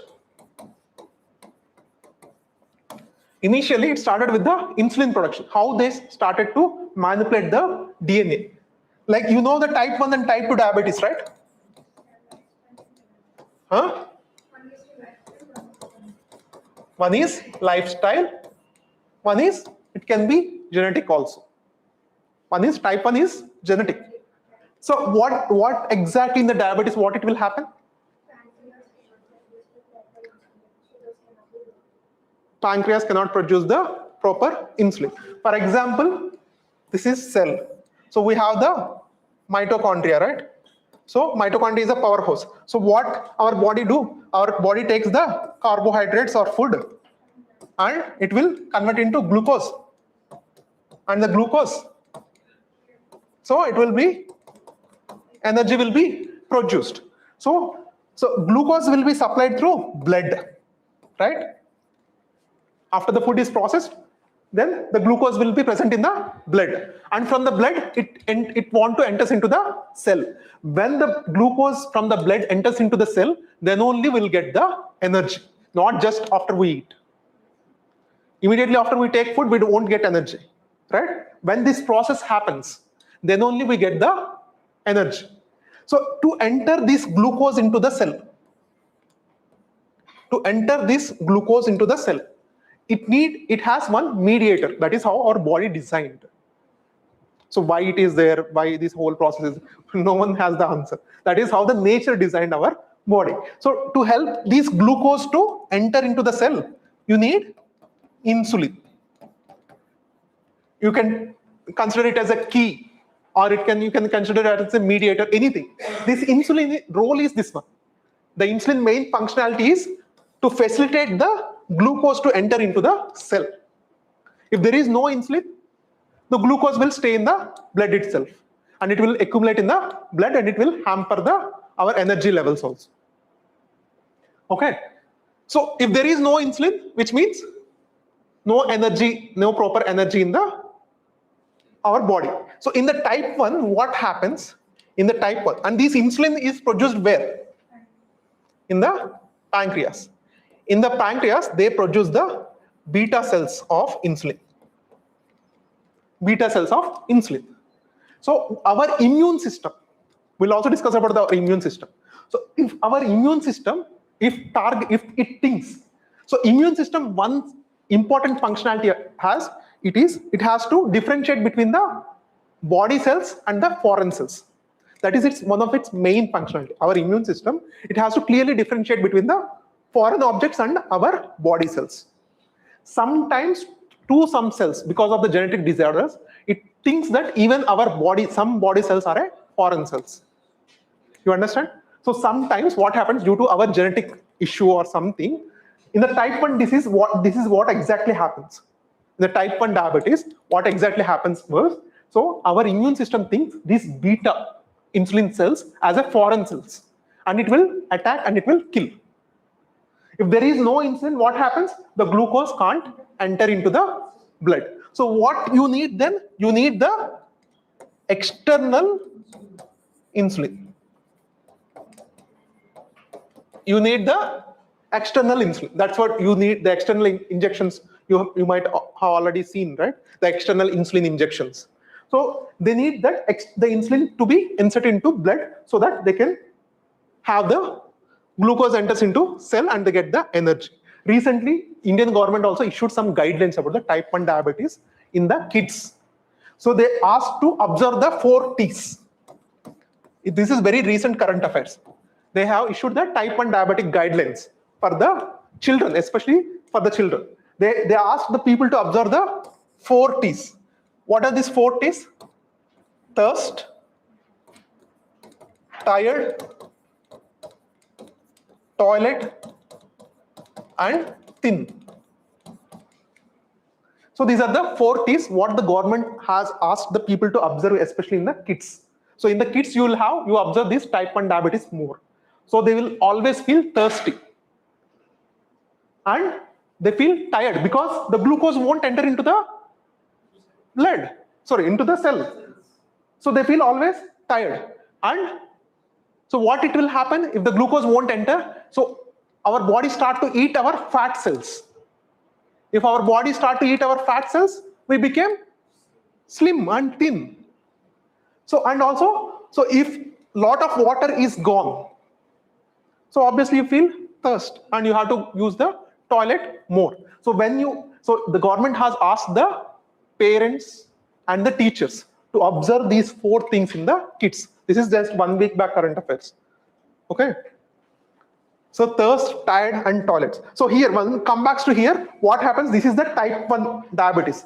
The beta cells, it will kill our immune system. What it will do? This is also called autoimmune disorder.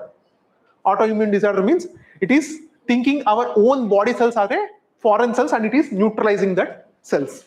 So in the type 1 diabetes, we need clearly the insulin externally. So hence our body, even though our body produce, we can't use that insulin effectively. So we need the insulin externally. From where we have to take? We have to kill another human and we have to take the insulin. Huh? So our pancreas can't produce the insulin. Means the person, pancreas is not properly producing the insulin. So he has to rely on external source. So what is the external source? Huh? Yeah, you have to depend on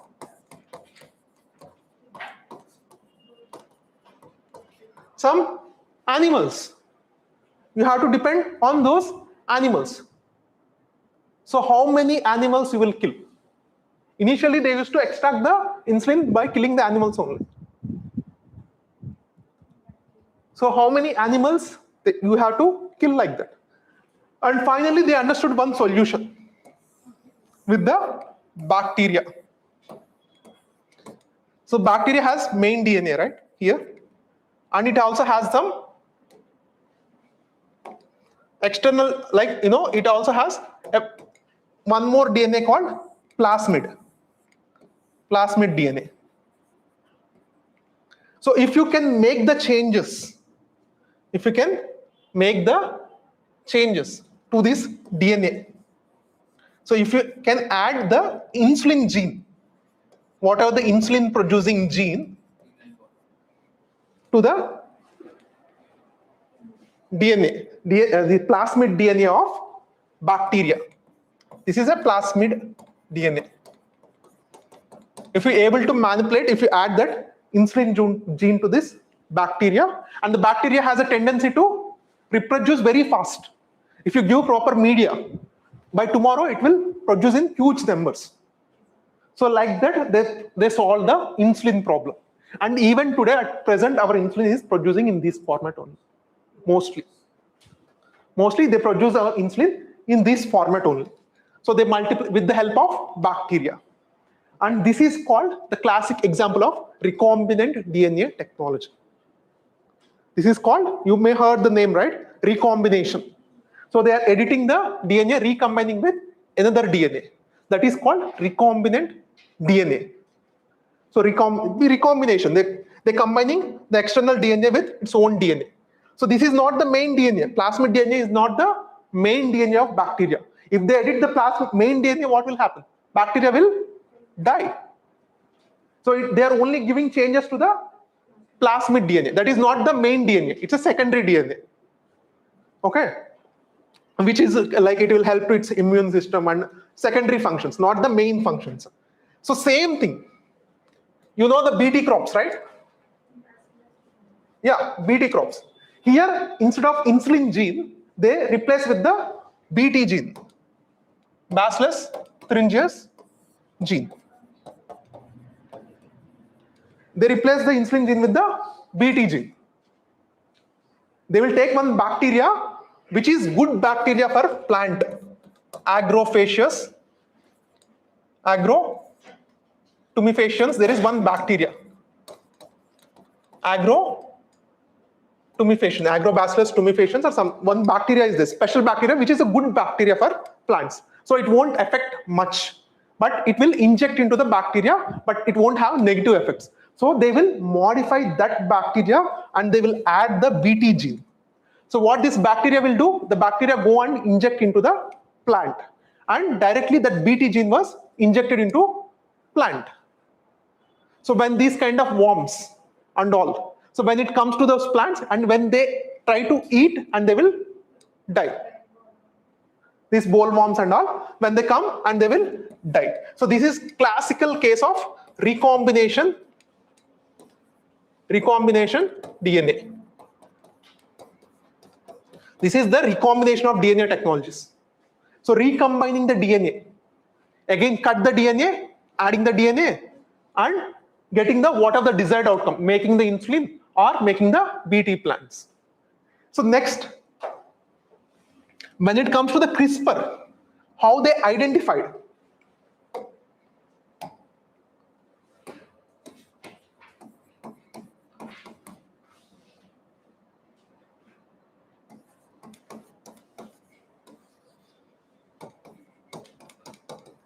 So these all technologies we are observed from the bacteria only. These are not directly observed in the humans. Even the CRISPR-Cas9 also. So you think the CRISPR-Cas9 is the only gene editing technology? There are many other technologies like the talons, zinc finger. There are many other previous technologies. But what exactly CRISPR-Cas9 has done? Why it is only famous? Because it is affordable, faster, less complex, high success rate.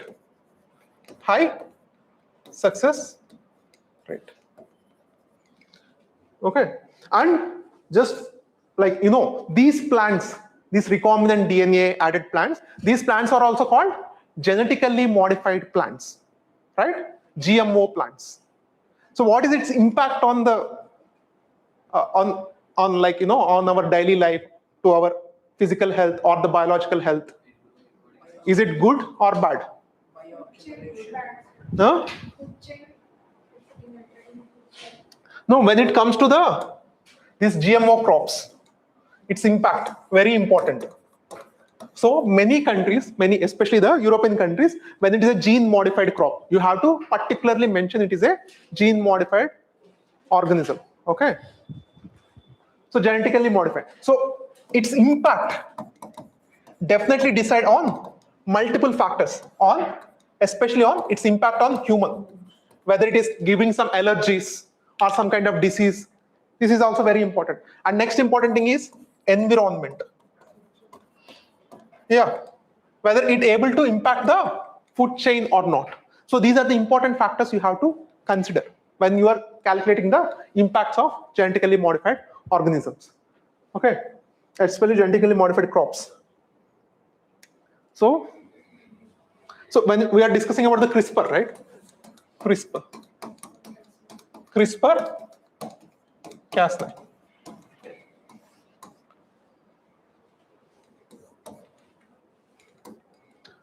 So the CRISPR, before the CRISPR, we have different kind of technologies called talons and zinc finger. So these are very expensive, not very precise, and not like the time is also very high. The reaction time is also very high. But these are all solved with the coming of CRISPR-Cas9. So they also, for discovering these technique, they also got the Nobel Prize. Jennifer Doudna and Charpentier. So they got the Nobel Prize for discovering this technology. So where they discovered, this is not what they invented. They discovered in the bacteria. So bacteria, until now we discussed the bacteria about the plasmid DNA, right? Which is not the main DNA. Until now we discussed about the recombinant DNA, we discussed about the plasmid DNA. But in the CRISPR-Cas9, what happens? The changes they observed in the main DNA. The changes they observed in the main DNA. So what type of changes they observed? So when it is affected by any virus, so after it able to successfully eliminate that virus, so it takes some viral DNA. And it is adding into its own DNA. So what it is taking? It is taking some part of viral DNA and they're adding into its own DNA. So when it is doing this step, how it gonna help to the bacteria? It is helping it like a vaccine. So when it stores some viral part of DNA, viral DNA or viral RNA, so what it happened next time again it is attacked by that virus. So it able to neutralize. So this process is possible only because of this CRISPR-Cas9 mechanism in the bacteria. So this was observed by those two scientists. Huh? So the whole process, now we discussed about the plasmid case, right? So now we didn't discuss about the main scale DNA. So now the changes. So what this bacteria has done, some bacteria, what it has done, so when it is fighting with virus, so again the UPSC previous year question, will the bacteria are affected by virus or not? It will be affected by virus. So that is are called bacteriophages. Bacteriophages are the viruses which attacks the bacteria. So when it is successfully able to neutralize those virus attack, that when the bacteria, just like how we successfully sometimes neutralize the viral attacks, so even the bacteria can also overcome that attacks. So after the attack was finished, when the attack is done, so it will take some part of that viral RNA or viral DNA, so and it is attaching it to its own DNA. So though that mechanism was CRISPR-Cas9 mechanism. So this mechanism was observed by those scientists, that Charpentier and Doudna. So they observed, means from long time, like 30 years or 40 years, the research is going on. What is this new DNA in the foreign DNA in a bacteria? So over the time, after that, over the time of improvement, after the 30 years, they discovered that. So this is all because of this CRISPR-Cas9 technology. So what this CRISPR-Cas9 technology is doing, especially the Cas9. Cas9 is a kind of a scissor or the ligase enzyme, so which cuts the DNA. So how this bacteria able to cut its own DNA and attach the foreign DNA? This is all the key.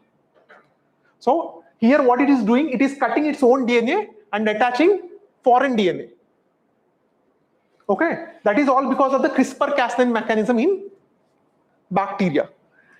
The Cas9, what it is doing, it is able to cut the DNA, and the CRISPR, which has a reference RNA which can attach to the DNA. So like that, it is modifying.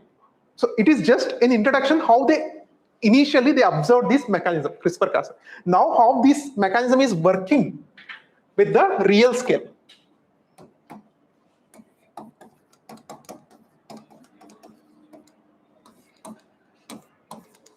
So when it is working with the real scale picture, when this CRISPR-Cas9, so what it has done, for example, we have our DNA.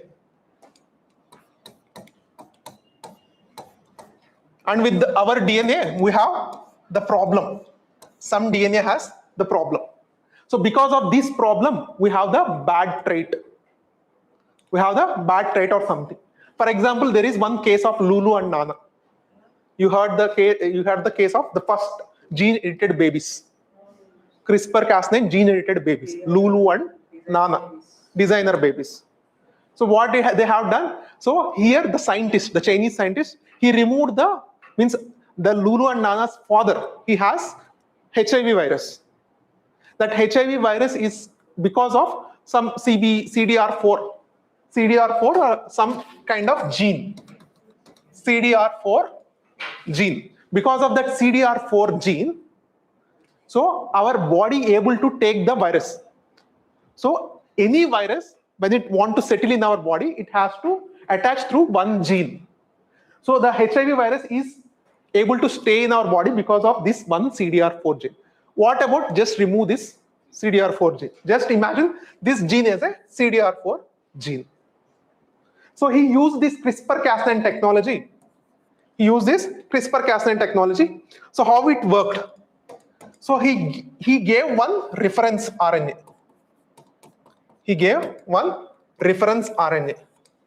So means it has to know that exactly where it has to cut. So he has given the reference RNA and also the Cas9. Cas9 is a protein, like the scissor. So exactly it reached to that particular spot and it cut this part. So when this DNA has cut in our cell, what happens? Our cell has our natural ability to repair itself. when this, so it has complete, just imagine. So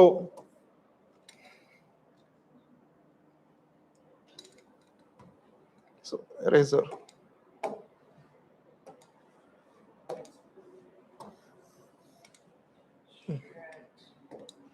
It's okay, no problem. So only this particular part it got cut with the CRISPR-Cas9. So then our body has natural tendency to repair the DNA. So simple, that how they solve the problem. He removed the CDR4. So in their complete lifetime, they will not get the HIV virus. Huh? Their offsprings also will not get the HIV virus because he has done the germline editing. When they are in the IVF stage, he has done this in the IVF stage. You know that IVF, right? They will take the egg and they will take the sperm and they will fertilize in the lab. During that stage, he has done this editing. So their offspring means baby might get, might not get, because they will also share the DNA from their fathers also, right? So, but they will not get. But still, the government kept him in the jail. Even today, he is in the jail. Even today, he is in the jail. Why he is in the jail? Because CDR4 has other capabilities also, other abilities also.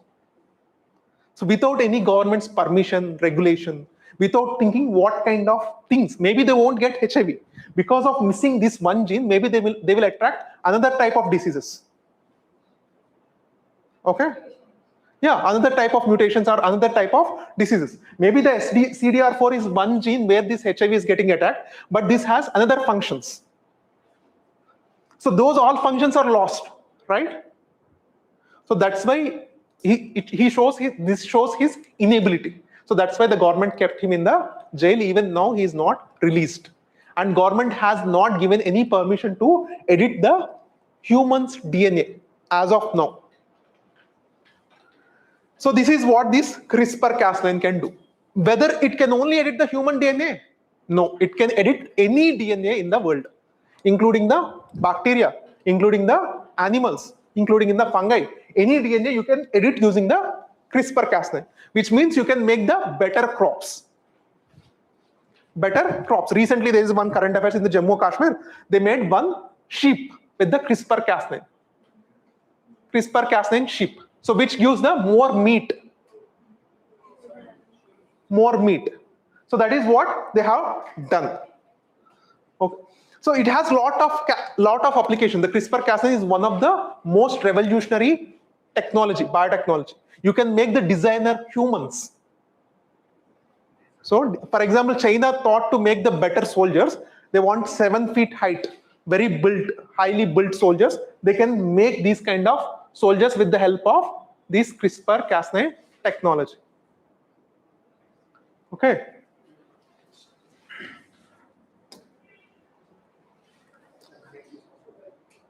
Break, huh? Okay. 10 minutes. Okay, 5 minutes.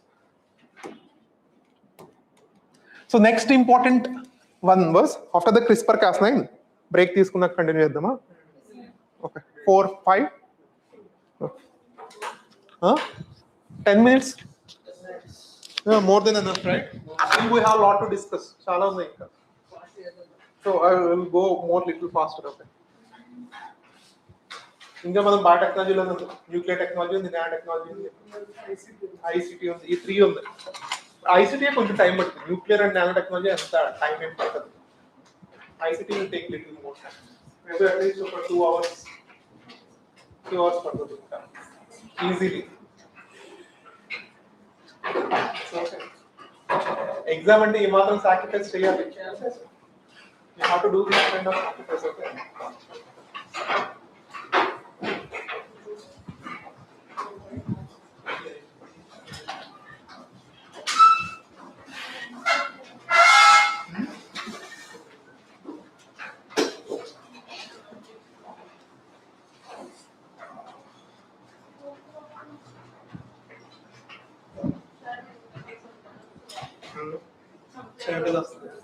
నాకు AC రావట్లేదు ఇంట్లో.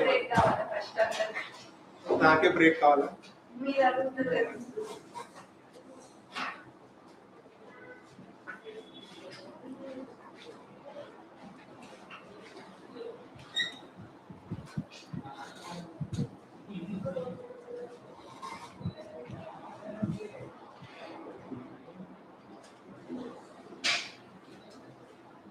Sir మీరు starting లో types of fruits ఏమంటారు chemicals అవన్నీ ఉన్నాయి కదా, అవన్నీ అవన్నీ ఇంపార్టెంట్ కదా సార్? బేసిక్స్ కదా, మీకు తెలియాలి అది. అది ఒకసారి అది సెండ్ చేస్తారా? ఇవన్నీ తీసుకోండి madam. Take all this material, మీకు నాకేం ప్రాబ్లం లేదు, మొత్తం తీసుకోండి, హ్యాపీగా చదువుకోండి. ఆ డ్రోన్స్ లో ఎట్లాంటి క్వశ్చన్స్ ఎక్స్పెక్ట్ చేయొచ్చు సార్? అంటే which belong to which country? ఈసారి FPV and fibre optic drones ఉన్నాయి. ఫైబర్ ఆప్టిక్ డ్రోన్స్ ఉన్నాయి, దాని మీద క్వశ్చన్స్ రావచ్చు. FPV drones, first person view drones ఉన్నాయి. నెక్స్ట్ ఫైబర్ ఆప్టిక్ డ్రోన్స్ ఉన్నాయి.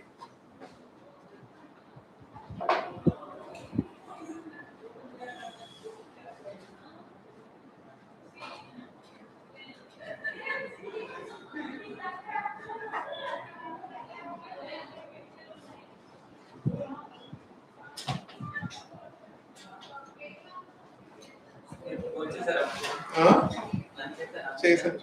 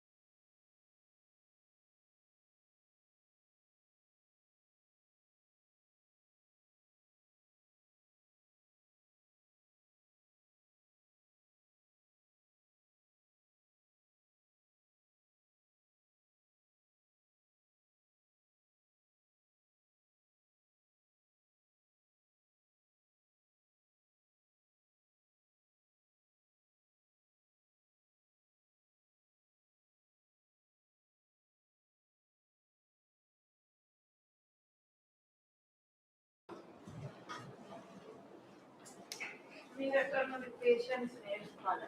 పేషెన్స్ నేర్చుకోవాలా?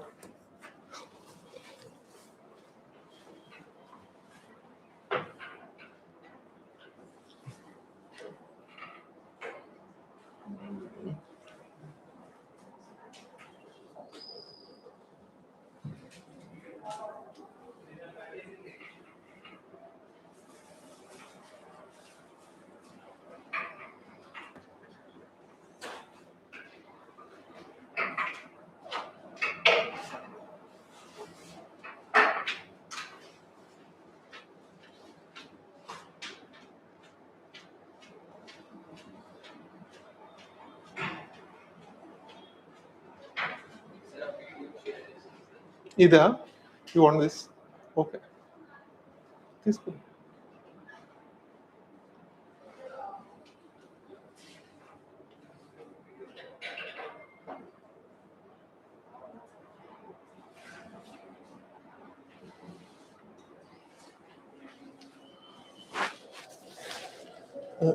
Break అయిపోయింది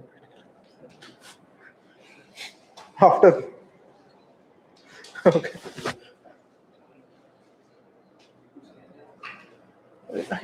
చేసుకోండి. I will give all the documents. ఇక్కడ it will be there. I will send to Anirudh also. You can also take. Directly I will send to him. నా దగ్గర అన్నీ ఉన్నాయి. I don't know that. Call and I will share personally. Okay. Because these, why I said I can give us, because these are my personal PDF, so I can give.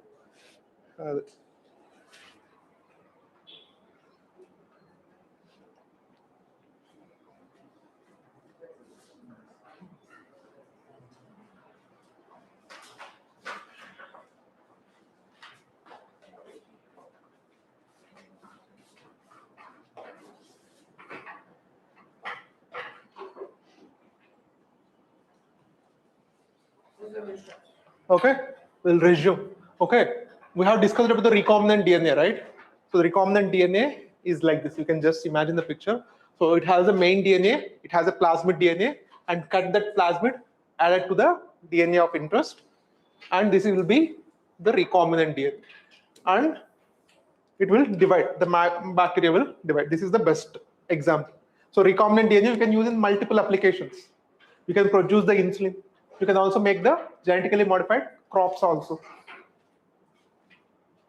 Yeah, BT cotton, pest resistant, golden rice, vitamin A enriched. These are the applications.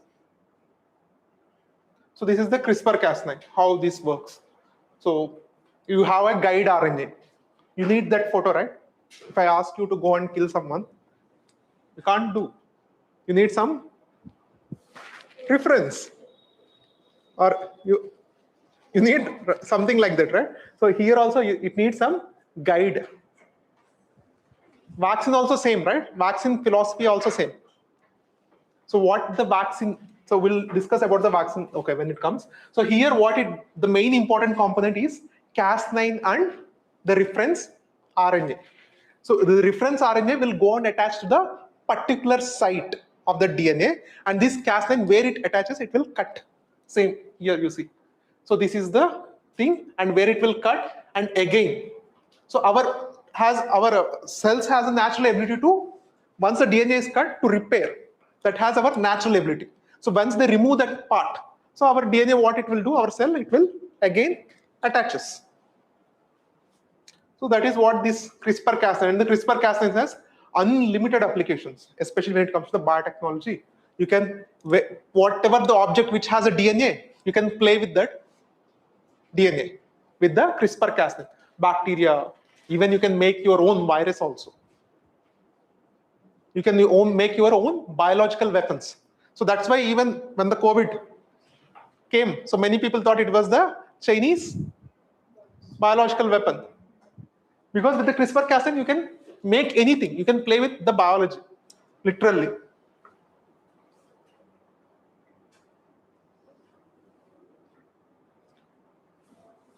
So after the CRISPR-Cas9, what is the next important?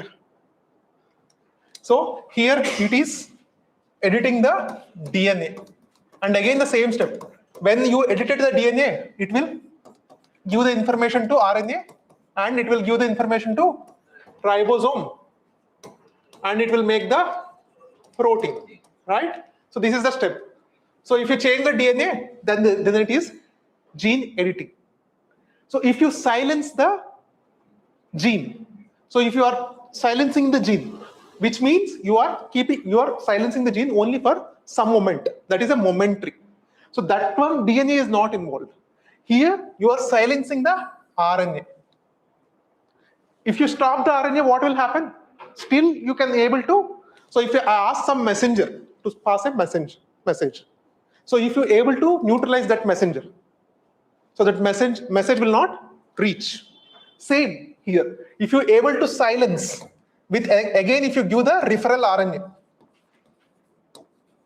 and it will able to attach this RNA, and if you remove that RNA, what will happen?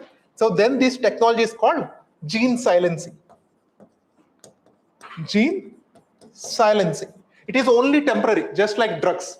How much time you take the drugs, that much time this gene silencing will work. If you change the DNA, what will happen? It will be forever. But if you silence the gene, it's only momentary. Okay? It's clear, right? This is called gene silencing. So next. What are the next important technologies? Cloning. So what is this? So why it is called cloning? So or somatic cell nuclear transfer, nucleus transfer. Somatic cell SCNT is also, which means simply we will call it as cloning. So what happens here? So it will take the somatic cell. Somatic cell is nothing but any cell which is not a germ cell, which is not a sperm or egg. That any cell is called somatic cell. So any cell contains what? Nucleus and other cell organelles. Okay.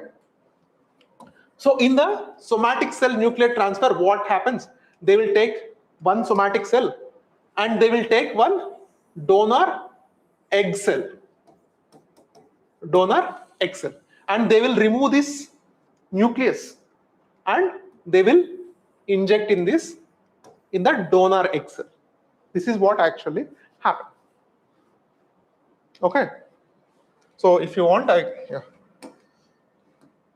So this is the donor egg cell. Here also we'll have the nucleus, right? This nucleus will be removed.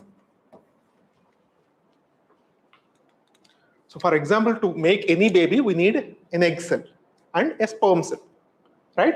But in the somatic cell nuclear transfer, what they will do, they will take the one somatic cell, any person, like for example, I can take from you, any person, they will take the somatic cell, they will keep it aside.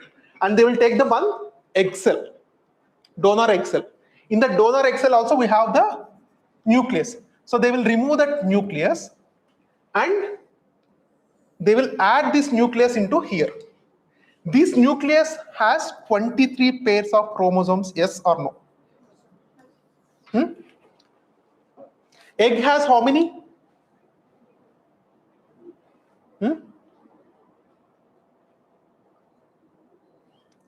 Egg haploid, right? So it only has 23 plus 23. 23 in the egg, 23 in the sperm. So together they form 23 pairs. That is only in the egg cells, like the germline cells.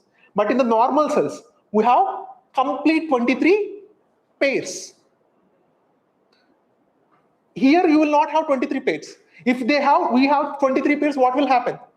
It will have 46 pairs. Life won't possible with the 46 pairs. So life won't possible. So except the germline cells, except sperm and egg cells, remaining somatic cells, whatever the body we have the 23 pairs of chromosomes, right? But in the germ cells, only 23 individual and 23 individual. And together they form the 23 pairs. Okay, this is the basic difference. Why it is a germline cell is different. Why is the normal cell is different. Okay, in the normal cell, we have 23 pairs. Germline cells, 23 individual chromosomes, and 23 individual chromosomes. Together they form 23 pairs. So here we are taking it as from the somatic cell. So we have so 23 pairs means here from 50% is from mother, 50% father. That's why we share DNA 50% from mother, 50% from father. So if it is 100% from one particular person, what it will happen? It's possible. That is what the somatic cell nuclear transfer. That is what the complete phenomena of somatic cell nuclear transfer. So that's why the produced offspring from the somatic cell nuclear transfer is, we call it as a clone, not an offspring. Why? Because it contains the 100% from the same DNA. For example, if I take your somatic cell and I make one baby, the baby will carry 100% of your DNA only. So how you contain the 50% your mother and 50% your father, even that DNA, that baby also has 50% of your mother and 50% of your father. Okay, that is what the somatic, that's why it is called clone. Exact Xerox copy, keeping you in the Xerox machine and taking the Xerox. So that's why in the simple word it is called clone. In the scientific word, it's called somatic cell nuclear transfer. Understand? So here what they do, so to make a baby you need egg cell, right? So that's why they take the egg cell and they remove the nucleus from you and they will add this nucleus into here. So here already you have 23 pairs of chromosomes. So you don't need any sperm. So directly they are taking the 23 pairs. You understand? So now they will form the zygote. It will enter into the reproduction phase. So the baby, the offspring, which it will burn, which will take birth, so it will have the complete DNA set. 100 out of 100% is from the somatic cell which it has taken. If I take from the nickel, so the next offspring will also be 100% exactly looks like him. So that's why it is called clone, not the baby. That's why it is called clone. So exactly your facial features, everything it almost like same. Especially the DNA composition is 100% same. So that is what the cloning is. The first clone animal, Dolly. In 1980s, they have done this experiment. The sheep name was Dolly. Okay. So what is the positives and negatives of it? For example, like, there are some feminist women, feminist people like who do this, like there are some pseudo feminist. Every movement has some kind of positives and negatives, right? So they think that they can make their own. Yeah, now with this technology, they don't need sperm, right? We didn't discuss anywhere about sperm. If they take their own cell, from their own cell, they can make the baby. Might be exactly look like them, but they will treat them as baby only, right? So they don't need any use of male. So problem solved for some people, yeah. So this is what this kind of, it will weaponize. And also, like, just imagine the organ harvesting. So this is a classical ethical case study of organ harvesting is also possible. What mean this organ harvesting? Like, for example, Ambani, like you take some Ambani or some rich person. So when he reaches the age of 25, he went to the scientist and asked him to make one clone of him. So they will make one clone. Now, what is his age when he reached the 26? He reached 1 year. Okay. So when he reached 50, he may reach 20, 25 or 26. Yeah, 25 or 26. Okay. So now, when he crosses the 50, what will happen? Slowly his body started to age. So my kidney might fail, our heart might fail. So now he can able to take one organ from his clone and able to attach, fix. So your body will not reject because that is 100% copy of you. That is 100% copy of you. So even your immune system will perfectly accept that because the DNA is 100% of your copy. The highest success rate is there. So this is the organ harvesting. Okay. So ethically, this is not very much right. So these kind of problem you can solve with the, okay, what? Stem cells. So these organ harvesting, you don't need to do this kind of thing. You can take the stem cell of your and you can grow your complete organ and you can attach to you. Okay, that is the stem cell therapy. We'll also discuss that about that.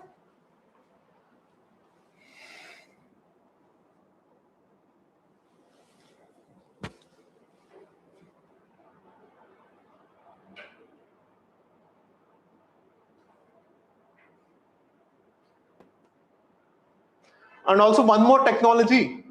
So 3-parent baby, you know? What is the 3-parent baby? Yeah, mitochondrial replacement therapy. Simply we'll discuss, okay? Like mother and, so now we are discussing about the father, okay? So in here what happens when the mother has mitochondrial problem? So what will happen if the mother has mitochondrial problem? She get fits, these kind of eye loss. So she has able to maybe not a very good proper lifestyle. So when she goes to the checkup and they diagnose that you have the mitochondrial you have the mitochondrial problem. So she can't change, but she can able to when she is giving birth. So now she can able to control this. How they can control? Means if you like. We get the 50% of DNA from mother, 50% of DNA from father. But the mitochondria, we inherit from our mother only. Male or female. We inherit our mitochondria. Means our powerhouse is from our mother. Okay, completely from our mother. So if we have a problem with this, if our mother has a problem with this, so we inherit the same problem. So how she has suffering in the next life, means our complete life, we should also suffer like that. So what is the solution now? You have to replace this mitochondria. You have to replace this mitochondria. So what the scientist has done? So cell has nucleus and mitochondria. So what they have done? They have taken the donor cell. So donor woman, she has the nucleus and she has also the mitochondria, healthy donor, who has a very good mitochondria. So what they have done, they removed this, they removed this nucleus. Now she has the donor cell has no nucleus, but it has mitochondria. So you remove this nucleus here and you keep this nucleus here in the donor cell. Okay, and you fertilize with the father's sperm. You understand? Any confusion is there? You fertilize with the father's sperm. Now the zygote forms and the baby will be born. So now the baby shares 50, almost like 50% mother and 50% father. 50% father is fine because the sperm is forms. But how it will be 50% mother? Because the nucleus is mother's only, right? The nucleus is mother's. Whoever shares the nucleus, then that she is the real mother. So the nucleus is taken from the original mother, not the mitochondria. So mitochondria is taken from the donor. So so the baby shares maybe 0.001% of DNA from the donor. Very, very small. Mitochondrial DNA. So the baby shares only the 0.001% from the donor. So that's why like the 2 mothers and 1 father. So that's why this is case of 3-parent baby or the MRT, mitochondrial replacement therapy. Clear? Okay.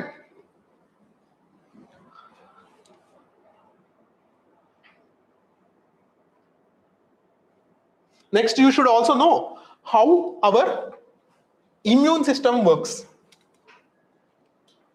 How our immune system works? What is the level? First layer of our immune system is our skin, our stomach acid,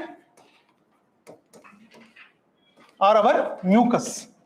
So whenever any foreign objects enters into our body, so these are the first things which will defend. Okay, so when it crosses this layer, so then again it enters into our body. Then immediately the innate immunity which is in our WBC, white blood cells. So what are those? Eosinophils, basophils, or natural killing cells, or complementary proteins. These all will act and try to neutralize the foreign object. And then this is the immediate process. Along with this, still the disease or virus able to stay. Then immediately the adaptive immunity will start functioning. Adaptive immunity. So what is this adaptive immunity? This is also part of WBC only, but it was not already prepared in the body. It will be slowly, because of the disease, it will start generating, and these produces the T cells and B cells. These are not very much readily present in the body. With the infection, it will start to generate. But already, which is present in the body is this second step. That innate immunity, eosinophils, basophils, natural killing cells, complementary proteins. Then still the disease is able to survive, then the adaptive immunity will start functioning. And this adaptive immunity has T cells and B cells. And T cells are two types. So cytotoxic T cells and CDR4, the coordinating T cells. Helper T cells. These are all called helper T cells. And the B cells produce antibodies. If you don't understand this immune system, how the immune system works, you will not understand anything. Medicines, vaccines, especially if you are writing for the group 1, there are so much content about diseases. So you won't understand. If you don't understand this immune system, how the immune system works, you will not understand how the disease works, how the vaccines works, how our immune system works, how our immune system deals. So these are the 3 steps, just 3 steps. In the first step, skin, stomach, mucus, and next innate WBC and these things. Like I will show one image.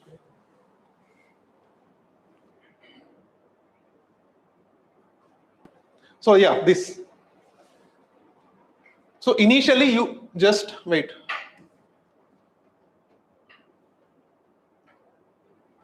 So I will share this also. Like this is how the immune system works. So foreign invaders might be microbes, bacteria, virus, parasites, anything which these are all pathogens. Okay. So these are the important organs which, so all our immune system, the WBC, will be produced in which part of our body? Bone marrow. Bone marrow, right?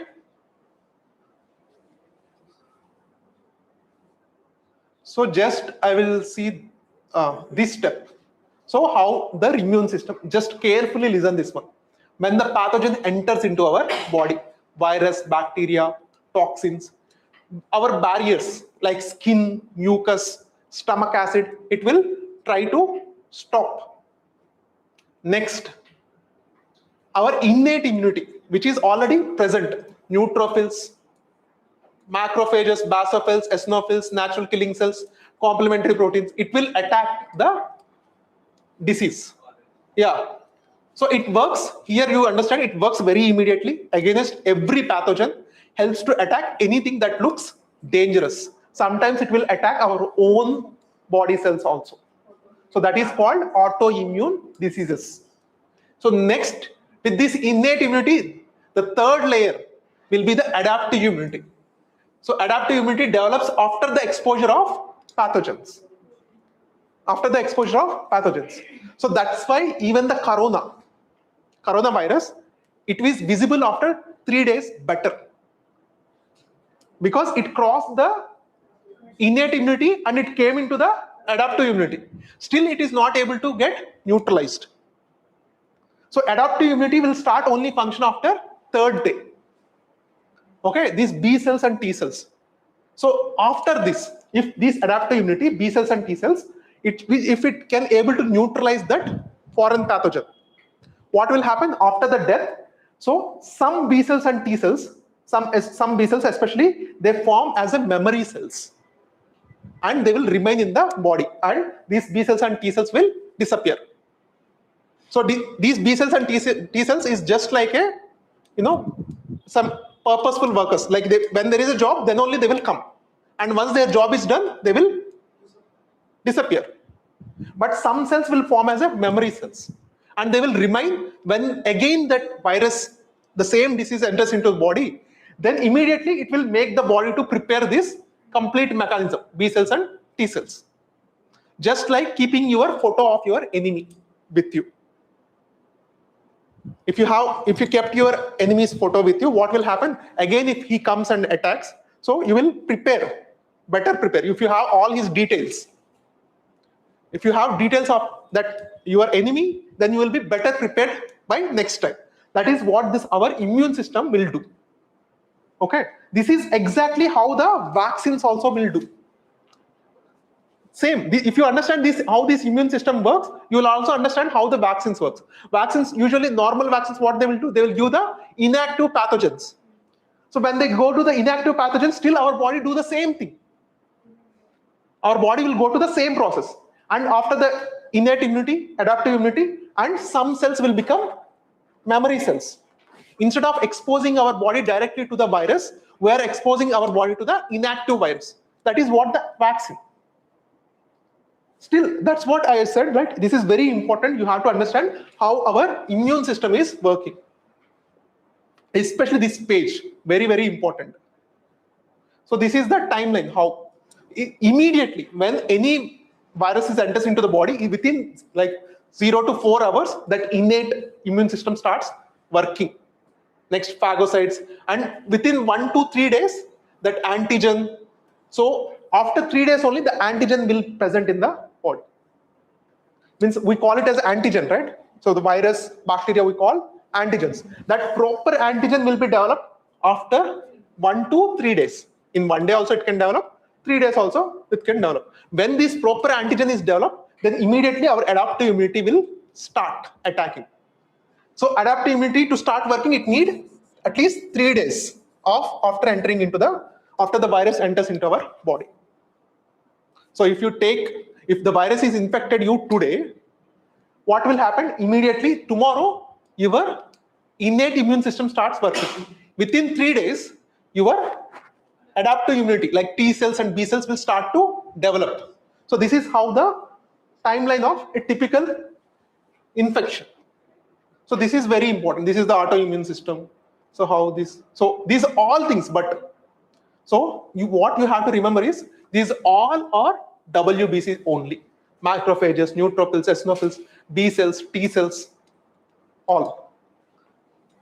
Okay, so I will share this PDF, don't worry, okay? You can take, okay? This is from my notes only. So you can take. కొన్ని active bacteria కూడా ఉంటుంది. So live attenuated vaccines అంటారు వాటిని.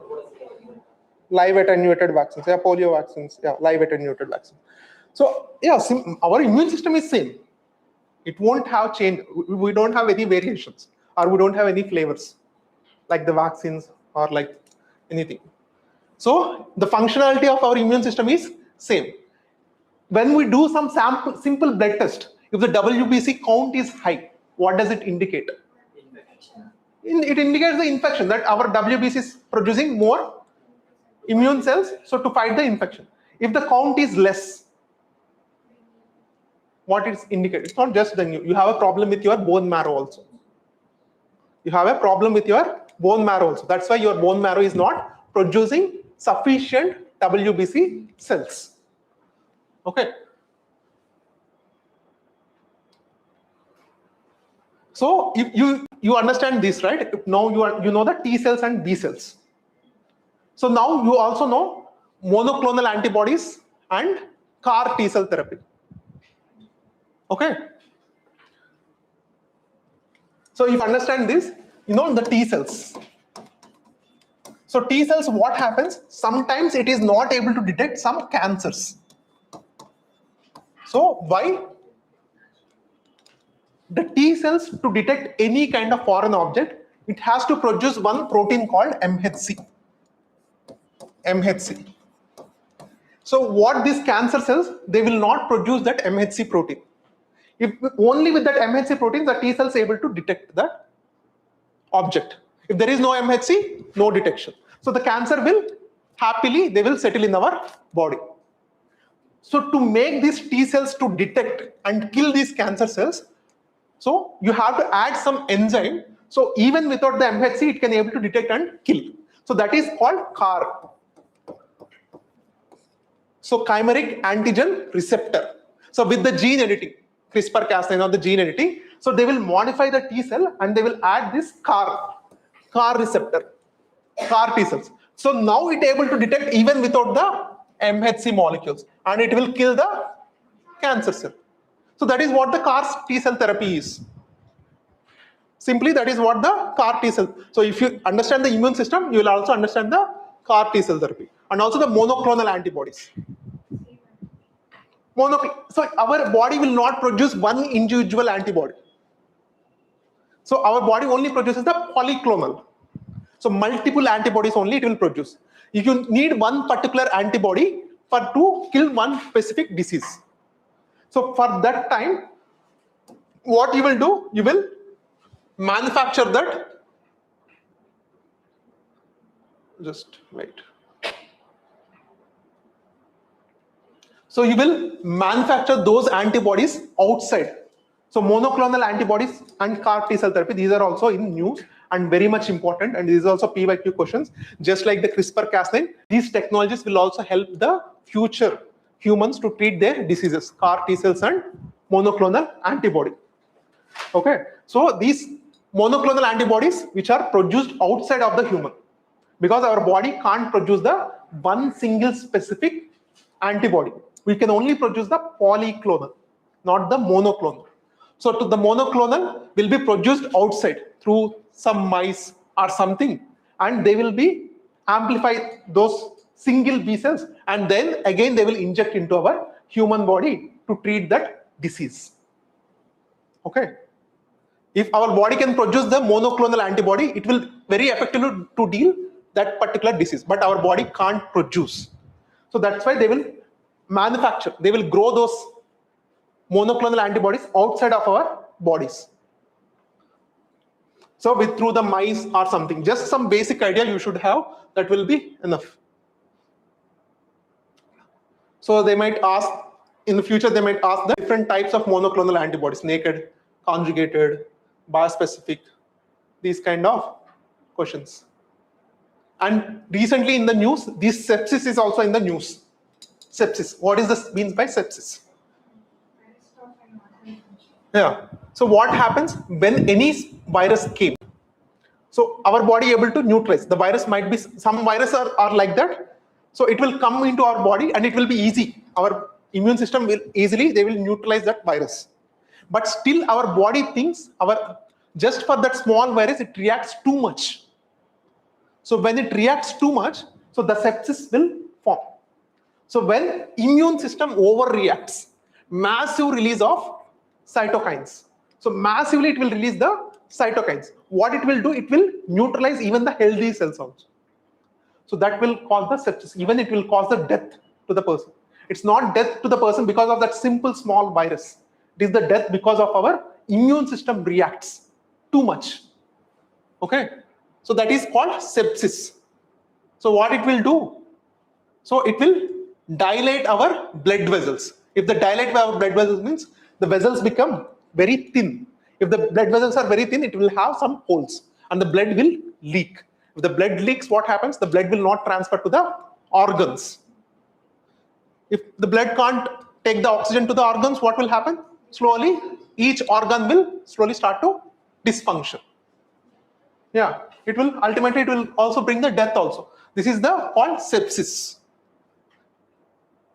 So recently, like one Indian origin woman in the UK, she got this problem. So when she has a wound on her leg, her pet dog went and licked. So some virus entered into her body. So she doesn't have a problem with that virus, but her body overreact with this immune issue. So what happens? The blood vessels to her legs and hands are blocked. Yeah, they have to remove her both hands and legs. Yeah.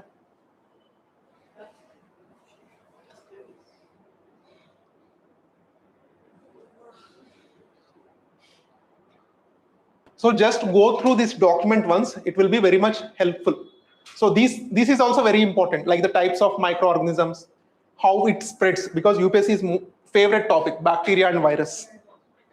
How the bacteria diseases spread, how the virus diseases spread, how it will cure, how you have to prevent. These two are very favorite topics of UPSC.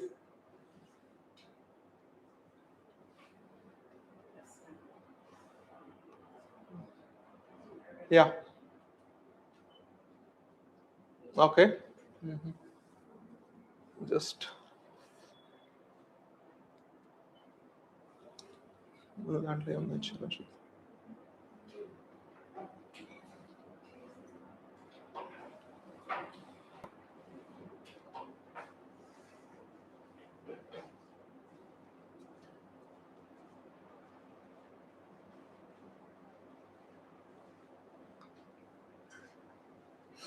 so next important thing, which one was this stem cell therapy? Like I will just show, and we'll move to the next topic. Okay. Stem cell therapy.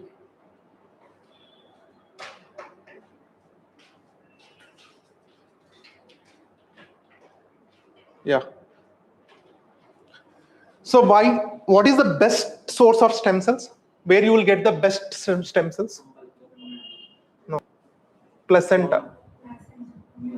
Placenta, not the umbilical cord. What is placenta? Not tube. It's a temporary organ forms during the birth of a baby. So you never see the placenta, right? I will show you the placenta.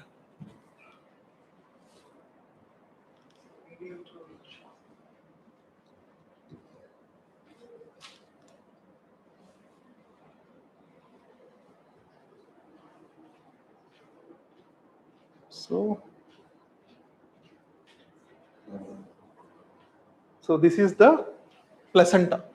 It's a temporary organ. When the baby born, they will remove this organ. But this is the richest source of stem cells. Like recently, my sister had delivery. So we got many phones. Like we will save your placenta stem cells. So you have to pay this much money, like 60,000, 70,000. Too high. Yeah. Huh? Yeah, they have to maintain, right? So they have to store per year. Per year.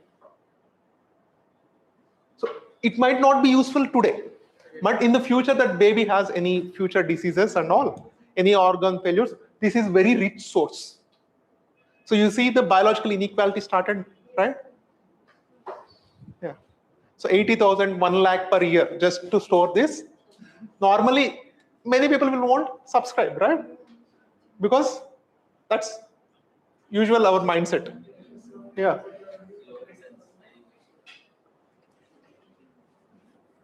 So this is the stem cells.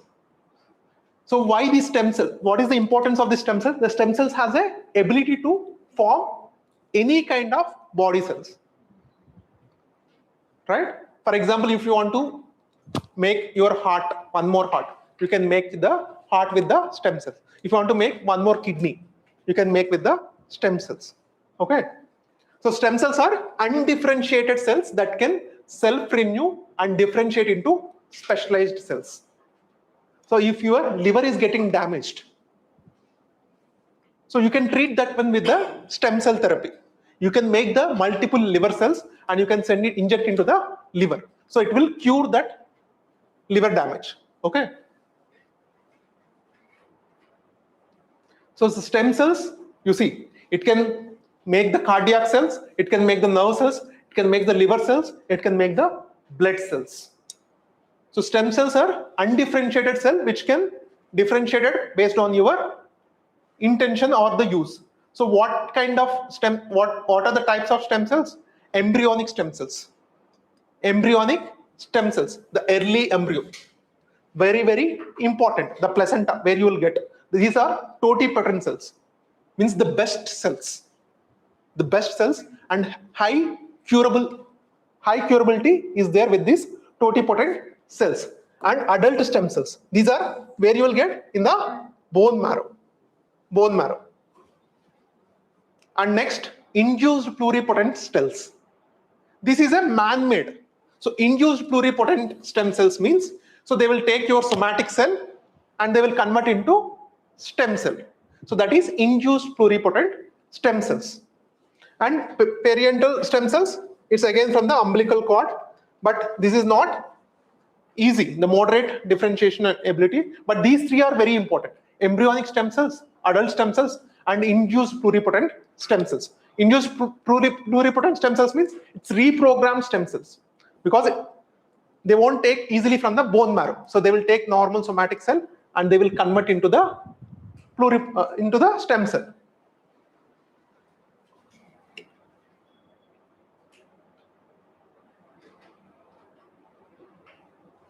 So this is about the stem cells. And yeah, so there are different diseases I have given, just go through. Okay, I will share this program and how this HIV, present TB is also very hot topic. And recently there is one drug approved by HIV by US, Lansapavir. This one drug they accepted. First drug in the world for HIV. So it is available in both injection and the medicine.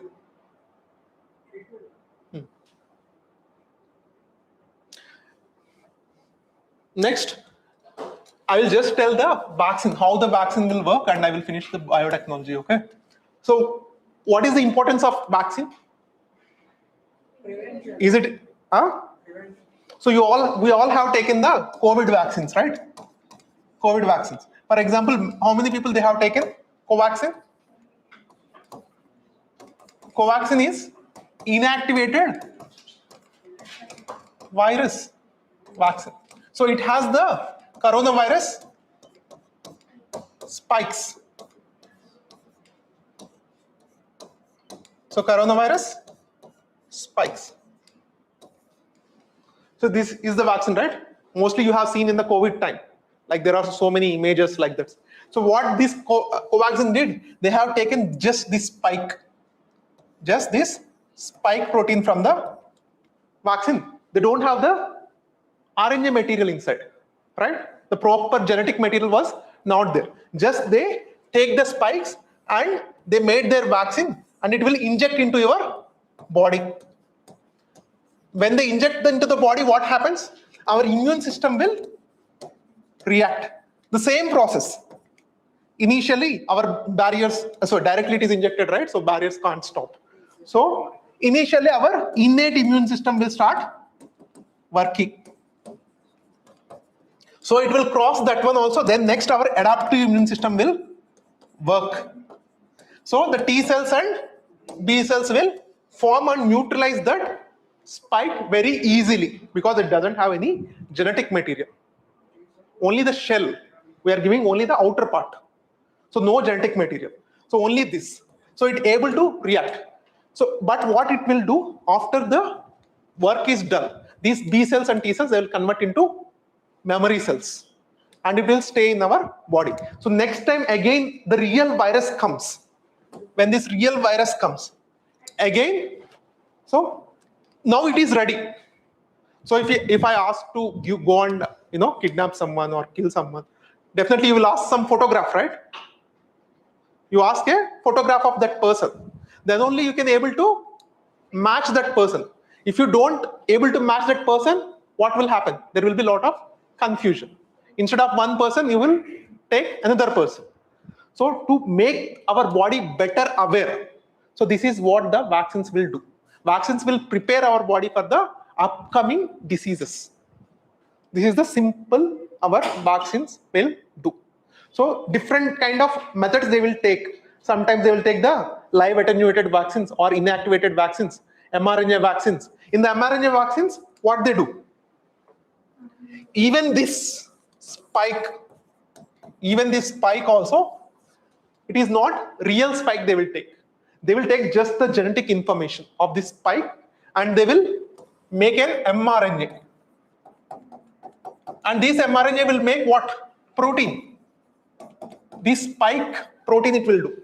So even the protein itself, it will be produced in our body only.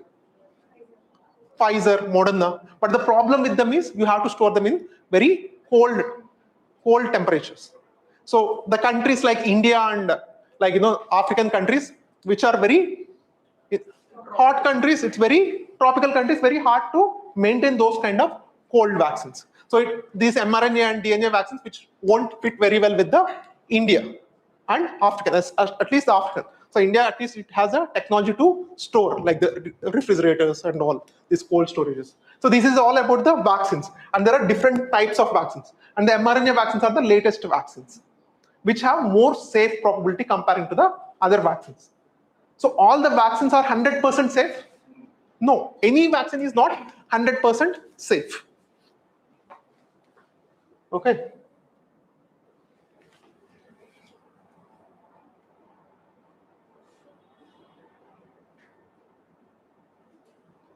So there are types of vaccines: live attenuated vaccines, inactivated vaccines. Just go through each one. So we'll move to the next topic. We'll also see this one, like, is there any important? So recently India has introduced 2 rice varieties, CRISPR edited rice varieties, Kamala and Pusa. These are new rice varieties. So they are introduced, they are accepted, right? Yeah. And also Birsa 101, which is for the sickle cell diseases. They introduced one therapy. So gene therapy for sickle cell diseases. That is Birsa 101.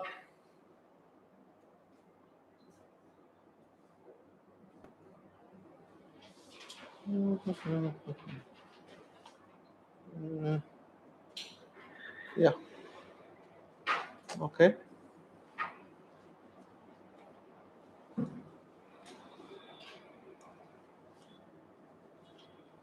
Okay. So we'll move to the next topic. Oh.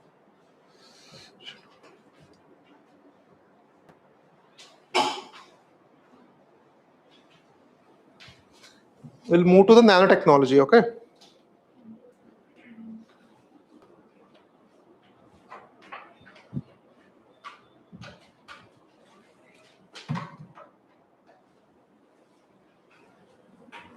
So what is nanotechnology?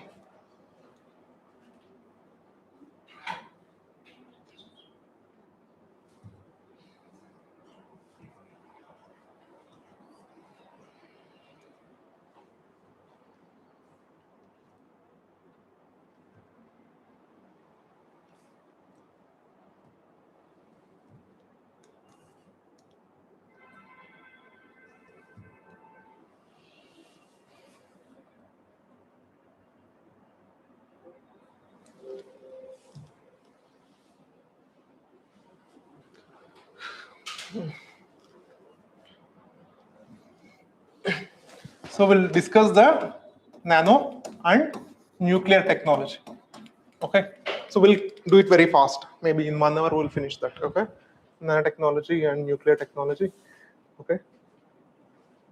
Yeah. Still, it will take at least 1-2 hours more. No problem, right? No problem.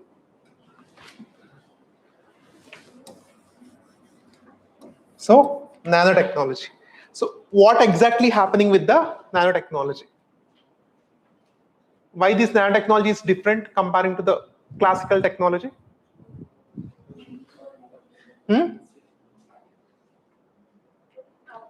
It's just the engineering of matter, everyday matter into the nanoscale. So if you bring any kind of matter into the nanoscale, it shows the very different properties. That is the only thing. You take the any kind of molecule, any kind of object, any kind of metal, you taking it to the nanoscale. What is this nanoscale? 10 to the power of -9 meters. 10 to the power of -9 meters is equal to 1 nanometer. Okay.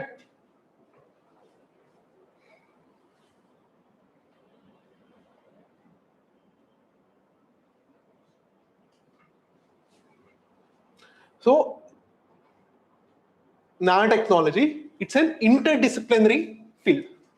So it has physical properties, it has chemical properties. It's a physical, chemical, and biological property. Science of manipulating matter into 1 to 100 nanometers. So we discussed that what is the size of a DNA? 2 nanometers. Okay.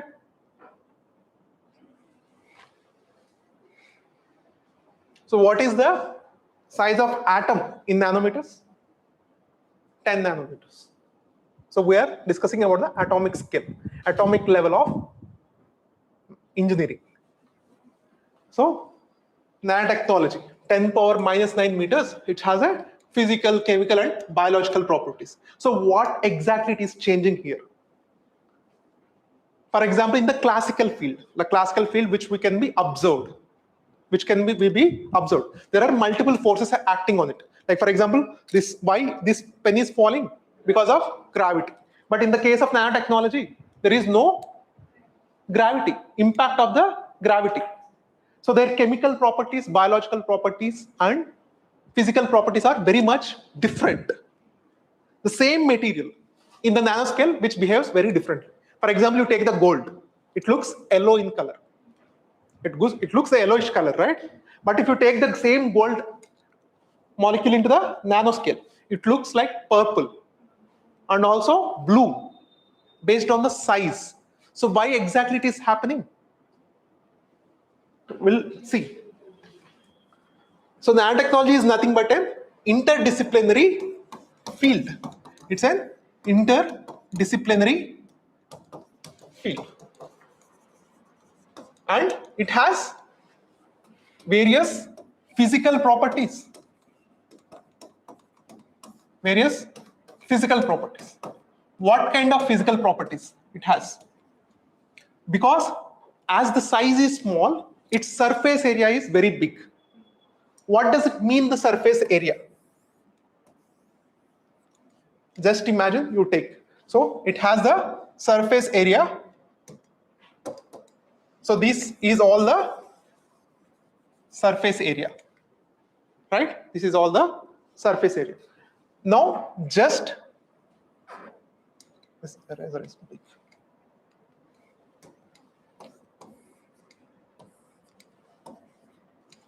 So now just imagine this. Here the surface area increased or not? Surface area increased?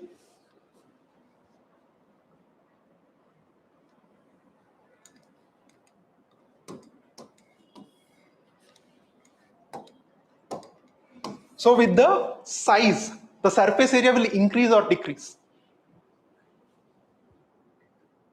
Didn't understand? Okay, leave it. It's good. Make ala ardham kaakapothe, like just tell me. Okay. So yeah, I will show. Classically I prepared one example. So ఇక్కడ ఏంటి అంటే surface area will increase. So what is the surface area? If you take a bread, uncutted bread. So you try to apply one dabba of jam throughout that bread, but you cut that bread into small slices. Then you need more jam or less jam. Why? Because surface area was increased. Okay, so the surface area was increased. So if the surface area was increased, what will happen? It has better reactive capabilities. For example, you take the powder or the cube. You take any calcium powder or some powder, add it into the water. So it will dissolve very fast. But if you take the cube of the same material, whether it dissolve faster than powder or less fast or more fast? Less fast. Because it will take some time to that cube to dissolve and into the water. But the powder is already in the microgranular structure, will easily dissolve because it has better surface area. So nanotechnology in the nanomaterials also has the better surface area. So that's why it's able to react very fast. That is one of the very important property. In the chemical reaction, this surface area plays a lot. This surface area is very, very important in the chemical reactions. Okay, so which if it has more surface area, which means it can load more material also. Like how it can hold more jam, like it can hold, like for example, if you use the nanomaterials for drugs, so it can attach more drug also to that surface. So here the same, if you make the same bread, same quantity of the bread, but if you cut into the pieces, you have more surface area, more surfaces, right? Same bread but large surface area, you have to apply more jam. Similarly, breaking materials into nanoparticles increases the surface area, making them more reactive.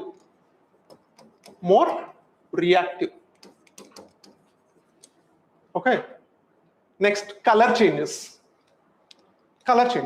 So how we see color? When the visible spectrum falls on any object, it absorbs almost all the wavelength, but it will not observe one particular wavelength. So that will be emitted outside. So that is the color which we see. Black, red, blue. This is how these colors we see. Here what happens?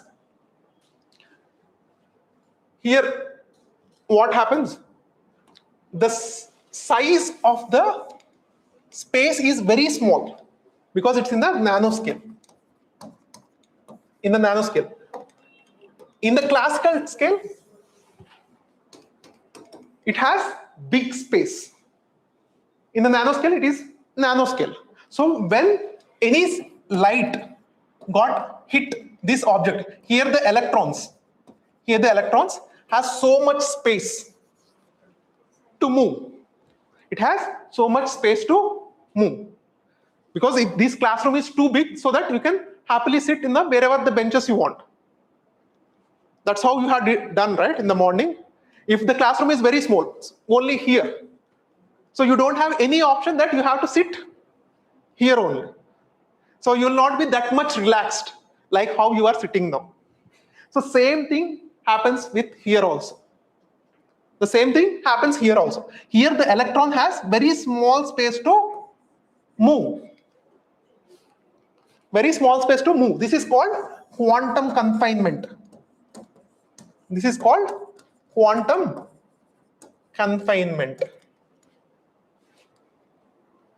So it is confined to a very small space.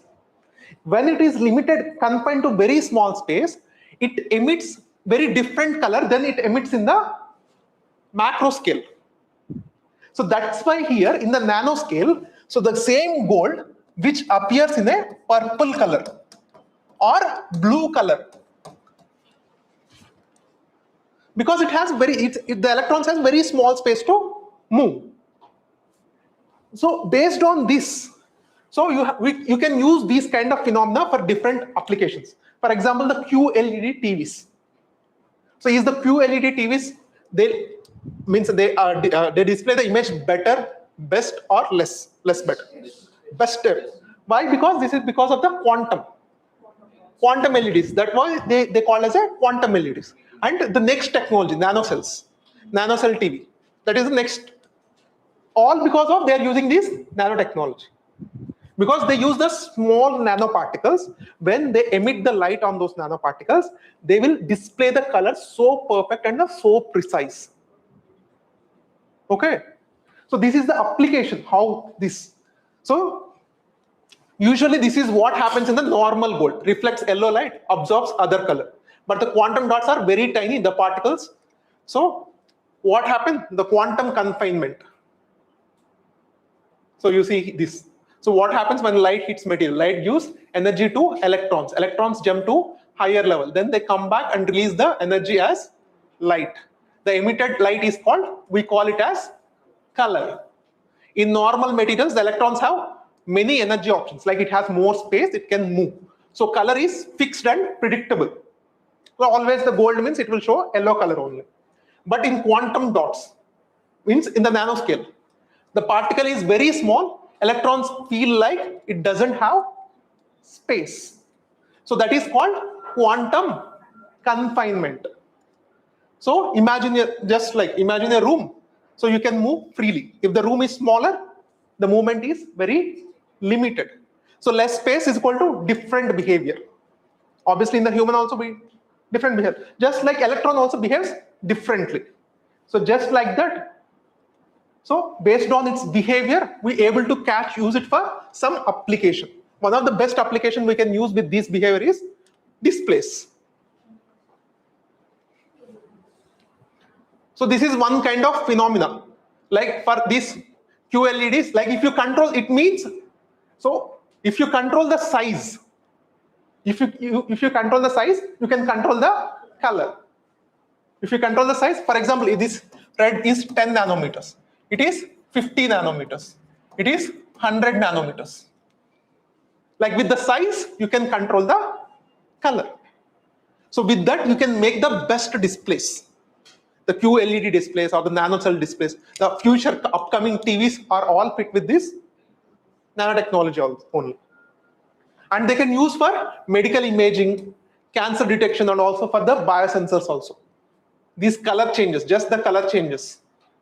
So these are called quantum dots, and this is their applications. Displays, medicines, solar cells, sensors. These are all its application. Next important property is strength increases. Strength increases. Why the strength increases? Because it bonds in the very molecular level. So that's how its strength increases. Nanomaterial is stronger and lighter. Like if you take the bulk material like steel, it has some cracks, impurities, and grain, which means that these are weak points. But in the nanoscale, what happens? The molecular bonding is very strong. Okay, so atomic level perfection you can achieve in the nanoscale.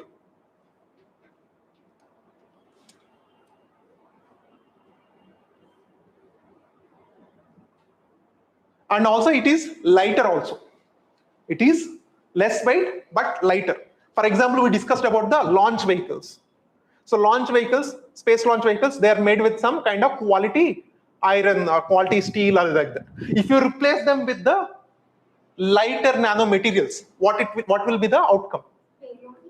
Yeah, because with the same fuel capacity, it can take much higher payload. That is what these nanomaterials can do. And our bulletproof vest, these are all, that will be more lighter. And if you use in our shoes, it will be more lighter. Okay, so many things you can use and make our things very light. Yeah. Next. So melting point changes.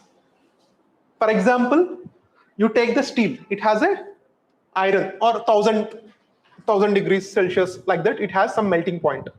But if you take the same molecule, same atoms, same metal in the nanoscale, it has a smaller melting point.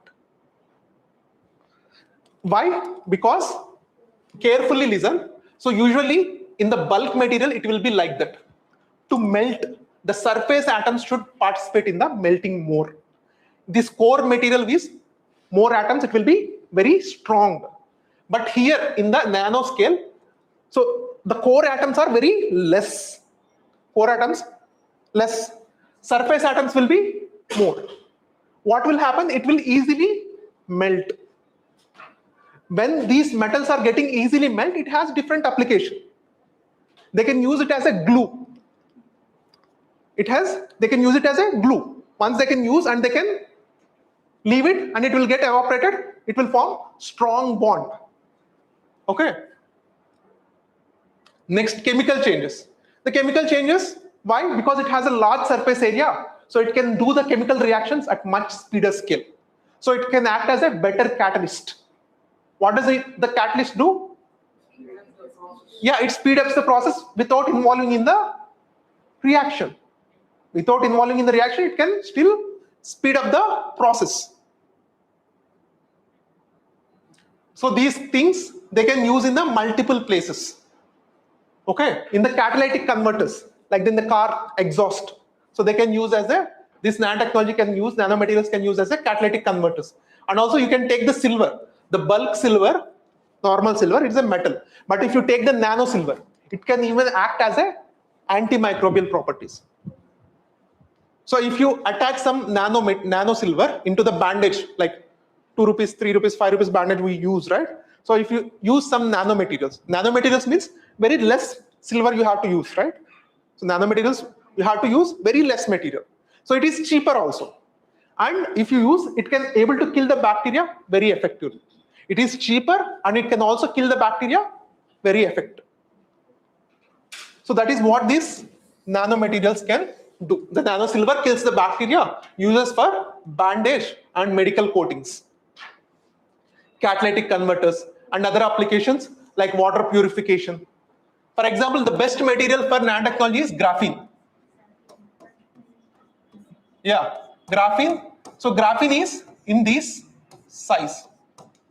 So if you use this graphene for filtration, water filtration, what will happen? Usually salts are size is less or small.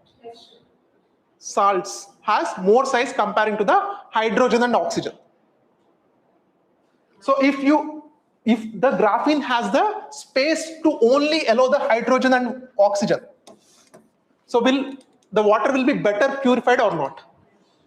Because it can able to stop the salts and it will only allow the hydrogen and oxygen molecules. So it can be used for the better filtration process. So this is water purification. This has very high applications. So nanotechnology, it's almost used in every type of application.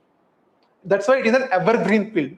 Agriculture, IT, medical, biological, everything, industrial catalysts, antibacterial disinfectants, self-cleaning glasses, batteries, and biological changes. Size matters. So cells are microscopic. Nanoparticles are even smaller than cell. What is the size of a cell? 10 to 20 micrometers. What is the size of bacteria? 5 micrometers or something like that. And virus, 20 to 30 nanometers. Viruses are more smaller than bacteria. And we are talking about the nanomaterials which have the size of 1 to 100 nanometers. Not even smaller than our blood or cells. Okay. So it can be very much useful for the target drug delivery. Nanoparticles can be designed to target the specific cells and cancer treatments. Okay.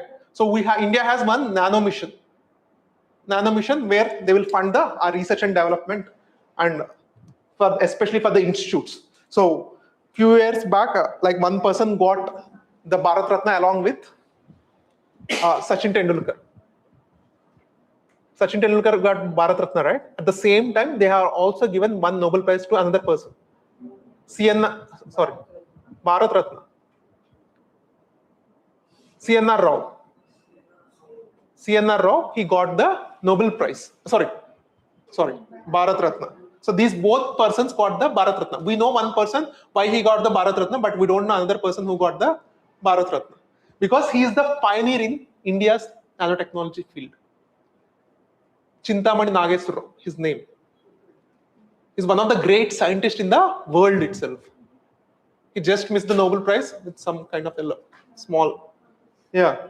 So he got the Bharat Ratna along with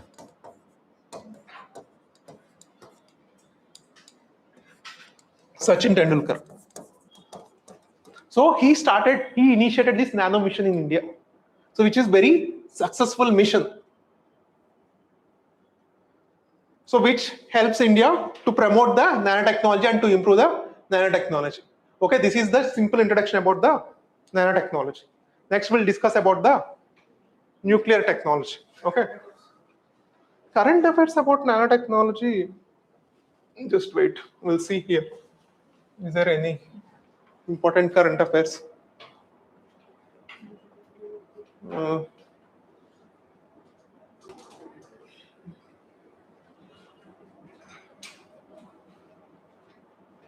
Because usually the possibility of nanotechnology is everywhere.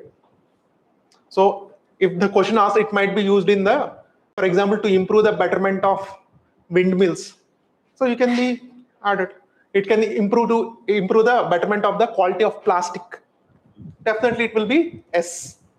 So the possibility of nanotechnology will be very high.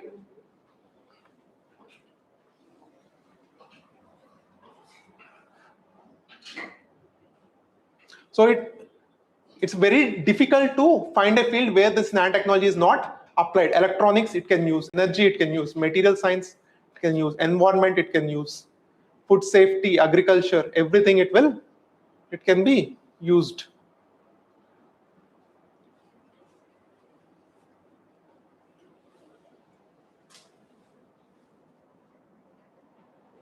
So next, we'll discuss about the nuclear technology.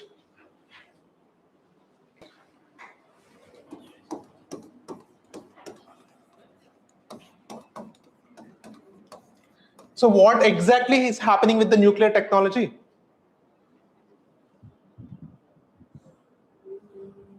So why the nuclear technology is very much different from the other technologies? Energy generation of what? Clean energy. That is okay. And other than clean energy? No, I'm asking about the fundamental nuclear reactions. Nuclear reactions. So why this nuclear reactions is different from the normal chemical reactions? Huh? Why the nuclear reactions are different from the normal chemical reaction? That is a very fundamental question, right? Normal chemical reactions to poliste nuclear reactions enduku different? Radiation? It's not radiation. No. In the chemical reaction, just listen very carefully.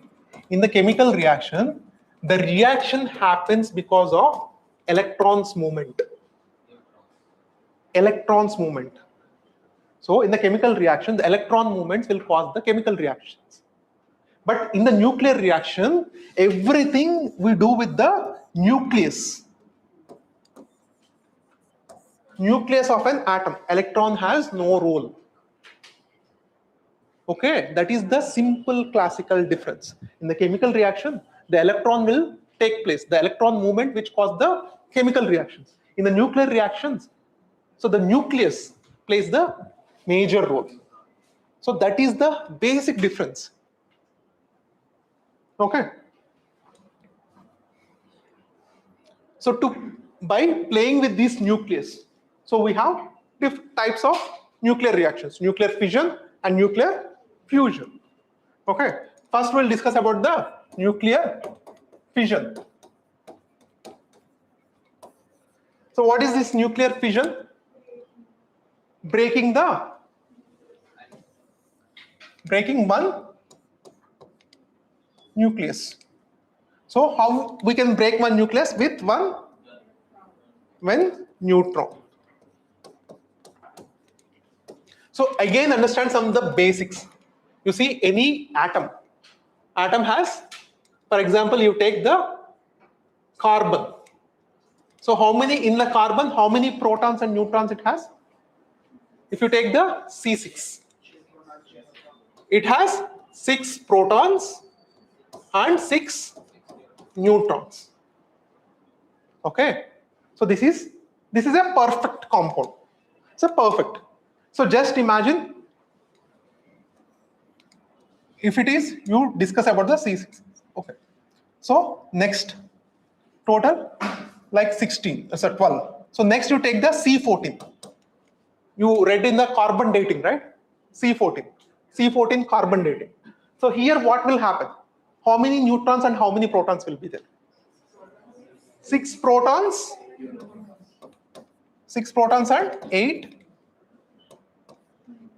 neutrons. Okay. So any atom, you take the any chemical atom, so the proton will be same.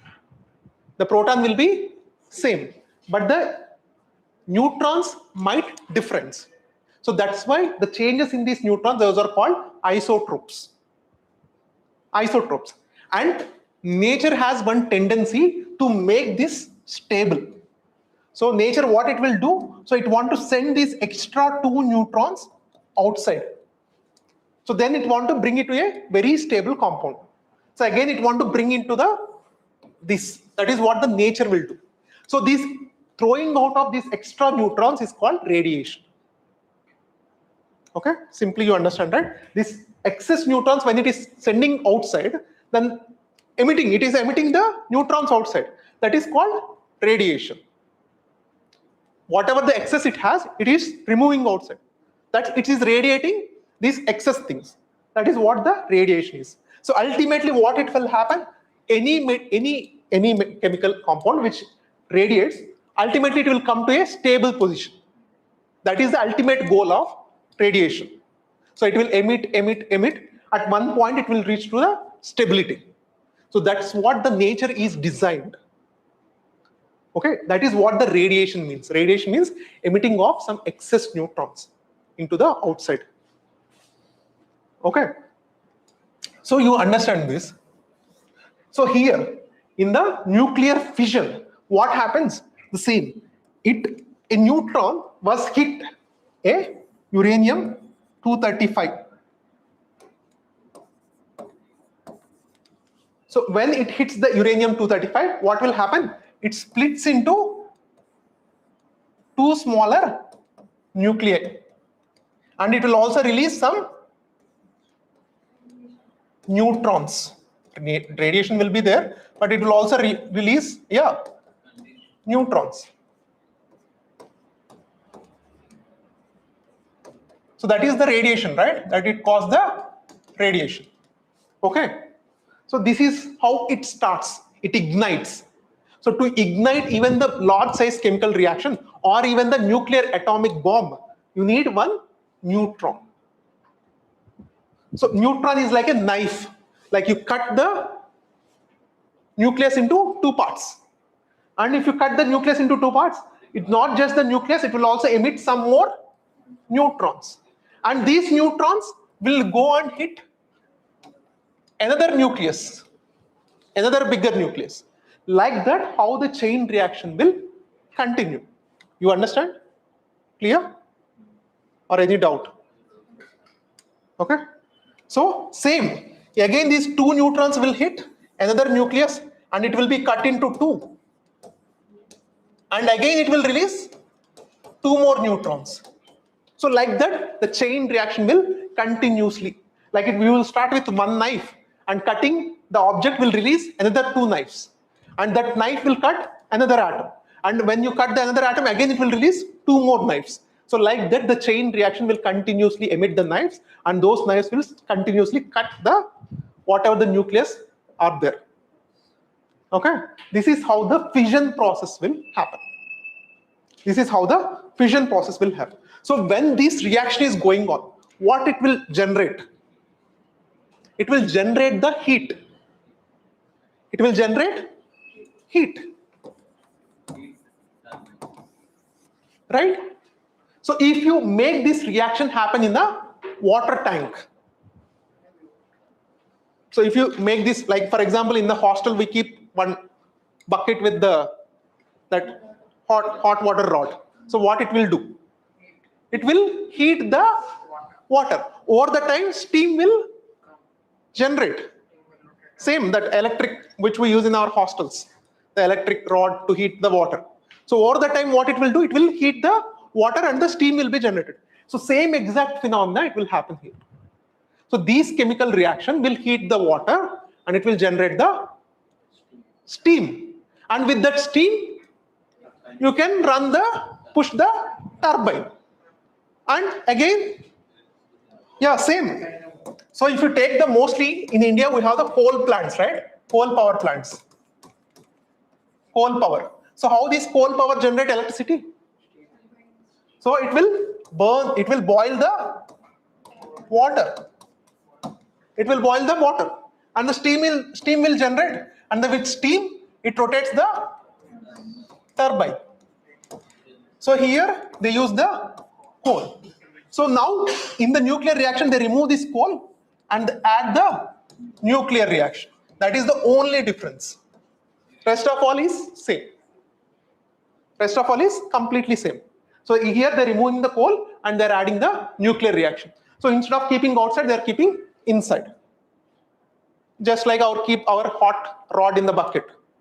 So what happens? The water will boil and it will generate the steam, and with the steam we generate the electricity. So that is how these nuclear reactors will work. So but why these nuclear reactors are very better comparing to the coal? Because with the burning of coal, it emits lot of greenhouse gases, pollutants into the air. But here it won't emit anything. Because in this nuclear reaction, it won't emit anything. So that's why it is considered as clean energy. So for example, like you see, 1 gram of uranium, 1 gram of uranium, like fissile material, so it can replace 3000 kgs of coal. 1 gram of uranium can replace the 3000 kgs of coal. So that much efficient it is. So it is very efficient without any pollutants. So that's why they call the nuclear energy as clean energy. Okay, just 1 gram of uranium, which can replace the at least 3000 kgs of coal. Just you can multiply with 1 gram. Like how many, like 1 kg of fissile material. So how many tons of coal it can replace? Okay, so into 1000 times, right? So one gram is, yeah, into how many? 30 lakhs. 30 lakhs kgs of coal it can replace with 1 kg of uranium. That's why it is a very clean energy. So now, so what are the important components of a nuclear reactor? So you have fuel rods and you have control rods.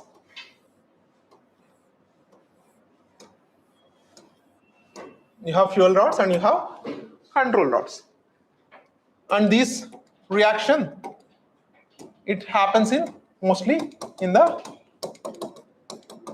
water.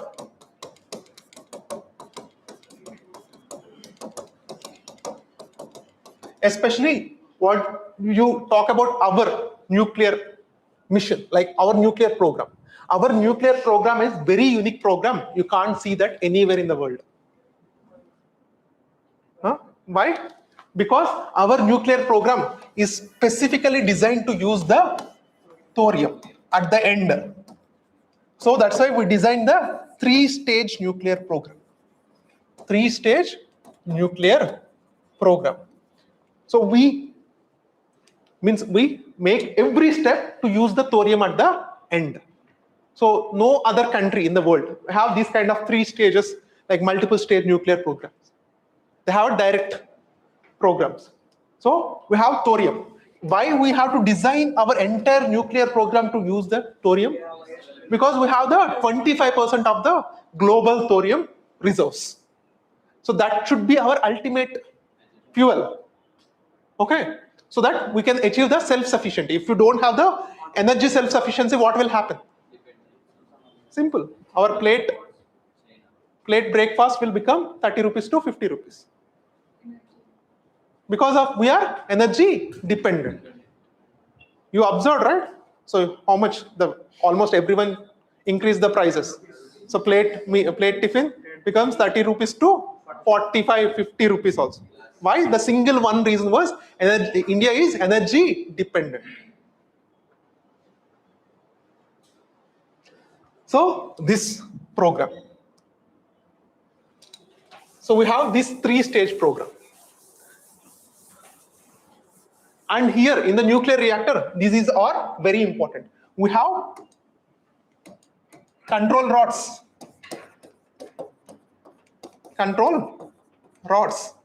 and we have fuel rods where the fuel is loaded. Fuel means this fissile material. Fuel. Yeah. No, 238. 233, 235, odd numbers. So you understand the difference between the fissile and the fertile material? What is the difference between the fissile and fertile material? So the fissile and fertile material. So the fissile material is the material which you can use directly. Simply for your understanding, I can tell, like it is like a raw wood. It is like a dried wood.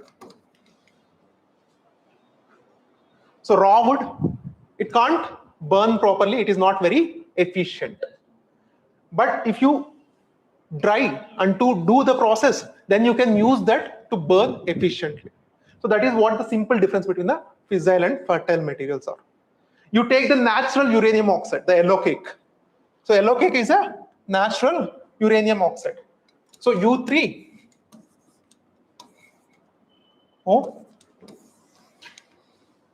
uranium oxide. So you take the uranium oxide. Here you have the fissile material and the fertile material. You have 99.3%. It is fertile material, uranium 238, and fissile material. So you have 0.7% uranium 235. So this is how the natural uranium you get.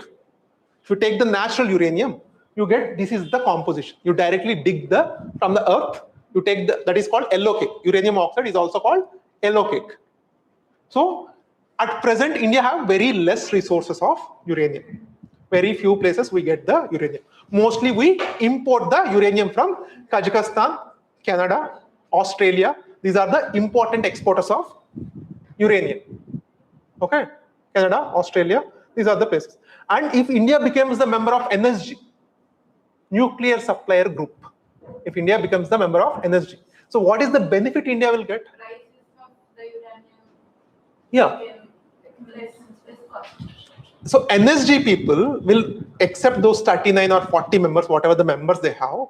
So they won't sell or share their nuclear technology or the nuclear material out of this 40 members bracket. If you are a member of NSG, you won't share with any other person. So it's like a cartel of this nuclear technology and nuclear material group. If India is not a member, so India will not give access to the nuclear technology or nuclear material. But in 2008, what happened? So India got the waiver. After it has a very good relations with US gave the waiver. Even you are not a part of NSG, still you can able to do the business with NSG members. So they can supply the nuclear material, they can supply the nuclear technology also. But the prices, they can quote whatever the prices they want. So you will not get a proper prices. and you don't have the better, safety and insurance controls. So, but if you became the member of NSG, you will have a better access towards this nuclear technology and nuclear material. So that's why India want to become the member of NSG, and China doesn't want India to be the member of NSG because it will help the India to develop its economy. So China, what it is linking? It is linking India's membership with Pakistan. It is linking India's membership with Pakistan. Okay. There are many members without signing NPT also, they joined. So that's why even everyone, almost among this 39 or 40 group, almost 37, 38, they are happy to welcome India into the NSG. But not the China, Turkey, these kind of members, they are not ready to allow the India. Because it will impact the Pakistan and it will also impact the China also, because India will, it will improve its economical capability. So this is the picture of natural uranium. This is the picture of natural uranium. For civilian use, you need 2 to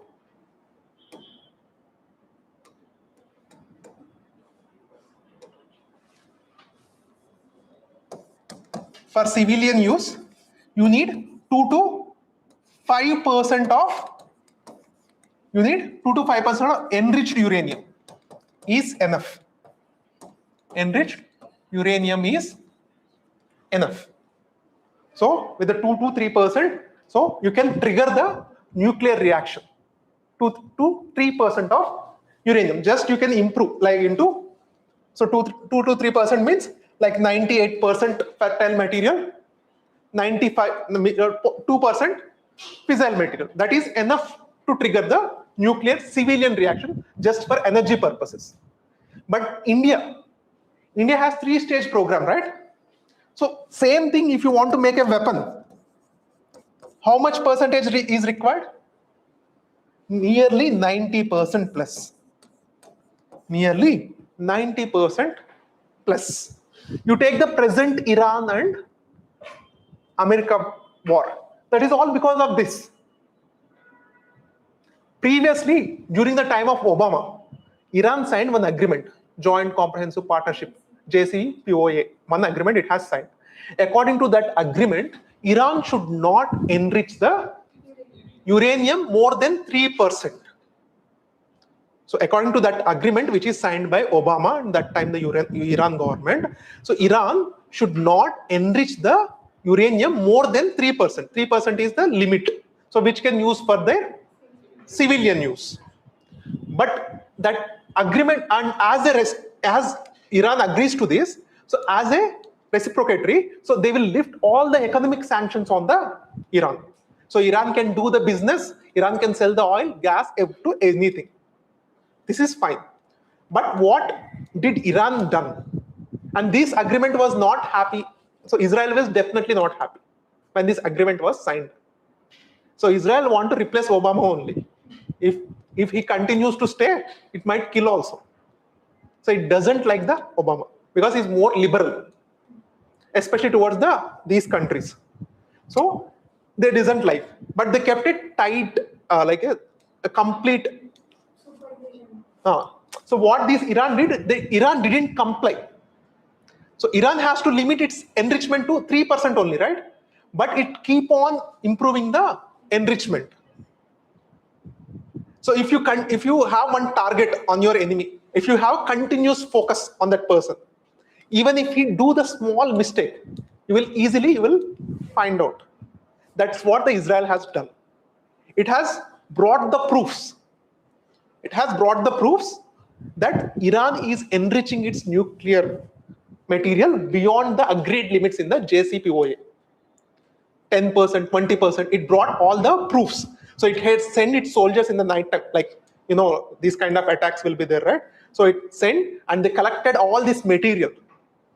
And the next day, the Netanyahu, Israel Prime Minister, he called world press, complete world press, and he openly displayed all those evidences that Israel is not complying the JCPOA. Sorry, Iran is not complying the JCPOA, that agreement where it has to limit its nuclear enrichment.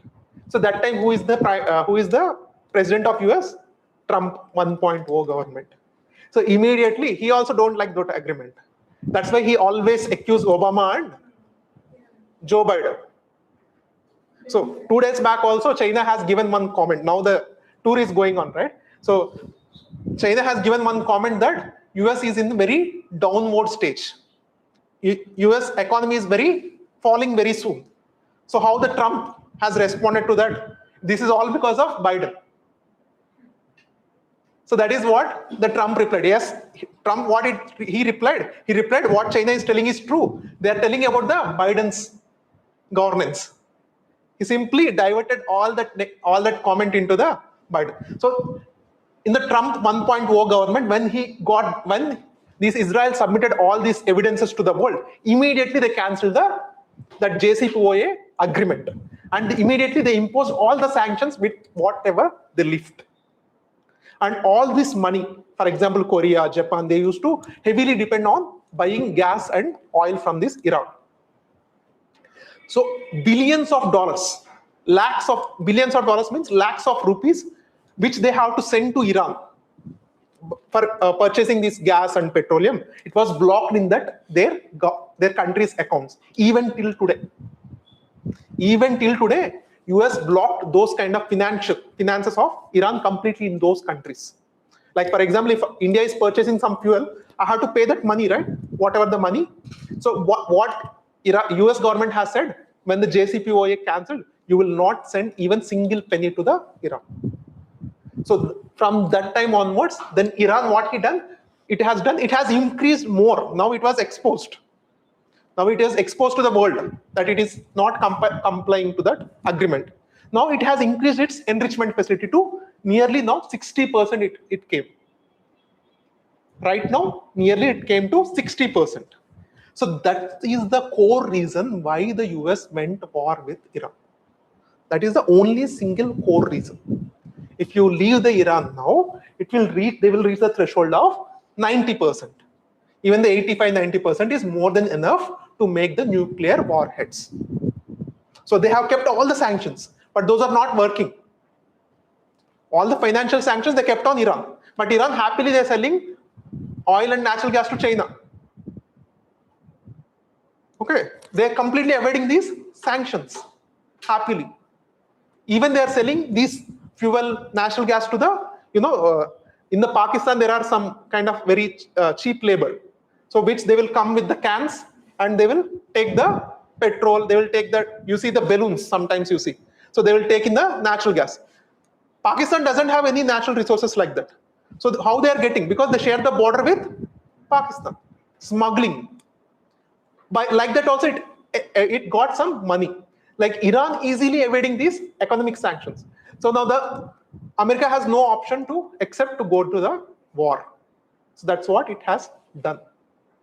America and Israel, it doesn't have any option except going to the war to stop this nuclear enrichment. Because why? Because when the Iran achieves this 90% and when they make the nuclear atomic bomb, will it drop on India? No, it drops on Israel or America. So that is their fear. So this is the story. Like 2 to 5% is good for civilian use. 2 to 5% is good for civilian use. So more than 90%, it is not. It is for weapon. Because why 2 to 5% means the excess neutrons it brings, you can able to control. So the excess neutrons you are able to control. It is in your hands.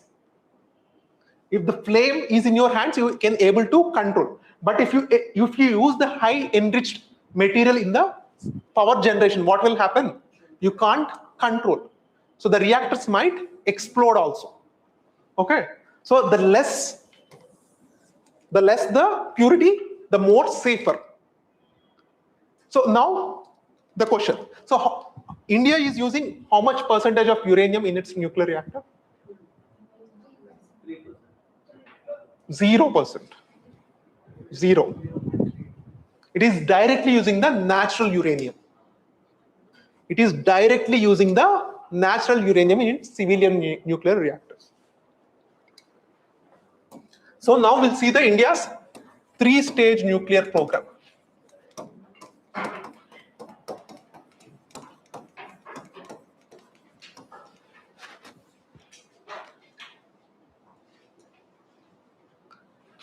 So in the first stage, so it uses the natural uranium.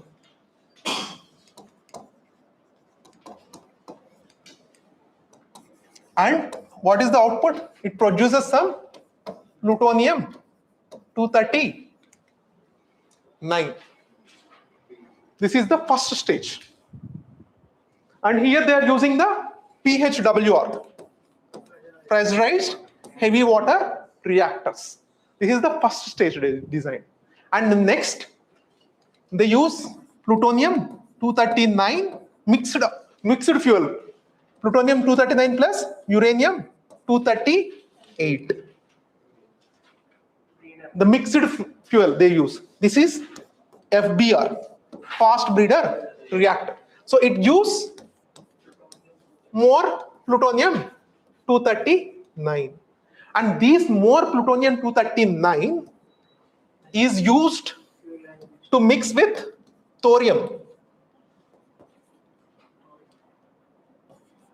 Thorium-232 to generate the uranium-233. So this is the 3 stages. Every stage what it is happening. Here what kind of reactors they using? Advanced heavy water reactors. This is the, in one slide, it is the complete 3-stage nuclear program of India. In first stage they are using the natural uranium, plutonium-239, FBR. So recently which attained the criticality was this prototype. This is still in the prototype. Now whatever the total number of nuclear power stations, 27 or 28, whatever the power stations they are used, they are completely, they're in the first stage only, PHWR, and they use the natural uranium. Why? Why India has started to use the natural uranium instead of slightly enriched uranium? Because it's very cheap and best. So when India started in 1980s, because 1974, after the smiling Buddha, what happened? So we attracted the sanctions. So to make our technology more sanction proof, you have to use very basic technology. To enrich the uranium, you need some special technology. Here, you no need to enrich the uranium. Maybe the power you generate is less, but you no need to enrich anything. So that's why India started to use the natural uranium as it is. As it is using the natural uranium. So it is very safe. Maybe it is getting the less power, but it is very safe. So it also no need to enrich also. It no need to have any enrichment facilities, best enrichment facilities. So that's why they started to use this natural uranium. Very easy, very comfort to use. So if you want to enrich, then you need money, you need technology. So that's how they designed this first stage with the natural uranium. And the second stage, they designed to produce more plutonium. So how cleverly they designed, you see. So very cleverly they designed. Each stage you can see. So in the first stage, they use the natural uranium without any enrichment facility. In the second stage, they are producing more fuel than they consume. In the third stage, they are using the native the sources of thorium. So every stage they designed very carefully, very cleverly. Okay, that's why it is one of the best design of nuclear program that any country will have. The 3-stage program. So in the most of the countries, if you take Japan, Korea, like that, so they will have one stage only. They will use that 5% enriched uranium to produce the nuclear energy. That's it. They don't have these kind of steps. Huh? No. It's in Tamil Nadu. Kalpakam. Kalpakam. Kalpakam, there is one, that is a prototype. It's not the real reactor. Only whatever the reactors we have is only all works on this PHWR. So we don't have any FBR or AHWR reactors. We have only prototypes. Prototypes are experimental reactors, not the real reactors. Experimental. Okay. So now we attain the criticality with the PFBR, prototype fast breeder reactor. So this is the 3-stage program of India, and finally they want to use this thorium-232. That is the ultimate goal. Okay.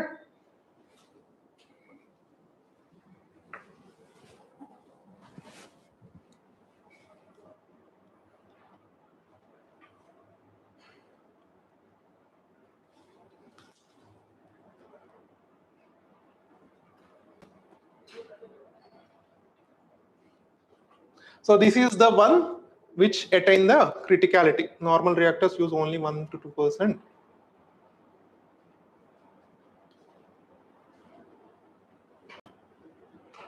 So Kalpakam, and what is it is built by Bhavini.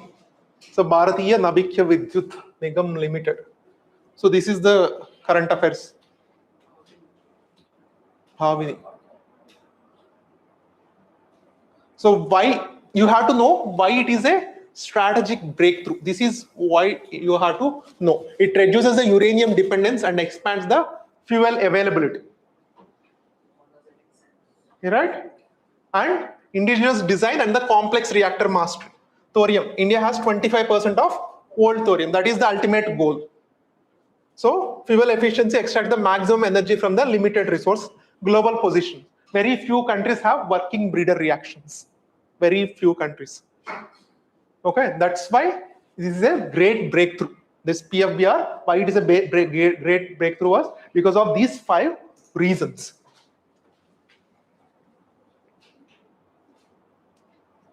Next, nuclear fusion. So what happens in the nuclear fusion?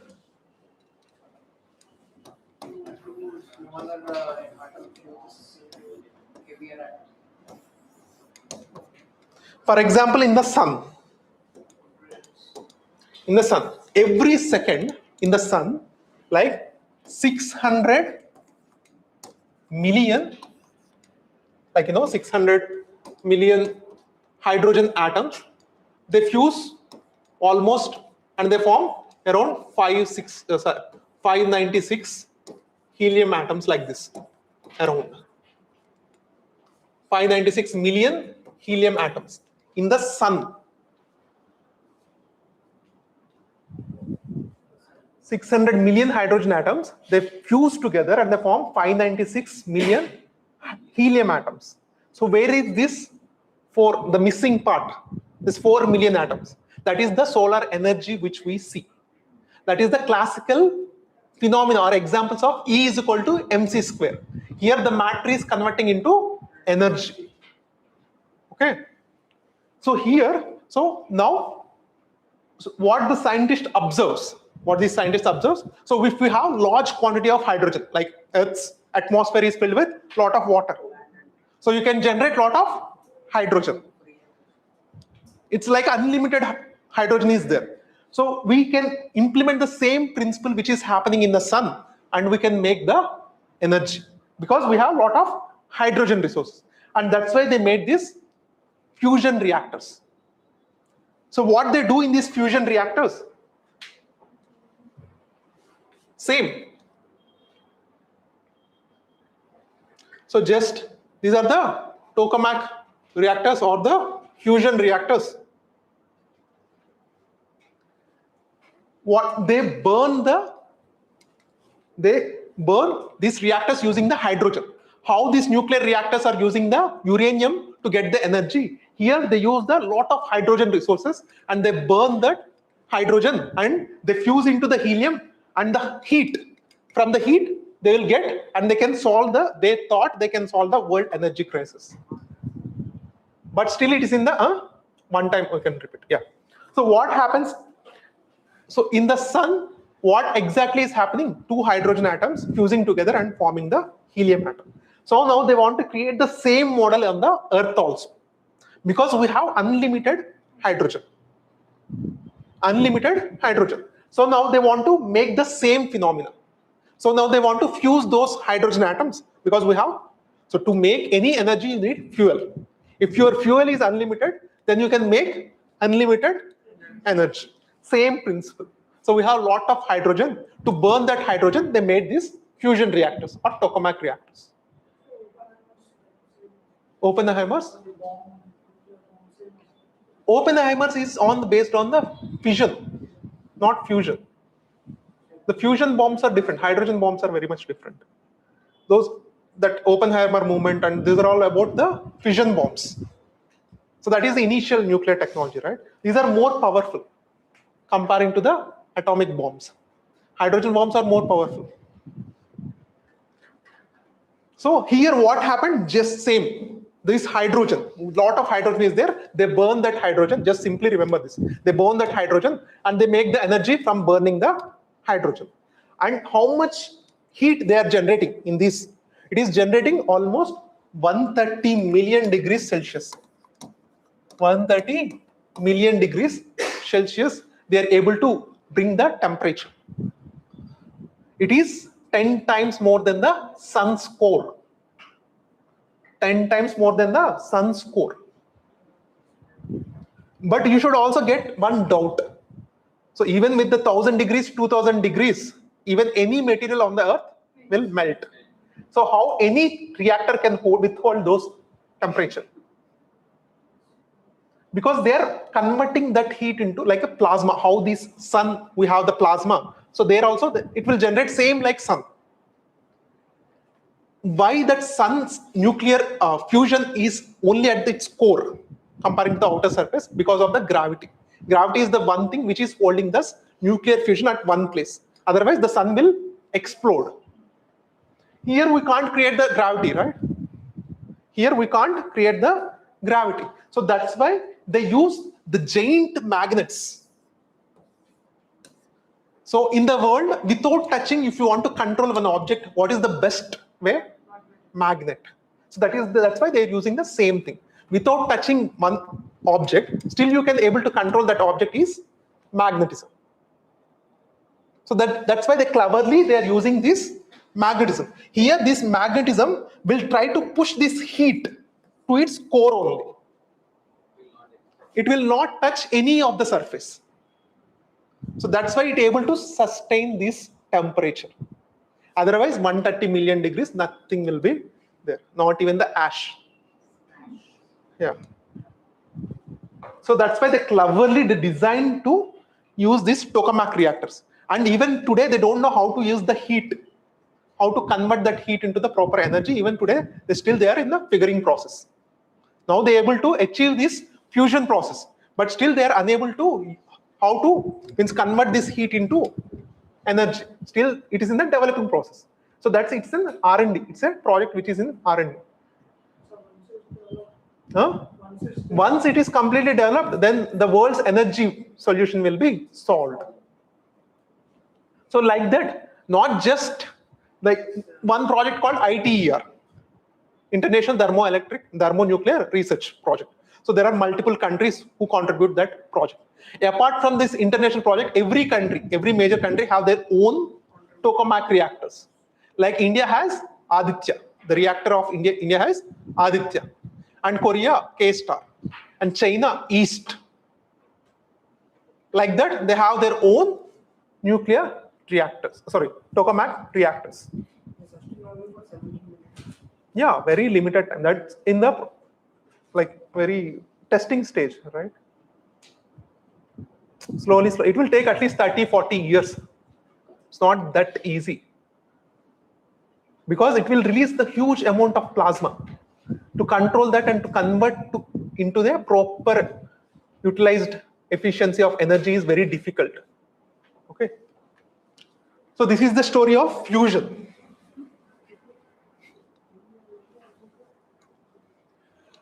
So next we'll discuss about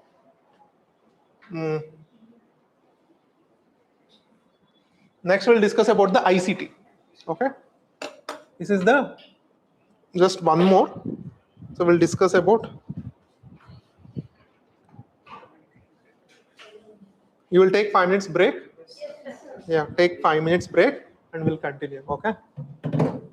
So it will take 1 more hour, hardly. Okay. It's good, right? You are knowing some things. Yeah. Yeah.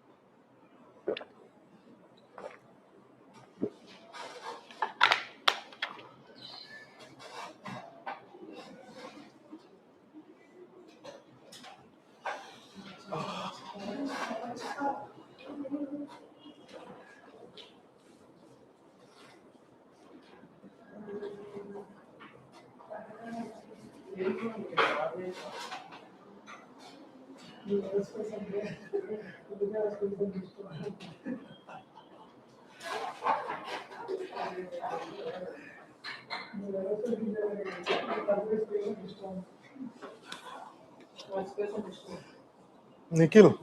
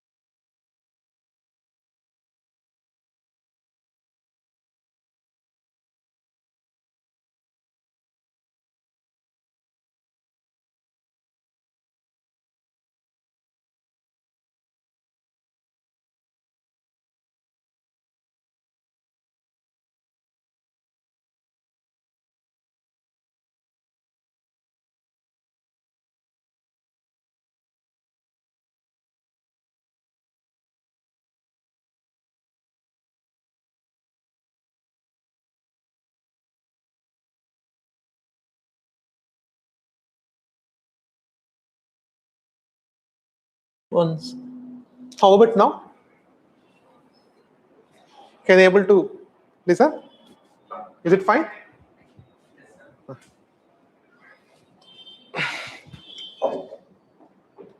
Yeah.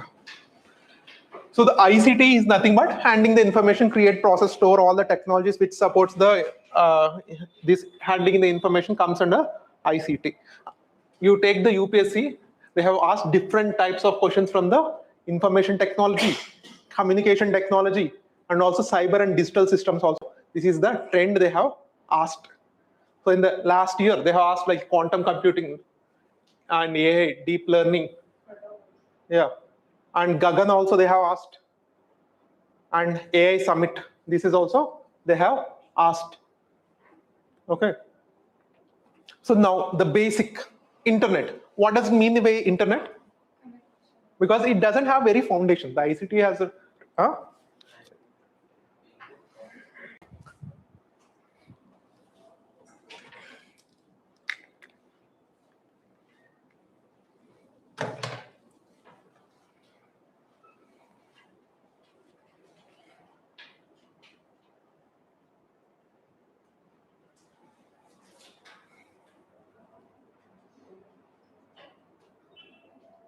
so we are discussed about the electromagnetic spectrum, right? So microwaves and the radio waves, very, very important. After microwaves and radio waves, what is the other important technology for the communication is visible light. That is very recent innovations.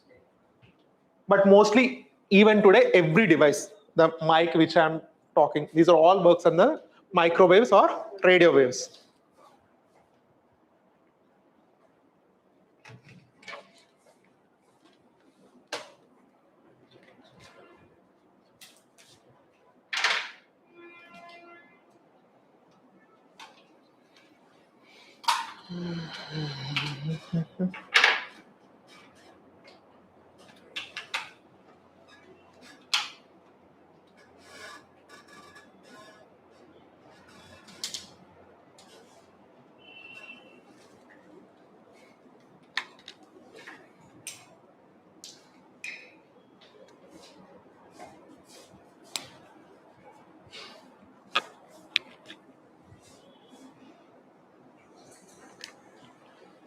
Okay, we'll continue.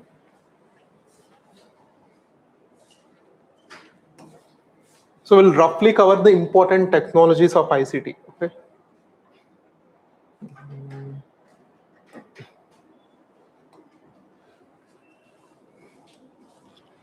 So what is internet?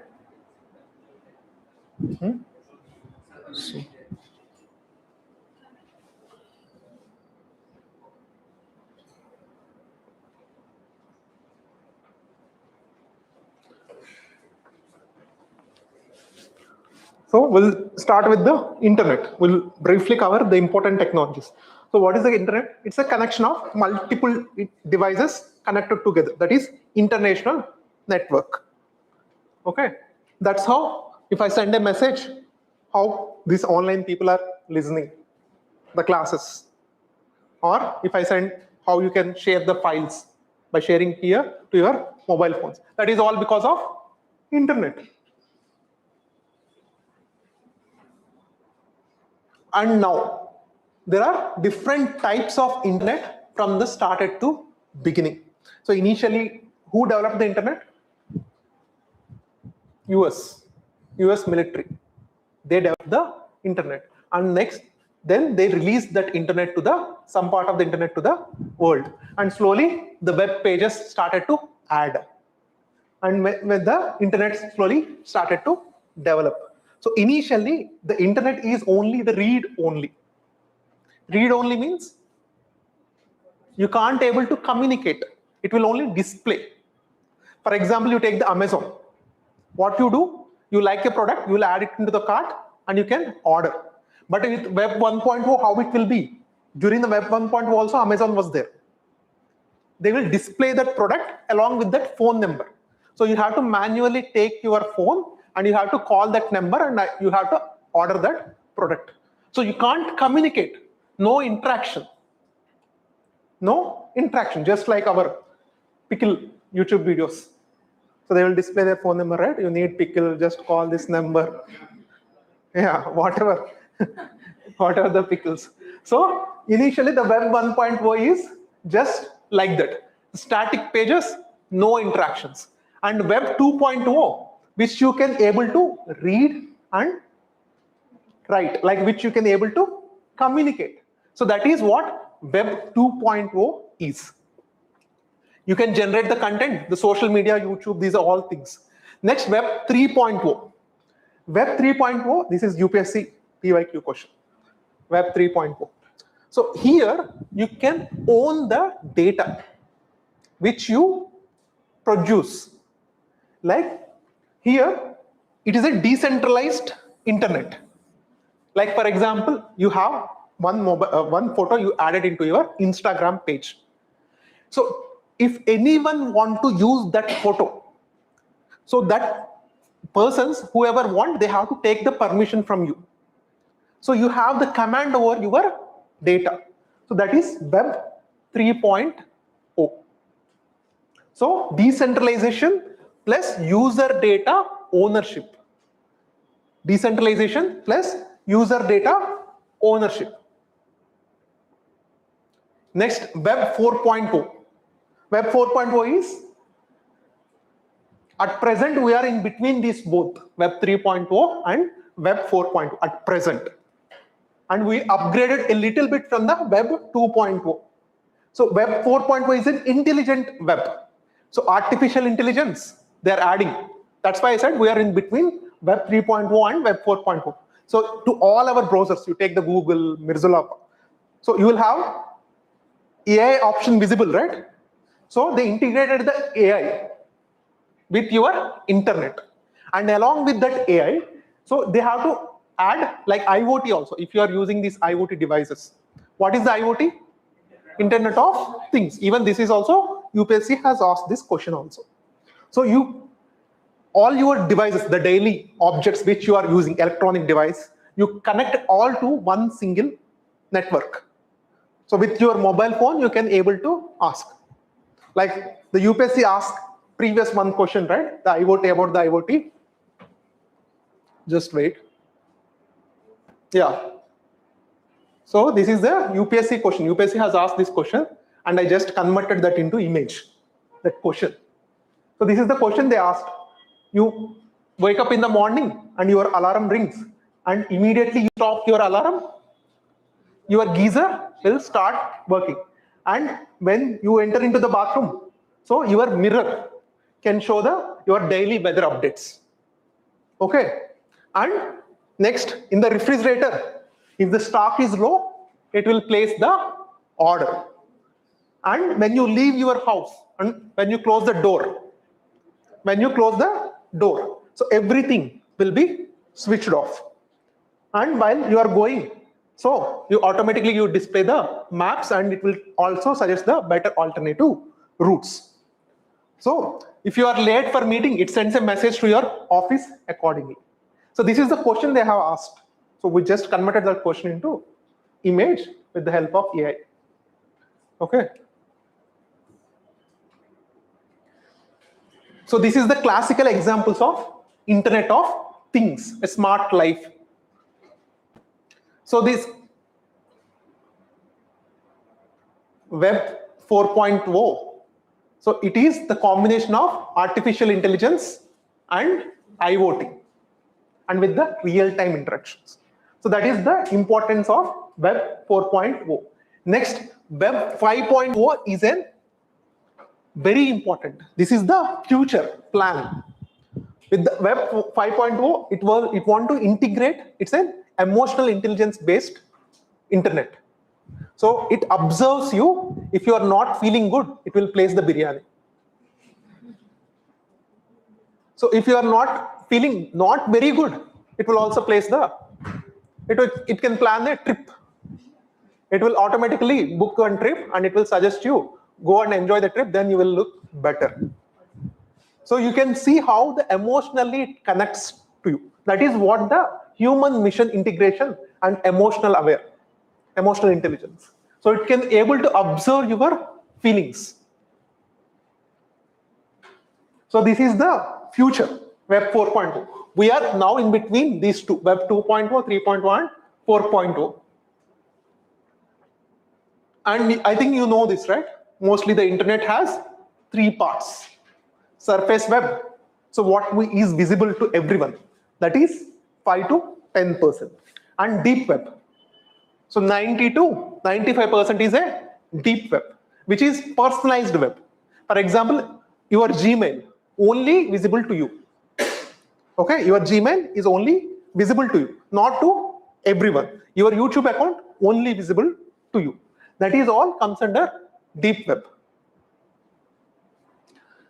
So this the personalized mostly, like for example our college portals, government portals, these are all comes under deep web. Next, dark web.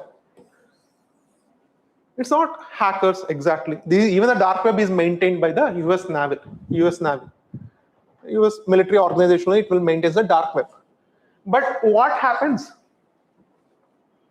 So it gives the access because it has the limited government oversight.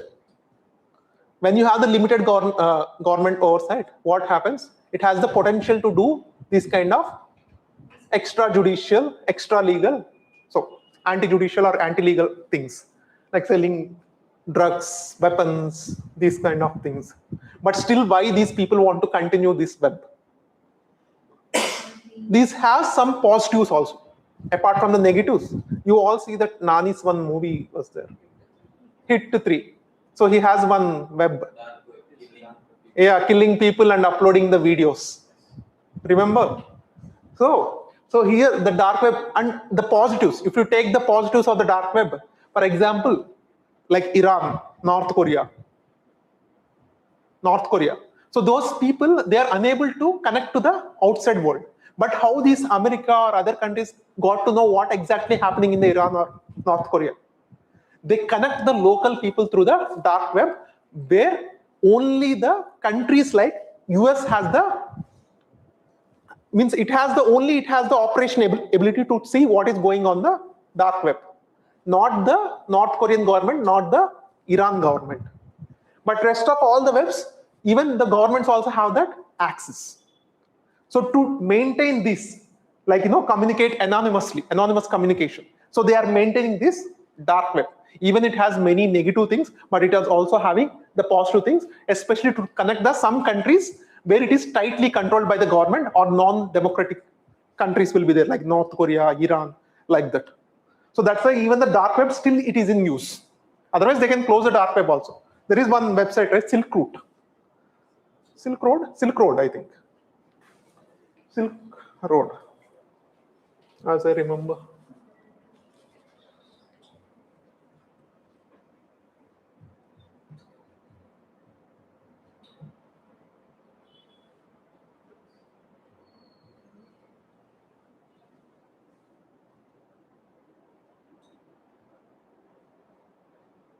So this website, you get everything, drugs, weapons, every kind of these things you will get in this website. Okay, so you can see drugs, cocaine, these kind of things. But you need a special browsers.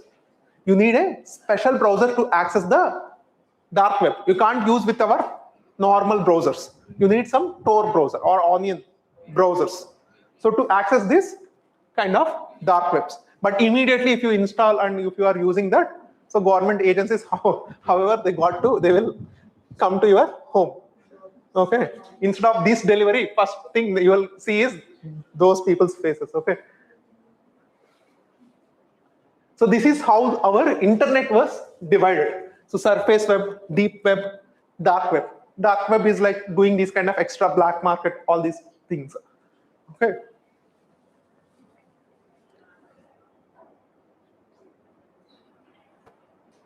So whistleblowing, especially that is called whistleblowing activities. In the whistleblowing activities, they use this dark web. Next, evolution of the communication technologies. Initially, we have telegraph. So in the Indian national movement, so we have seen like even the Allur Sitaram Raju movie. So they will cut the telegraph lines. That is the initial form of communications. In Telugu, we call it as Tanti. So very few years back, so our Indian Postal Department has closed that telegraph services. Okay. So after the telegraph, it was replaced by telephone. Radios came. And next, the digital revolutions like computers, internet, email. So these are all slowly, you can see from the picture, like from the pigeon carrying the message to the telegraph. This is how the telegraph is. Next, mobile phones. And next, communication devices. Now the internet and smartphone devices. So now comes to the mobile networks. So 1G mobile networks. First generation mobile networks, they don't have data only.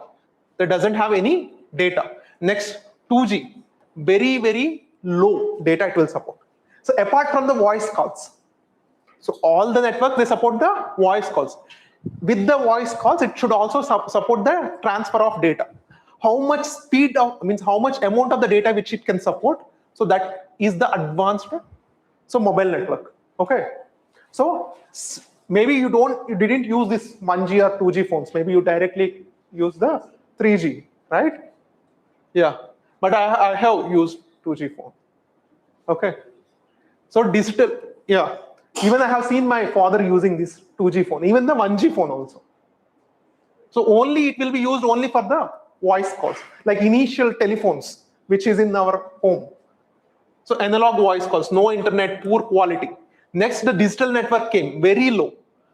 So SMS and basic internet, very basic internet. So when you see these mobile phones, you will definitely think we are in the Neolithic or Mesolithic era. Okay, that much old it looks. That much very basic. Next, the 3G. So with the 3G, the real internet started to begin. So the speed of the internet was 1 to 10 Mbps. So it supports the video calls, browsing. First time video calls are possible with the 3G internet. Still, it is very limited speed. Next, the 4G. With the 4G, the high-speed internet came into the picture. So it is 10 times faster than the 3G, and it makes, so what this generation means, it makes our internet access much better. That is a simple overall view. Next, now we are in the 5G, ultra-fast network. So very high, 10 Gbps. So really, so even to load this browser, it is taking too much time. How we can tell it is a 5G? Okay. So if I open one browser, it takes really 10-20 seconds to load the information. So ultra fast network, very high. So 10 Gbps, 10 into 100 faster than 10 to 100 times faster than 4G, low latency. So very important, this 5G, which can support the IoT devices. Why IoT devices need 5G, not 4G?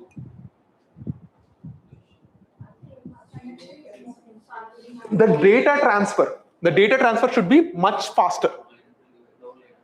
Yeah. For example, even they have planned to use the robots in the medicine. They have the plan to use the robots in the surgeries also in the future. So if they use the 4G network, so which has the low capability of data transfer. Sometimes if it is a small glitch, so what it happens? It will stop at uneven movement. Okay, it will stop at uneven movement. So it might also it might also kill the patient also while doing the surgery. So that's why you need the very faster data transfer. Even the IoT also, you need very faster data transfer. That's why only the 5G networks and 5G and 5G plus networks will support the IoT, Internet of Things, means which you can connect the multiple devices. So to communicate them, you need very faster network. To communicate each device to each device, you need very faster network. So which, if it is a faster network, then it will definitely have the low latency. So next, 6G, extremely high, 10 times faster than the 5G, AI integrated, even the holographic technology also. So it's still developing. So these countries, especially China, yeah, no, 6G is not Yet in the people are not using the 6G, but who are investing more in the 6G technologies? China, Korea, Japan, these people are investing more in the 6G technologies. So what they will get if they invest in the 6G technologies? So whoever starts one new technology in the world, whoever starts the new technology in the world, they have like major share to set the limits or set the standards. So they have major power to set a standards. So that is the capability they will get when you start a new technology. Like the China at present, it is in very high stake in developing the 6G based technologies. If it can control the 6G based technologies, so whoever in the world who want to purchase these 6G devices, they have to knock the Chinese door. So that's what investing R&D is very, very important, and India is in very poor state of investing money in the R&D. Only 0.67%. So that is called GARD, gross expenditure in research and development. And China is investing 3%, 2 to 3%. So 3% of Chinese GDP and 0.6% of India's GDP. Okay. So whichever the countries invest more in the R&D, they will hold the future. Israel, it invests 7% of their GDP. 7%. Like Korea, they invest 4 to 5% of their GDP. Japan, the same. So whoever invest more in their GDP in the research and development, so they will have the major control in the future technologies. Otherwise, India will remain like just like our software friends, what they are doing. They're doing some service. They will make some service product and they will export. That is not what India wants. That only helps India in a transitional phase. So it is doing job for some other people. It is not their own product. So it want to create one new product and it want to export those products. Like just like you see the US, they are making the Anthropic. So new AI models. In the future, India have to depend more on those US models. Okay, we'll discuss more about when it comes to the AI. Because with the AI, we have a lot more to discuss. So this is what the mobile networks are. So GSM, CDMA, maybe you're not that much important. But 5G technology, very ultra high speed, ultra low latency. So these are very important. So this is very important. This is again the UPSC question. Wi-Fi and the Li-Fi. Just like, so light can emit the data much better than comparing to the Wi-Fi. But it has the limitation that it won't, so it won't cross over.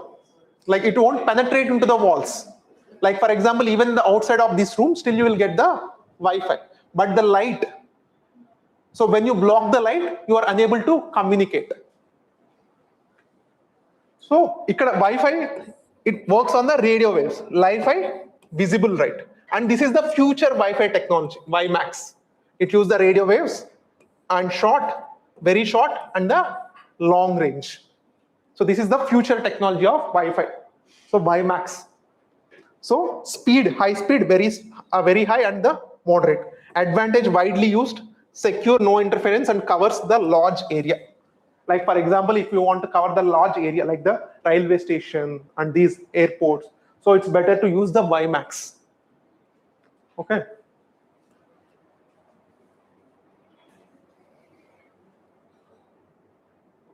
Next, short range communications. What is this short range communications?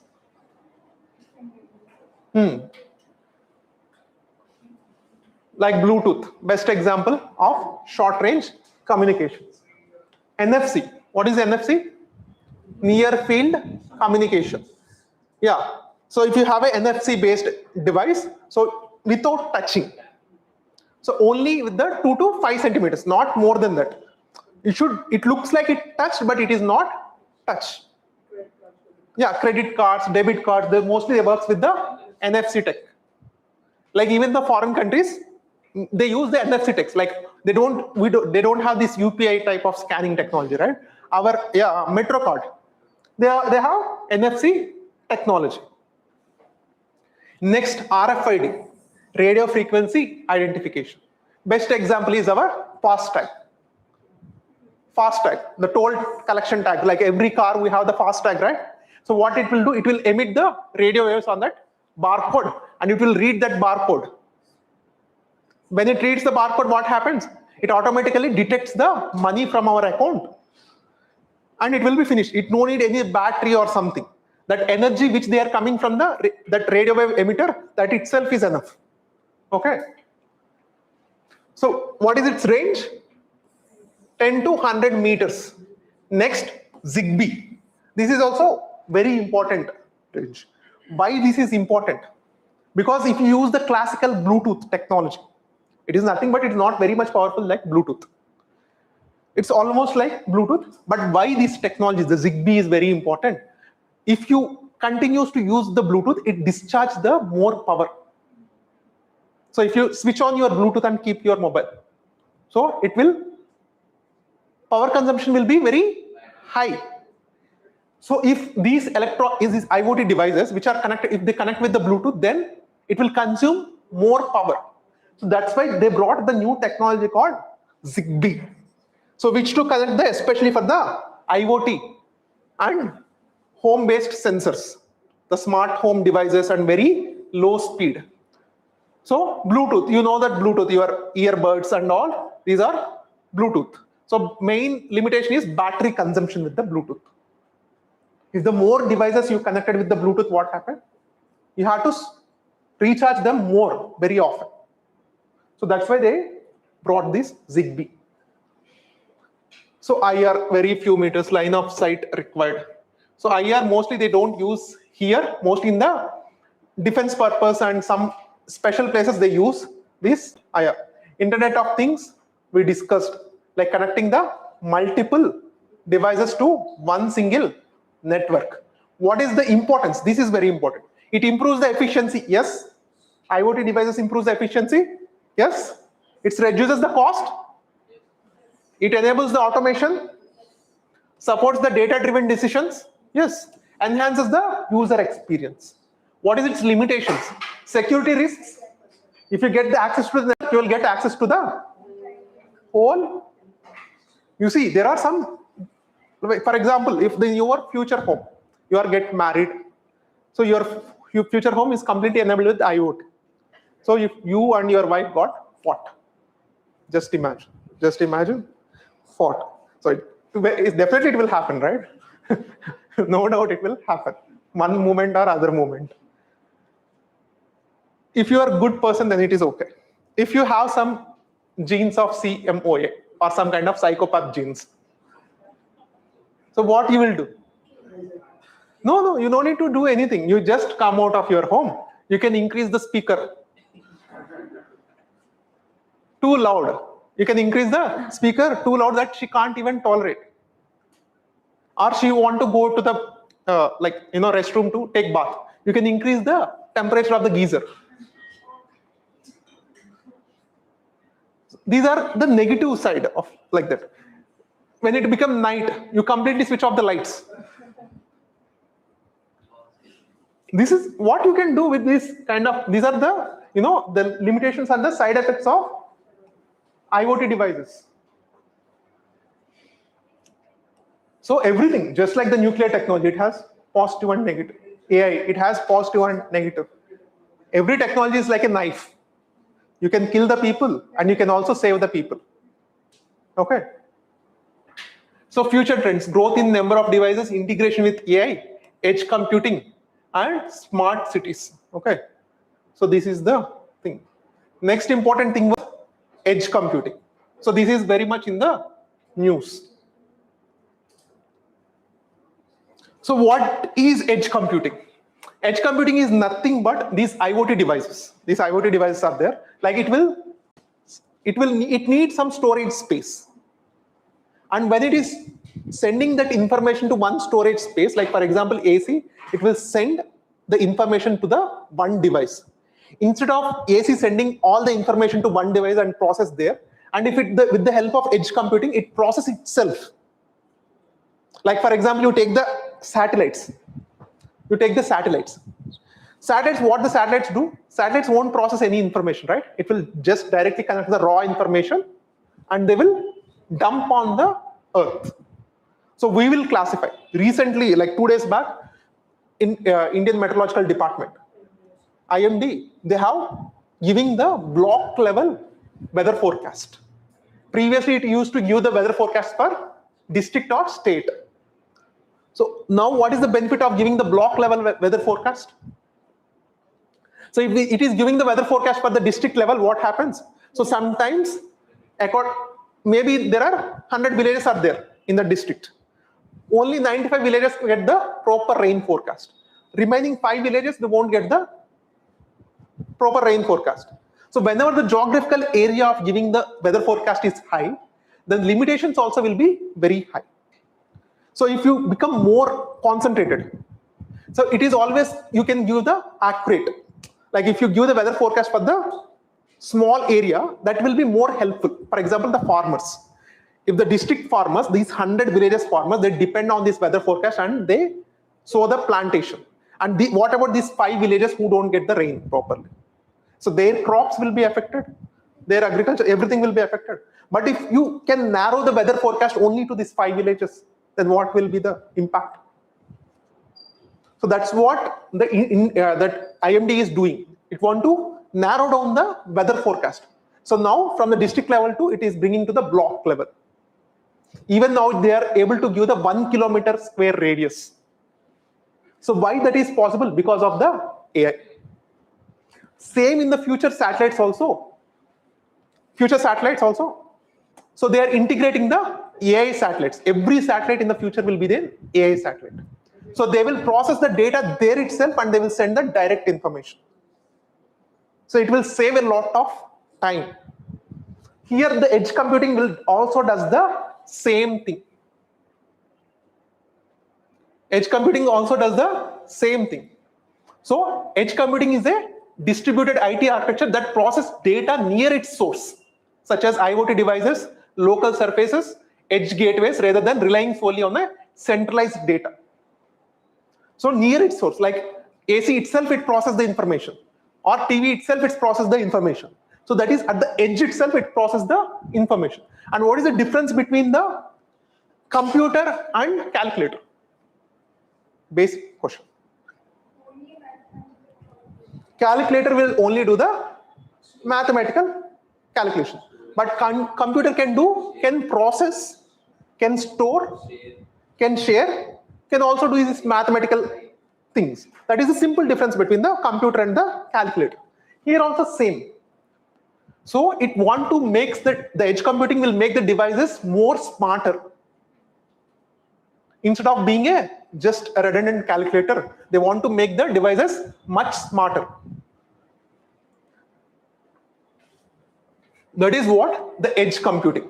Computing, it doesn't mean it's process the information. Computing is nothing but processing the information. Next, maybe you heard the name big data. What is the big data?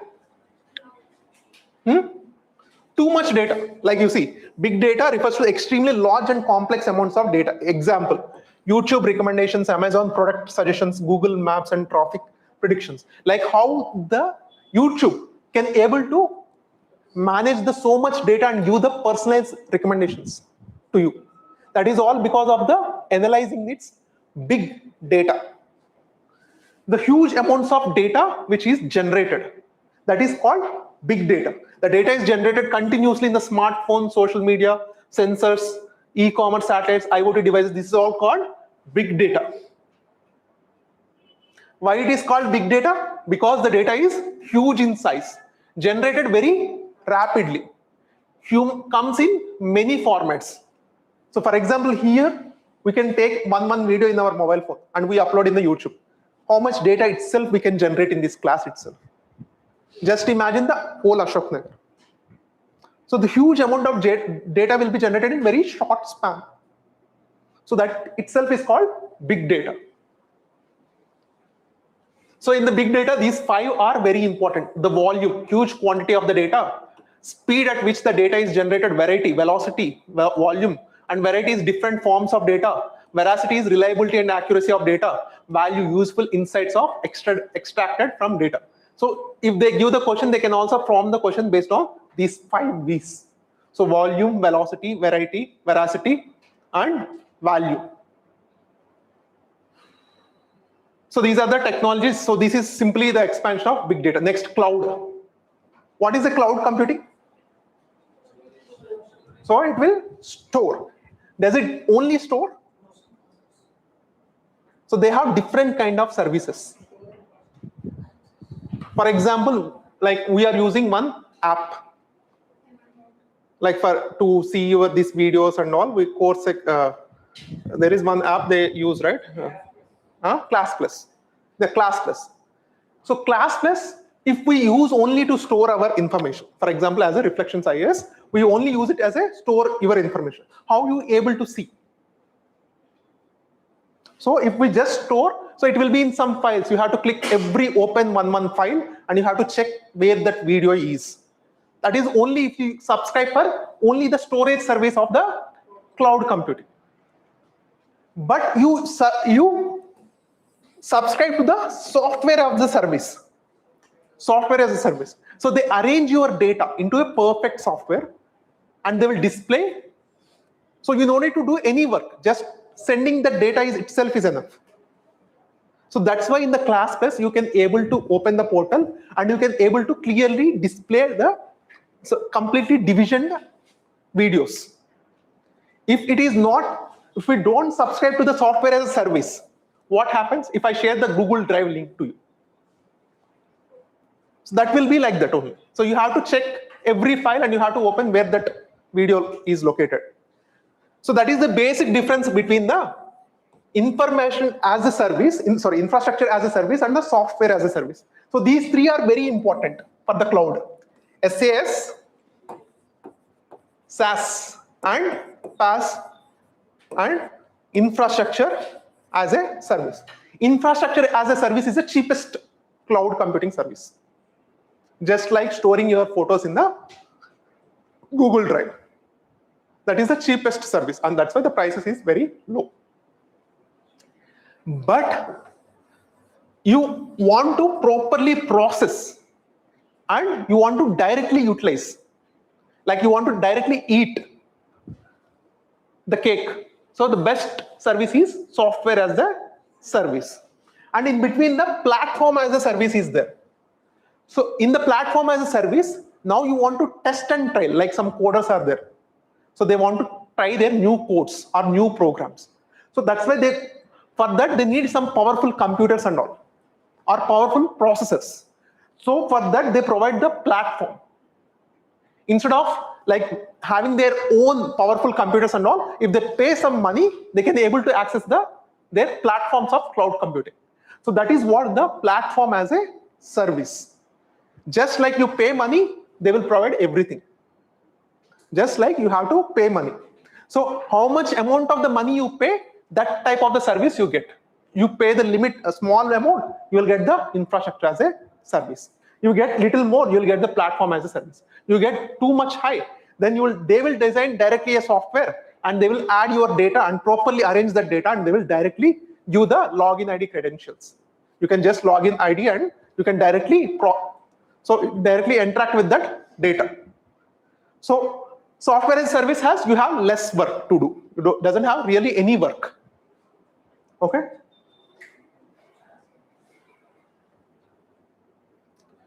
So this is what the cloud computing is. So why this cloud computing is important? Very important. So why the cloud computing is very important?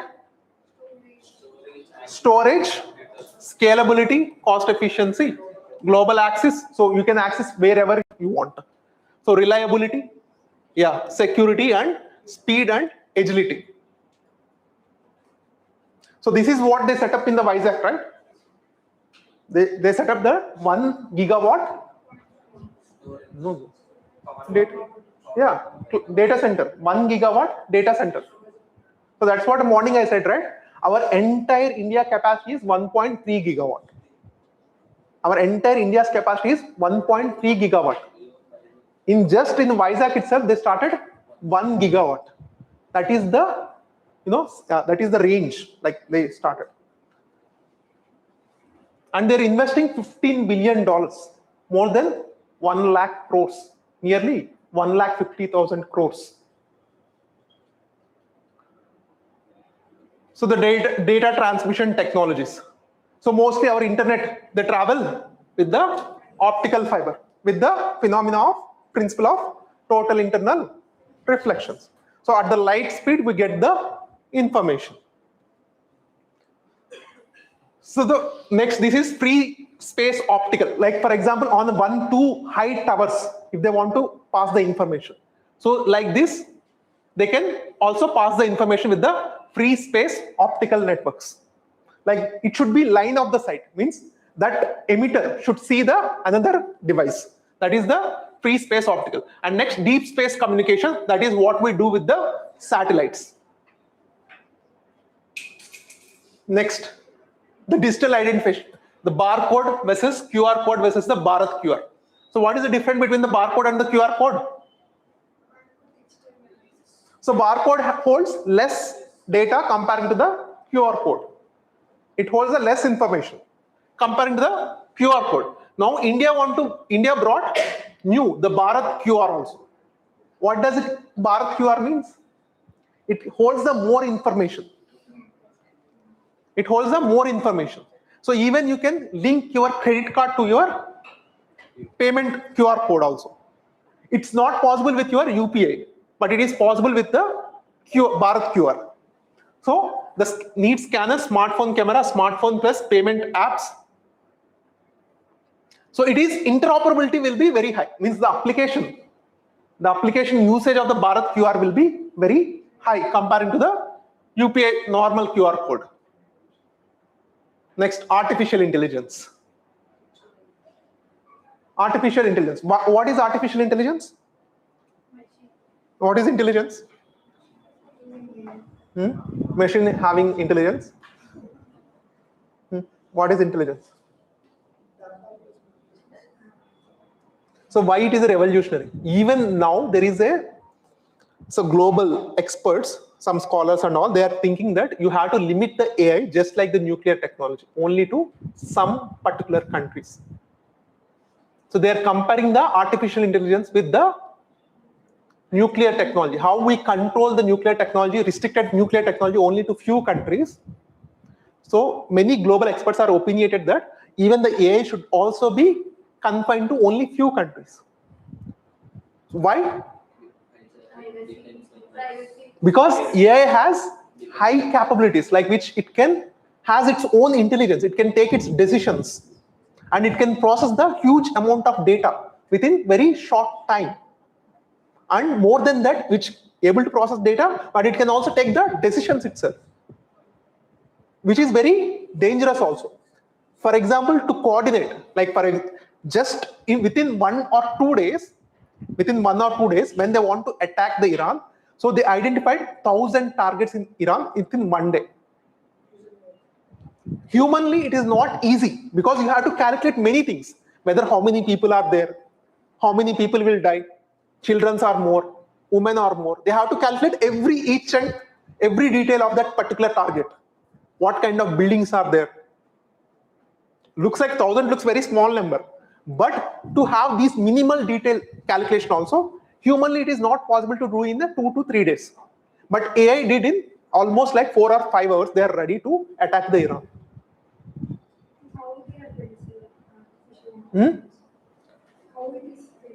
How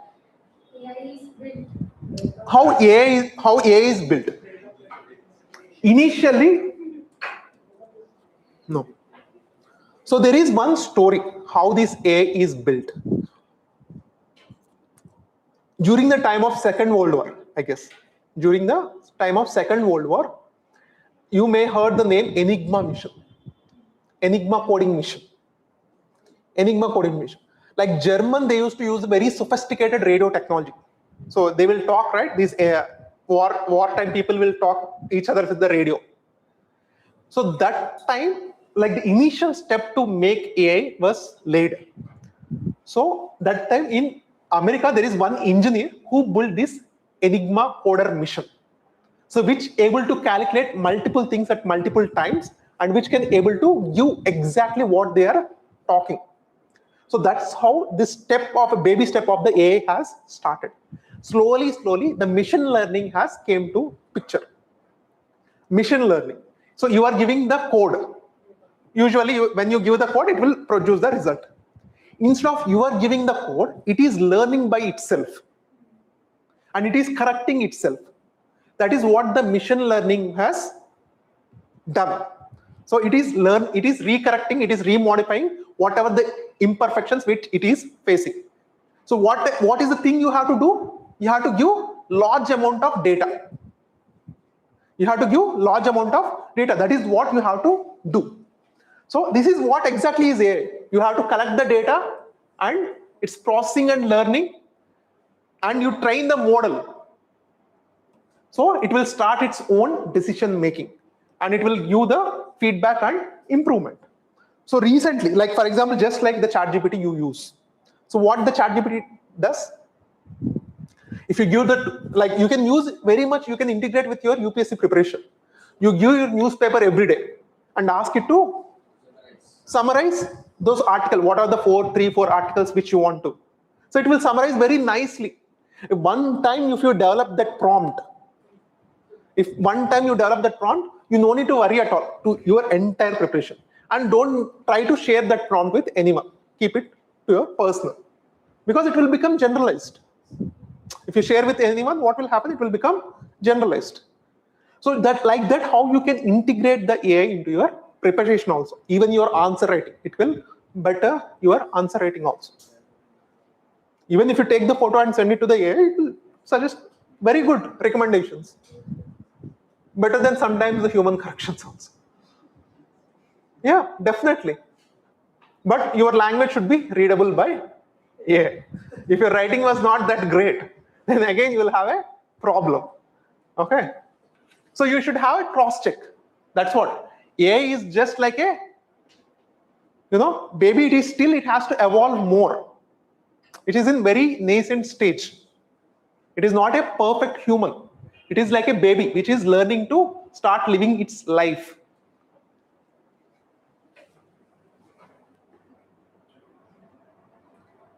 So the core concepts of AI, the machine learning. So simply the AI has the machine learning and deep learning. These two things, commonly we call it as AI. So simply these machine learning and the deep learning, they train based on huge data sets and they're able to correct themselves. That is what this machine learning and the deep learning does. Okay.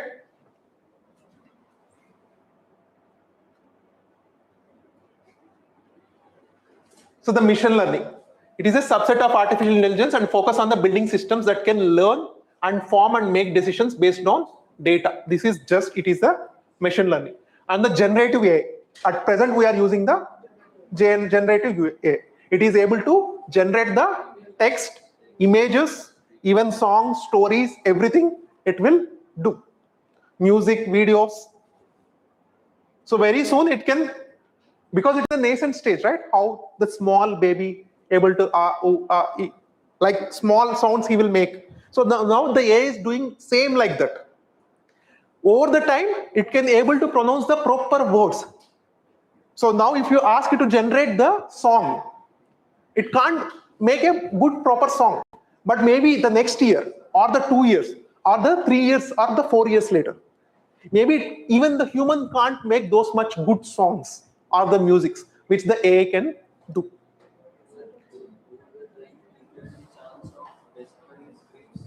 Yeah, definitely. Definitely, we can able to decipher our Indus script using the AI, right?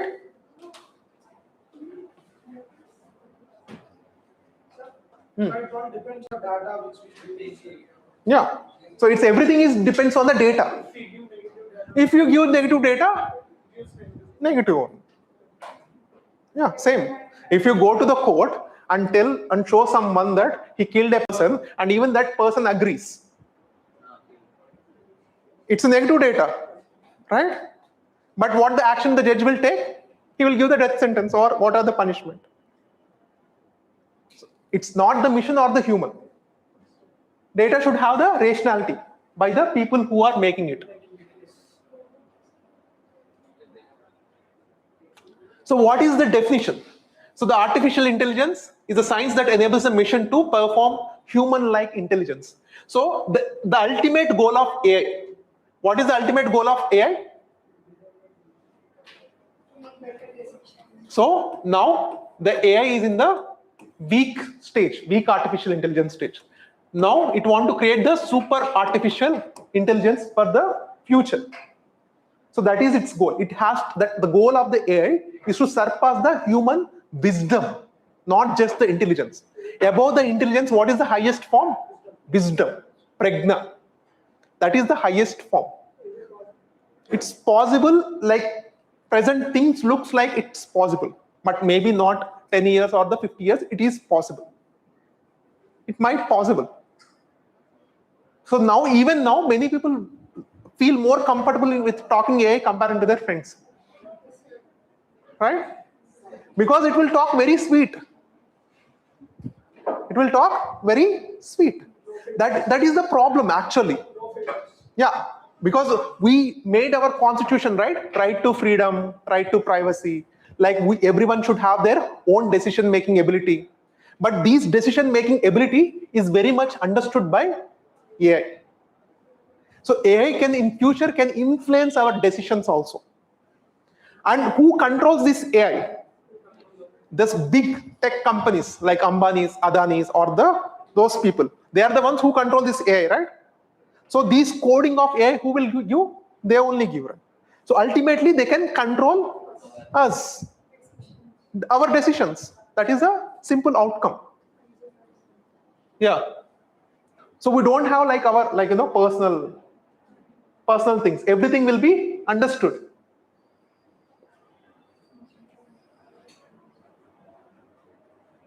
So this is what, so narrow AI. This is the present, we are in the narrow AI, designed for the specific task and the narrow range of tasks. General AI can perform any intellectual tasks. At present, the ChatGPT is almost in this stage. So this is the future. It wants to become super intelligent AI. Performing surgeries, Oh. robotics or AI? Robotics, but it has a brain, right? Robot is like a body. How the body will function? Without brain, it can't function, right? So AI is the brain. Yeah.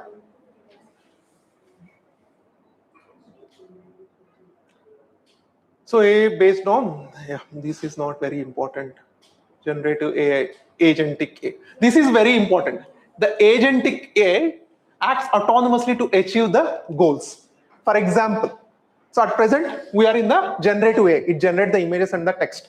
For example, any future politicians, they're using the agentic AI. So they don't need to do anything. Just you pump the data. They will arrange everything when he has to do the booth pollings. How it will communicate with its own, what are the party members, all the messages, everything it will only do. Directly it will take the action and it acts autonomously, even without telling anything to its master. So it can plan everything once the objective is designed. The objective is I want to win these elections. So do whatever you want. Even it might kidnap someone, it can kill someone. It can send it can send a message to its party worker. So this person is very important. So if he is not there, we'll get more votes. So what they will do? Definitely they want their leader to win. Definitely they do. If they don't do, then what it will tell? You are not fit for the party, just go out. So that's what it acts very autonomously. That is called agentic AI. That is the present trending. So very future it will come. So India has this AI mission, India AI mission. So what is this India AI mission? So making AI in India and making AI work for India, this is when it started in 2024, India started its India AI mission. So what it want to do? So it want to produce not just the AI technologies, but also the GPUs. What is this GPUs? The graphic processing units. So which company holds the major share of the GPUs in the world? NVIDIA. So that company is too powerful. So that's why even US consider it as a like the country's digital security asset. Digital security asset. Yeah. So India also want to make these GPUs in India. So what? So when China has stopped the access to rare earth metals to US. So what US has done? It has stopped selling these GPUs to the China. So to make any AI model, so these GPUs are very important. This is like a brain. So without that, you can't process those huge amounts of data. Even now, the Chinese AI models like the Moonshot AI or the DeepSeek.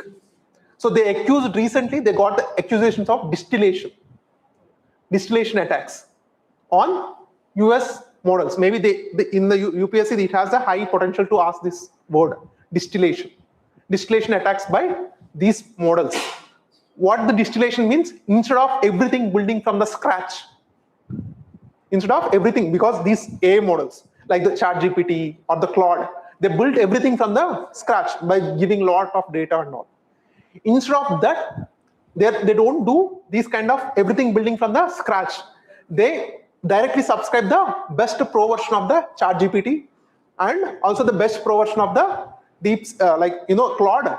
So they will learn, they will train their models based on the direct interactions with the already best AIs in the market. That is called distillation.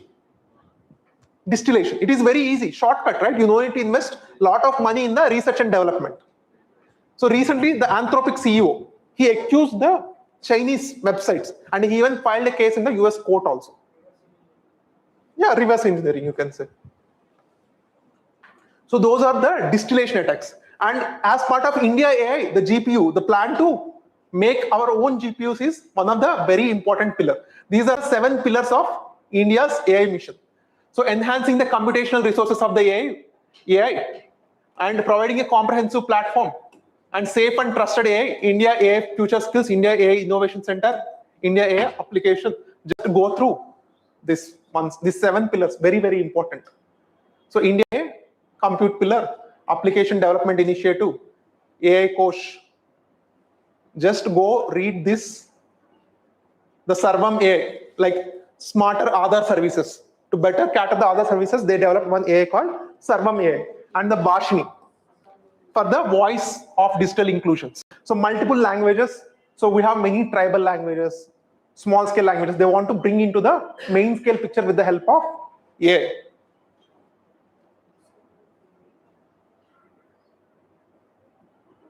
So next, supercomputers. So what is the difference between the supercomputers and the?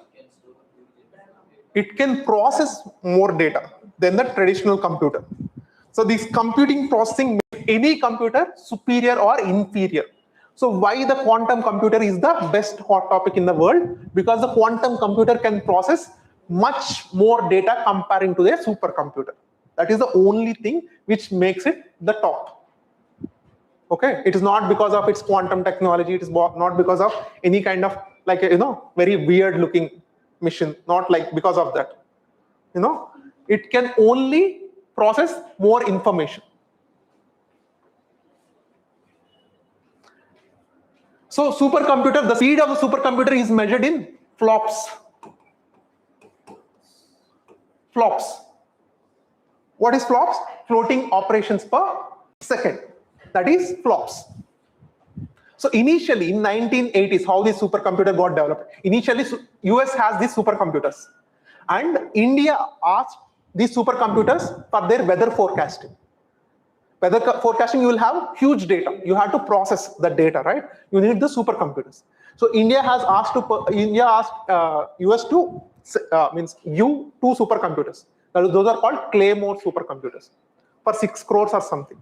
And US said, no, will not give not even one single supercomputer. Because the supercomputer You can use the supercomputer just like AI. You can also use to process you can enrich your nuclear materials. It can also be helpful for your weapon programs. So to make the better weapons, to make the better nuclear weapons also. So it has a dual use nature, not just in the civilian application, but also in the defense application. So that's why US said, no, we will not give these supercomputers to you. So what India has done, the 6 crores which they want to purchase that money, and they started its CDAC, its supercomputing developing mission. Okay, Center for Development of Advanced Computing. Just with the 6 crores, so they started their own development of supercomputers. So what is the applications of the supercomputer? So it can be applied in multiple areas. So because it can process the huge amount of data, especially for the weather and climate. Because you will get huge amount of data from the satellites. Okay.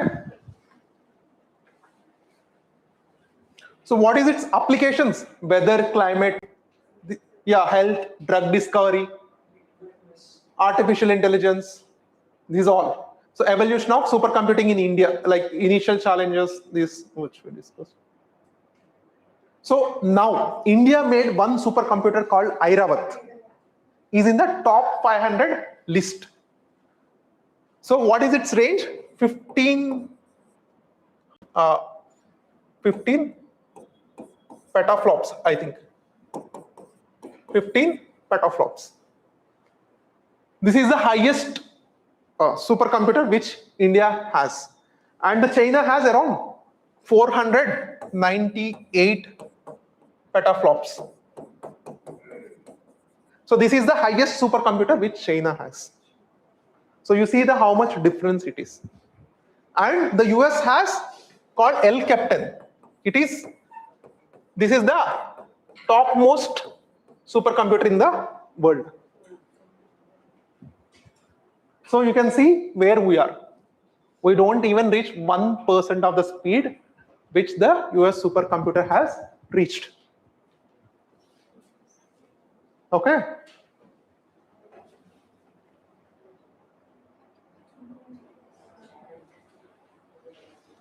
So this is about the story of the supercomputers. Okay. Next we'll discuss about quantum computers. You think I'm going very rush? Huh? Or you finished your energy? So we have less, just like 4 or 5 topics. We'll close. We'll go with a brief explanation. No, man. You want to finish it? So next, quantum computers. Why these quantum computers are very much different from the supercomputers? Because of the processing speed. So because electron moves very faster in the quantum state. It's an application of nanotechnology. It's an application of nanotechnology itself. Where in the quantum state, the electrons behave very differently. For that, you need the very low temperature, cryo temperature. So then only these quantum computers will work. Without the very ultra low temperatures, the quantum computers won't work.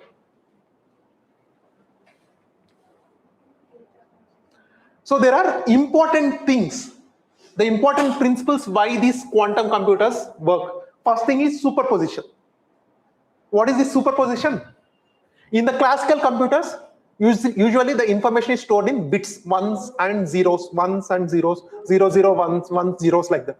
In the quantum computer, at a time, it is like 1 and 0. These electrons will continuously in the rotating speed. So which makes the processing ultra fast. Okay? It's in continuous rotation. So ones and zeros, ones and 0, ones and 0, continuous rotation. Okay? So that is superposition. Next, Like one coin, if you rotate it, it is continuously in the rotating form. That is a superposition. Next, entanglement. What does it mean by the entanglement? No, entangled. Entangled means which is connected to one end to another end. So if it is 1 is 0, another is automatically 1. So if you able to detect 0 and it will able to detect the 1. So that is also very speed phenomena which helps the quantum computers to process the information. All these phenomena, only one single agenda is to process the information. So quantum interference helps to amplify the correct solutions. So these three are very, very important for quantum computer. The quantum computer to work, these three phenomena should work. And these three phenomena, when it will work, when it has the supercritical temperatures, like to something like that. Yeah. Around something like, critical temperatures. 250, 270 degrees, it should have this kind of temperature. Without that temperature, it's impossible to achieve the quantum phenomena. So unlike our normal computers, which works in a room temperature, but these quantum computers won't work in a room temperature. It needs that kind of temperature.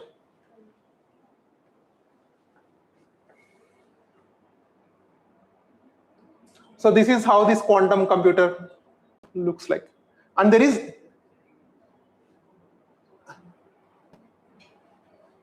is some chips, the quantum computing chips, which some companies have recently developed. Willow, these kind of some chips, go and check those chips.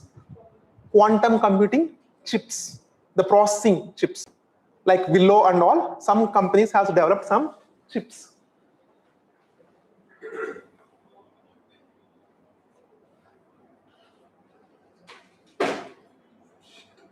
Next, cyber security. So why this cyber security is very important? So why you have to secure your cyberspace? So to secure our normal civilian space, we have police, right? At present, according to the report, every person is spending almost 6 hours daily in a cyberspace. Every human is spending on an average 6 hours with their digital devices. 6 hours. Just a few days back, there is one incident in the newspaper, in the local newspaper, Hindu only, but in the local news page. So one person has seen one advertisement that free movie website. Please download this, so you will get the free movies. So he immediately downloaded that app. When he immediately downloaded that app, so what happened? Unknowingly, that mobile went into a hang stage. And after that, so it took, means the hackers, they completely took that mobile into their control. And one time 90,000 from his account, and his mother's account is also connected to his UPI. Again 80,000, both like 1,70,000 is completely detected. So this is called a classical example of cyber attack. So that's why to securing our cyberspace, that the space which we spend in the digital world, is very, very important. So what kind of cyber attacks usually we see? You see the phishing attacks. Phishing attacks means these fake emails and all is called fake emails or messages. These are phishing attacks. Okay. Like it's not now, previously, like 3-4 years back, you usually continuously used to get, like you are selected as a heir to the 100 crores, Ambani kind of person. You all your details, your bank details and all, will transfer that money to you. So those kind of emails you usually receive. Next, ransomware attacks. What is this ransomware attacks? So what happens? They will enter into your mobile. So they will take all the data from your device, your laptop or your mobile, and they will hold with them, like kidnapping. They kidnap your data. You pay this much amount of money, then I will send that data to you. For normal people, we don't have any worry. For some special people, like politicians and all, they have like special data with that, right? So for them, they have always a problem. So they will pay whatever the money they quote, and they will recollect their data. The digital arrest also cyber. Digital arrest also very classical. Digital arrest is more like a social engineering problem. Social engineering, comparing to the cyber attack, it's like a social engineering problem, because they will, take the advantage of your fear. So if someone calls to your mobile phone, WhatsApp phone, and asks you, so you are in a digital arrest phase, so to evade the arrest, send 1 lakh rupees, means you will send? No. Everyone will not send. The error, the selection rate, like these people. So many people think that, the Muni sages, they have the more patience, right? But the more patience these cyber attackers will have. Because out of 1,000 calls or 10,000 calls, the success rate is only 0.2%, even less than the UPSC success rate. Even less than the UPSC success rate. Still, they will continue, because even one fish they can catch. They don't need to enjoy their whole month or next 2 months. So the recent that digital arrest happened with one cyber techie in the Bangalore. She is working as a software engineer for 20 years. For 20 years, she is working as a software engineer. And they said that if you don't pay this much, I will expose your name that you are involved in some kind of cyber fraud. And even I will show your son's details also. I will defame your son also. So she got shivered, and she transferred 1.5 crores. 20 years she is working as a software engineer, right? So obviously that much savings. 20 years means obviously she is in very high position. She is very much educated and she is working in IT. So next, malware attacks. Malware is also like a malicious software they will send into your phone, just like what I said the first example. Next, DDoS attack, flooding the server network with the massive traffic. This is very important. MITM, man in the middle attacks. So that's why you should not subscribe to your public Wi-Fi. So why the people, sometimes they want that you should not subscribe. You should not, okay, it is coming for free. The railway or the bus stand. So you should not use that kind of public Wi-Fi. If you use, what will happen? There might be some person already, he is watching what kind of the things you are doing with that network. That is called the man in the middle.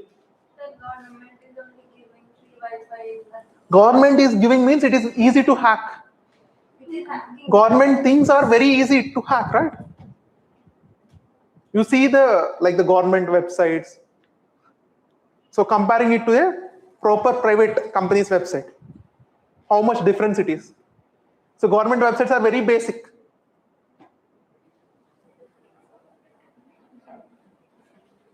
So password, repeated attempts to guess the password. Now with AI, this can also, like you see that number lock. You try multiple times, 1,000 times. Maybe in the 999th time, it will open. So that's how they'll guess. So next, especially this is very important, the Trojan horse. The Trojan horse attack. What is this Trojan horse attack? It disguised as a malware and looks like very legitimate source. Okay? So these are the very important cyber attacks. So cyber architecture in India. So what is the nodal agency for the cyber attacks? CERT, Indian Computer Emergency Response Team. They are the nodal agency for the cyber security architecture in India. National Cyber Coordination Center. Okay. Next, National Cyber Security Coordinator, legal and policy framework. These are all very important. So now at present, what are there in the news? You see, you have to know about this Mythos AI and also the project Glasswing. What is this project Glasswing? Yeah, project Glasswing. Very important.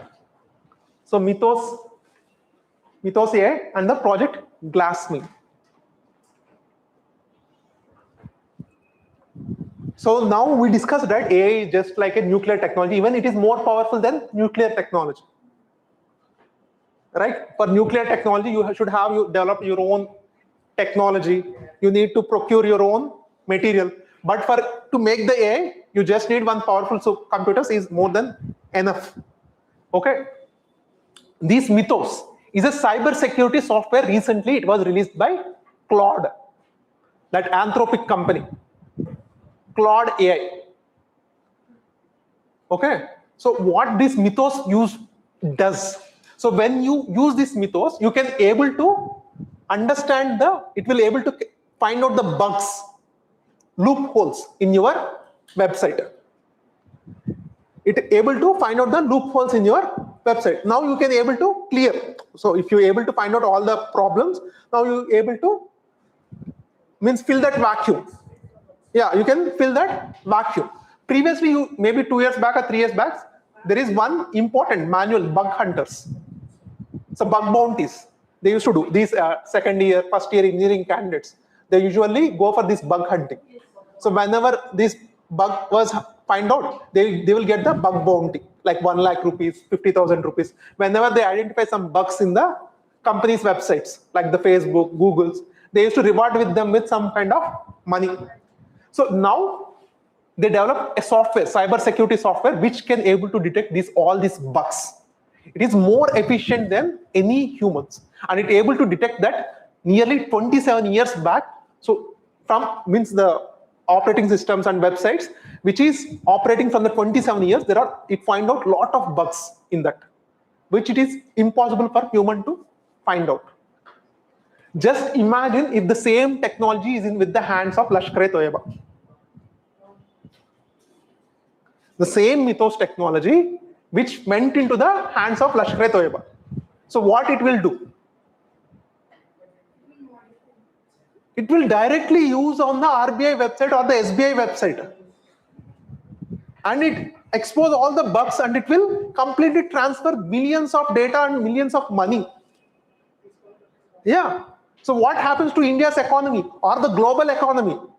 It will not just hit the Indian economy, it will also hit the global economy also. Because if India hits its global economy, so what happens? If India doesn't have money to purchase oil, so what happens to the oil markets? The prices will fall. Definitely it will fall. Because the demand will be decreased, right? If India can't buy the petrol, the supply will be more. The demand will be less. The prices will decrease. Yeah. And the foreign investors who invest in the Indian markets, what happens to them? Gone. So that's what. Even it's not just India, it will also impact the whole world. So that's why these Mythos AI, these kind of cyber security AIs are very powerful. So that's what these softwares. So the Claude company itself, they said that will not release this software for the civilian use. Will confine this software only for some preferred entities. So that's what they formed the project Glasswing. In that project Glasswing, it's a cartel, just like the OPEC. Oil producing companies. Only they form a cartel and they will only control the prices and all like that. So same like they formed a project Glasswing where this, Microsoft, Google, and OpenAI, Anthropic, Cisco, all the tech companies, they will have one gang. So they will hold this software. Only that software will be supplied to them. If it is like only the few companies, it is not a democratically elected things. These are profit-oriented institutions. If these profit-oriented institutions are controlling these sensitive technologies, what happens to the another whole world? Definitely it has a huge impact. So they will control this very important technology. If India listens to them tomorrow, So India will be saved. If they don't listen, what they will do? Definitely they do something to make India to listen their whatever they say. So that's why the AI is too powerful and it will leave the control of human hand one day. Okay? Especially if you give them a body.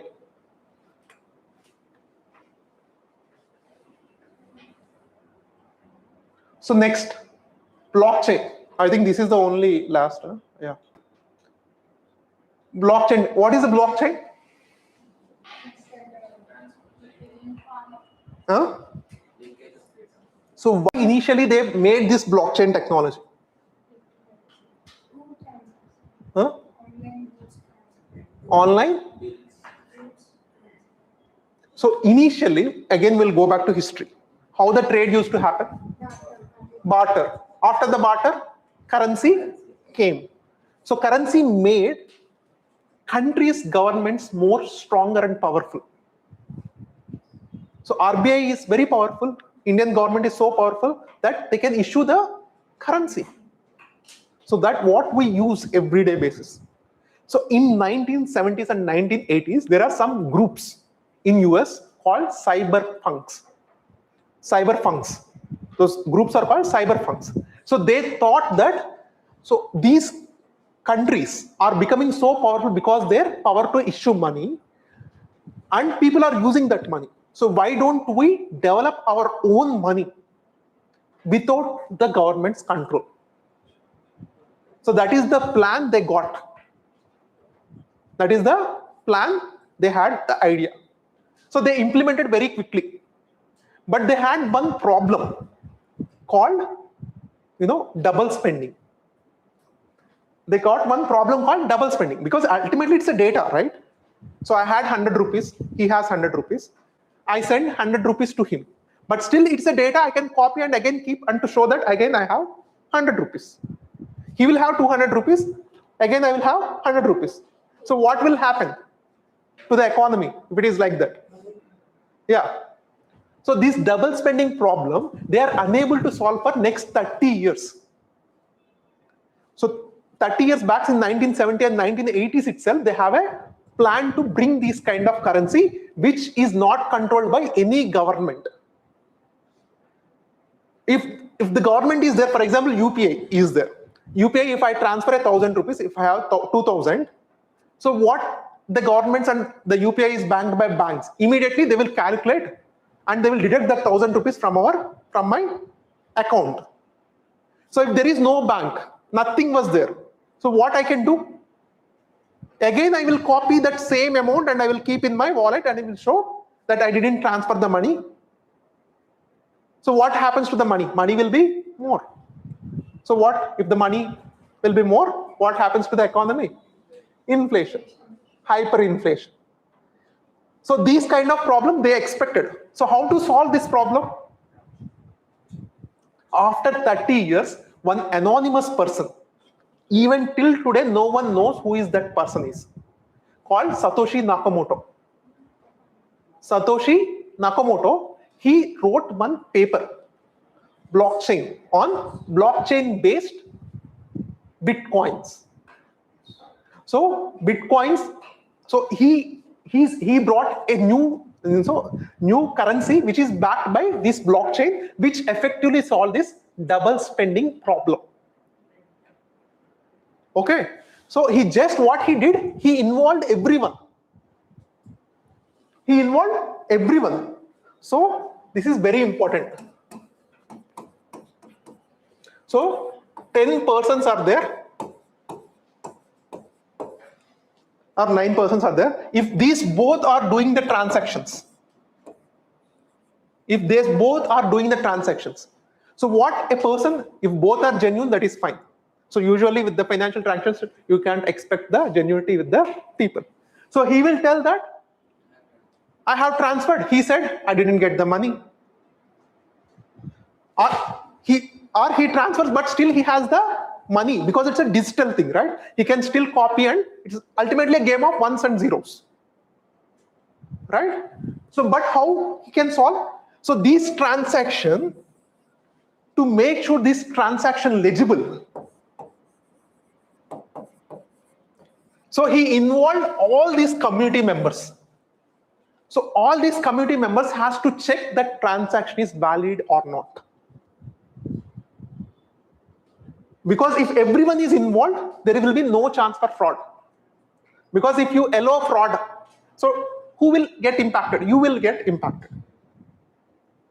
So if everyone is involved to authorize the transaction, at least 50%,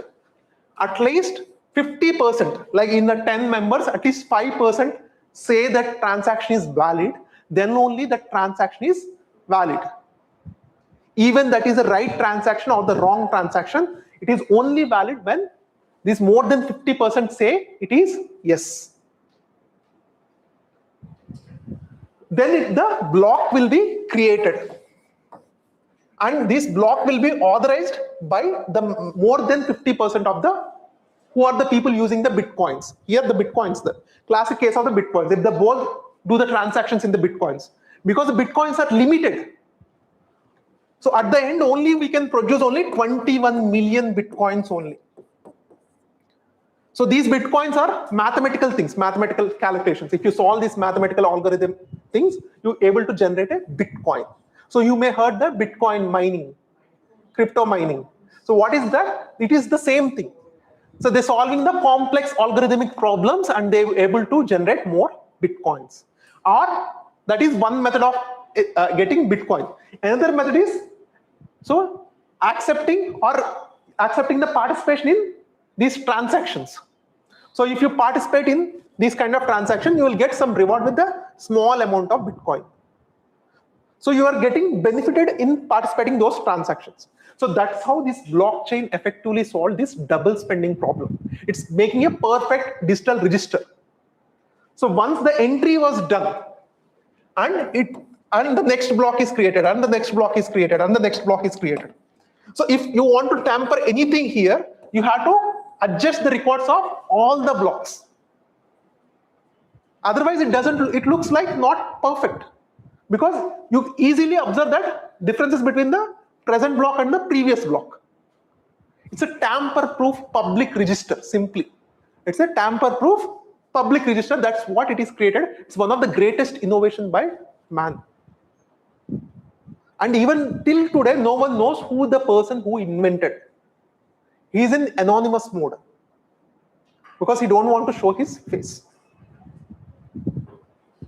No one knows. Like the name, only we know that his name is Satoshi Nakamoto. He published that research paper with a fake name. But he gave the solution to the people. So this blockchain is very much useful in the cryptocurrency, which is a limited number. When it started, when the Bitcoin came in 2008, it was around $1 or $2, the value. Now what is the value of Bitcoin? It is $1,40,000 now. 1,40,000 means 1.4 crores. Yeah, 1.4 crores. If you have 2 Bitcoins, it means you are having 2 crores.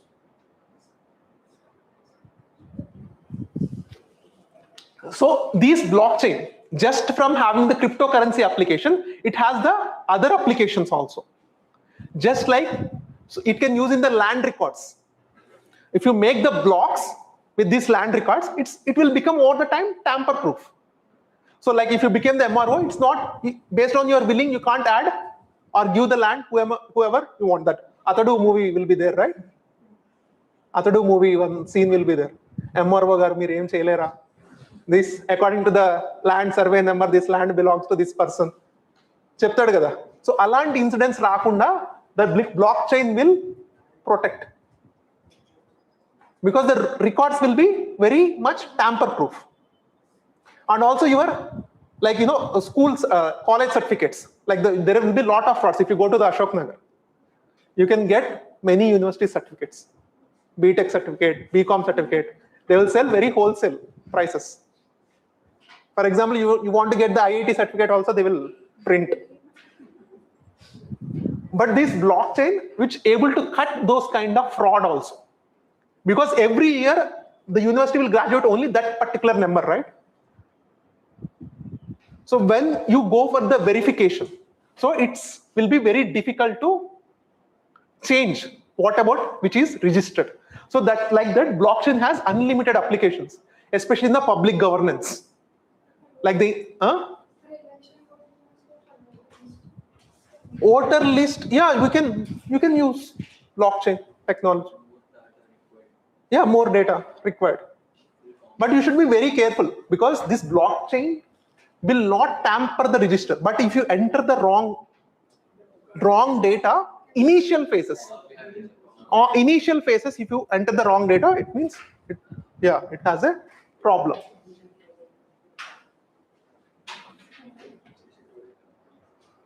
So that is what this blockchain is. Next, recently India has launched this currency, digital central banking digital currency. These are the digital currency notes which RBI has introduced. So what is the benefit that RBI will get by this is also backed with the blockchain also. This is also backed with the blockchain. It will save the lot of money for printing. RBI no need to print anymore, right? It can generate the money digitally. We will last, sir. Huh? We will last because we can't. There is no middle value. Like if you take 4 rupees, it is not accessible. You can't Okay. take. So yeah, like UPI you can't, like 1.5 you can't do. Yes. But slowly they will also improve, add those kind of functions. Yeah, and also you no need to bank by bank. For UPI, we need the bank account link. But these kind of thing, you no need have any bank account. You no need to have any bank account. No, not black money. Maybe RBI will give one kind of account. So you will log into that account, you will have. That is fine, yeah. But it able to effectively track, right? That is the thing. Because it knows how much digital currency it has issued. So it able to, with the blockchain technology, it can able to track every single penny. Yeah, every single penny it can track. So who will be the more powerful? Government will be the more powerful. Yeah. So next, what is the difference between UPI and digital currency? So it is just the same, like the payment system platform that allows the money transfer between the accounts. Here, what we no need any bank account. That is what we discussed, right? We don't need any bank accounts, and you can directly transfer even with the offline also. So without means online, without internet, UPI won't work. But this without internet also will work, and it no need to back by any bank. So directly you will communicate with the RBI only. So this is important. Next, NFTs. What is this NFTs? Non-fungible tokens. So what is this non-fungible tokens? Fungible tokens means it has same value, just like our currency notes. Non-fungible tokens means it has very unique value. Okay. So for example, if I has that painting is there, right? That whatever is in the chart, I take that photo and I upload it in the internet, and I said it is the value has $1. So a person who wants that photo, he has to pay that $1 and he has to keep. That is the non-fungible tokens. So it is just because of me, maybe someone will buy, someone will not buy. If that painting was, so that chart was prepared by some very famous painter, just imagine the value. It will be very high. So this is also backed by blockchain. Otherwise, everyone will create their own copies. Yeah. Next, the last topic, 3D printing and 4D printing. So what is this 3D printing? Have you ever seen the 3D printer? Anyone? Telangana? temple used to build with the 3D printing, and in Bangalore also one post office they used the 3D printing. So 3D printing is nothing but you are building the materials in the 3D objects and 3D forms. So what is the best application I will show here? So this is the Skyroot rocket engine. So they have built using the 3D printer. Okay. But what is its difference with the 4D printing? Because it uses the special materials which it works with the time. Like 3 dimensions, what is the length, breadth, width? So these are the important 3 dimensions, right? Here one more dimension it will add was time. With the time it will, so based on the materials you use, it can expand, it will compress. So the time factor is added in the 4D printing. Okay. So making objects that change with time. That is the only difference with the 4D printing. Okay. Yeah. So this is my handout. I think it is finished with it. Okay. So in this and all, I think I will share these things with you. So just go and check. Okay. With this, you will have some brief coverage of science and technology. Hope this session will be very much helpful for you. And thank you for cooperating so much time. Yeah. I really appreciate your patience. Okay. Okay. Thank you. Okay.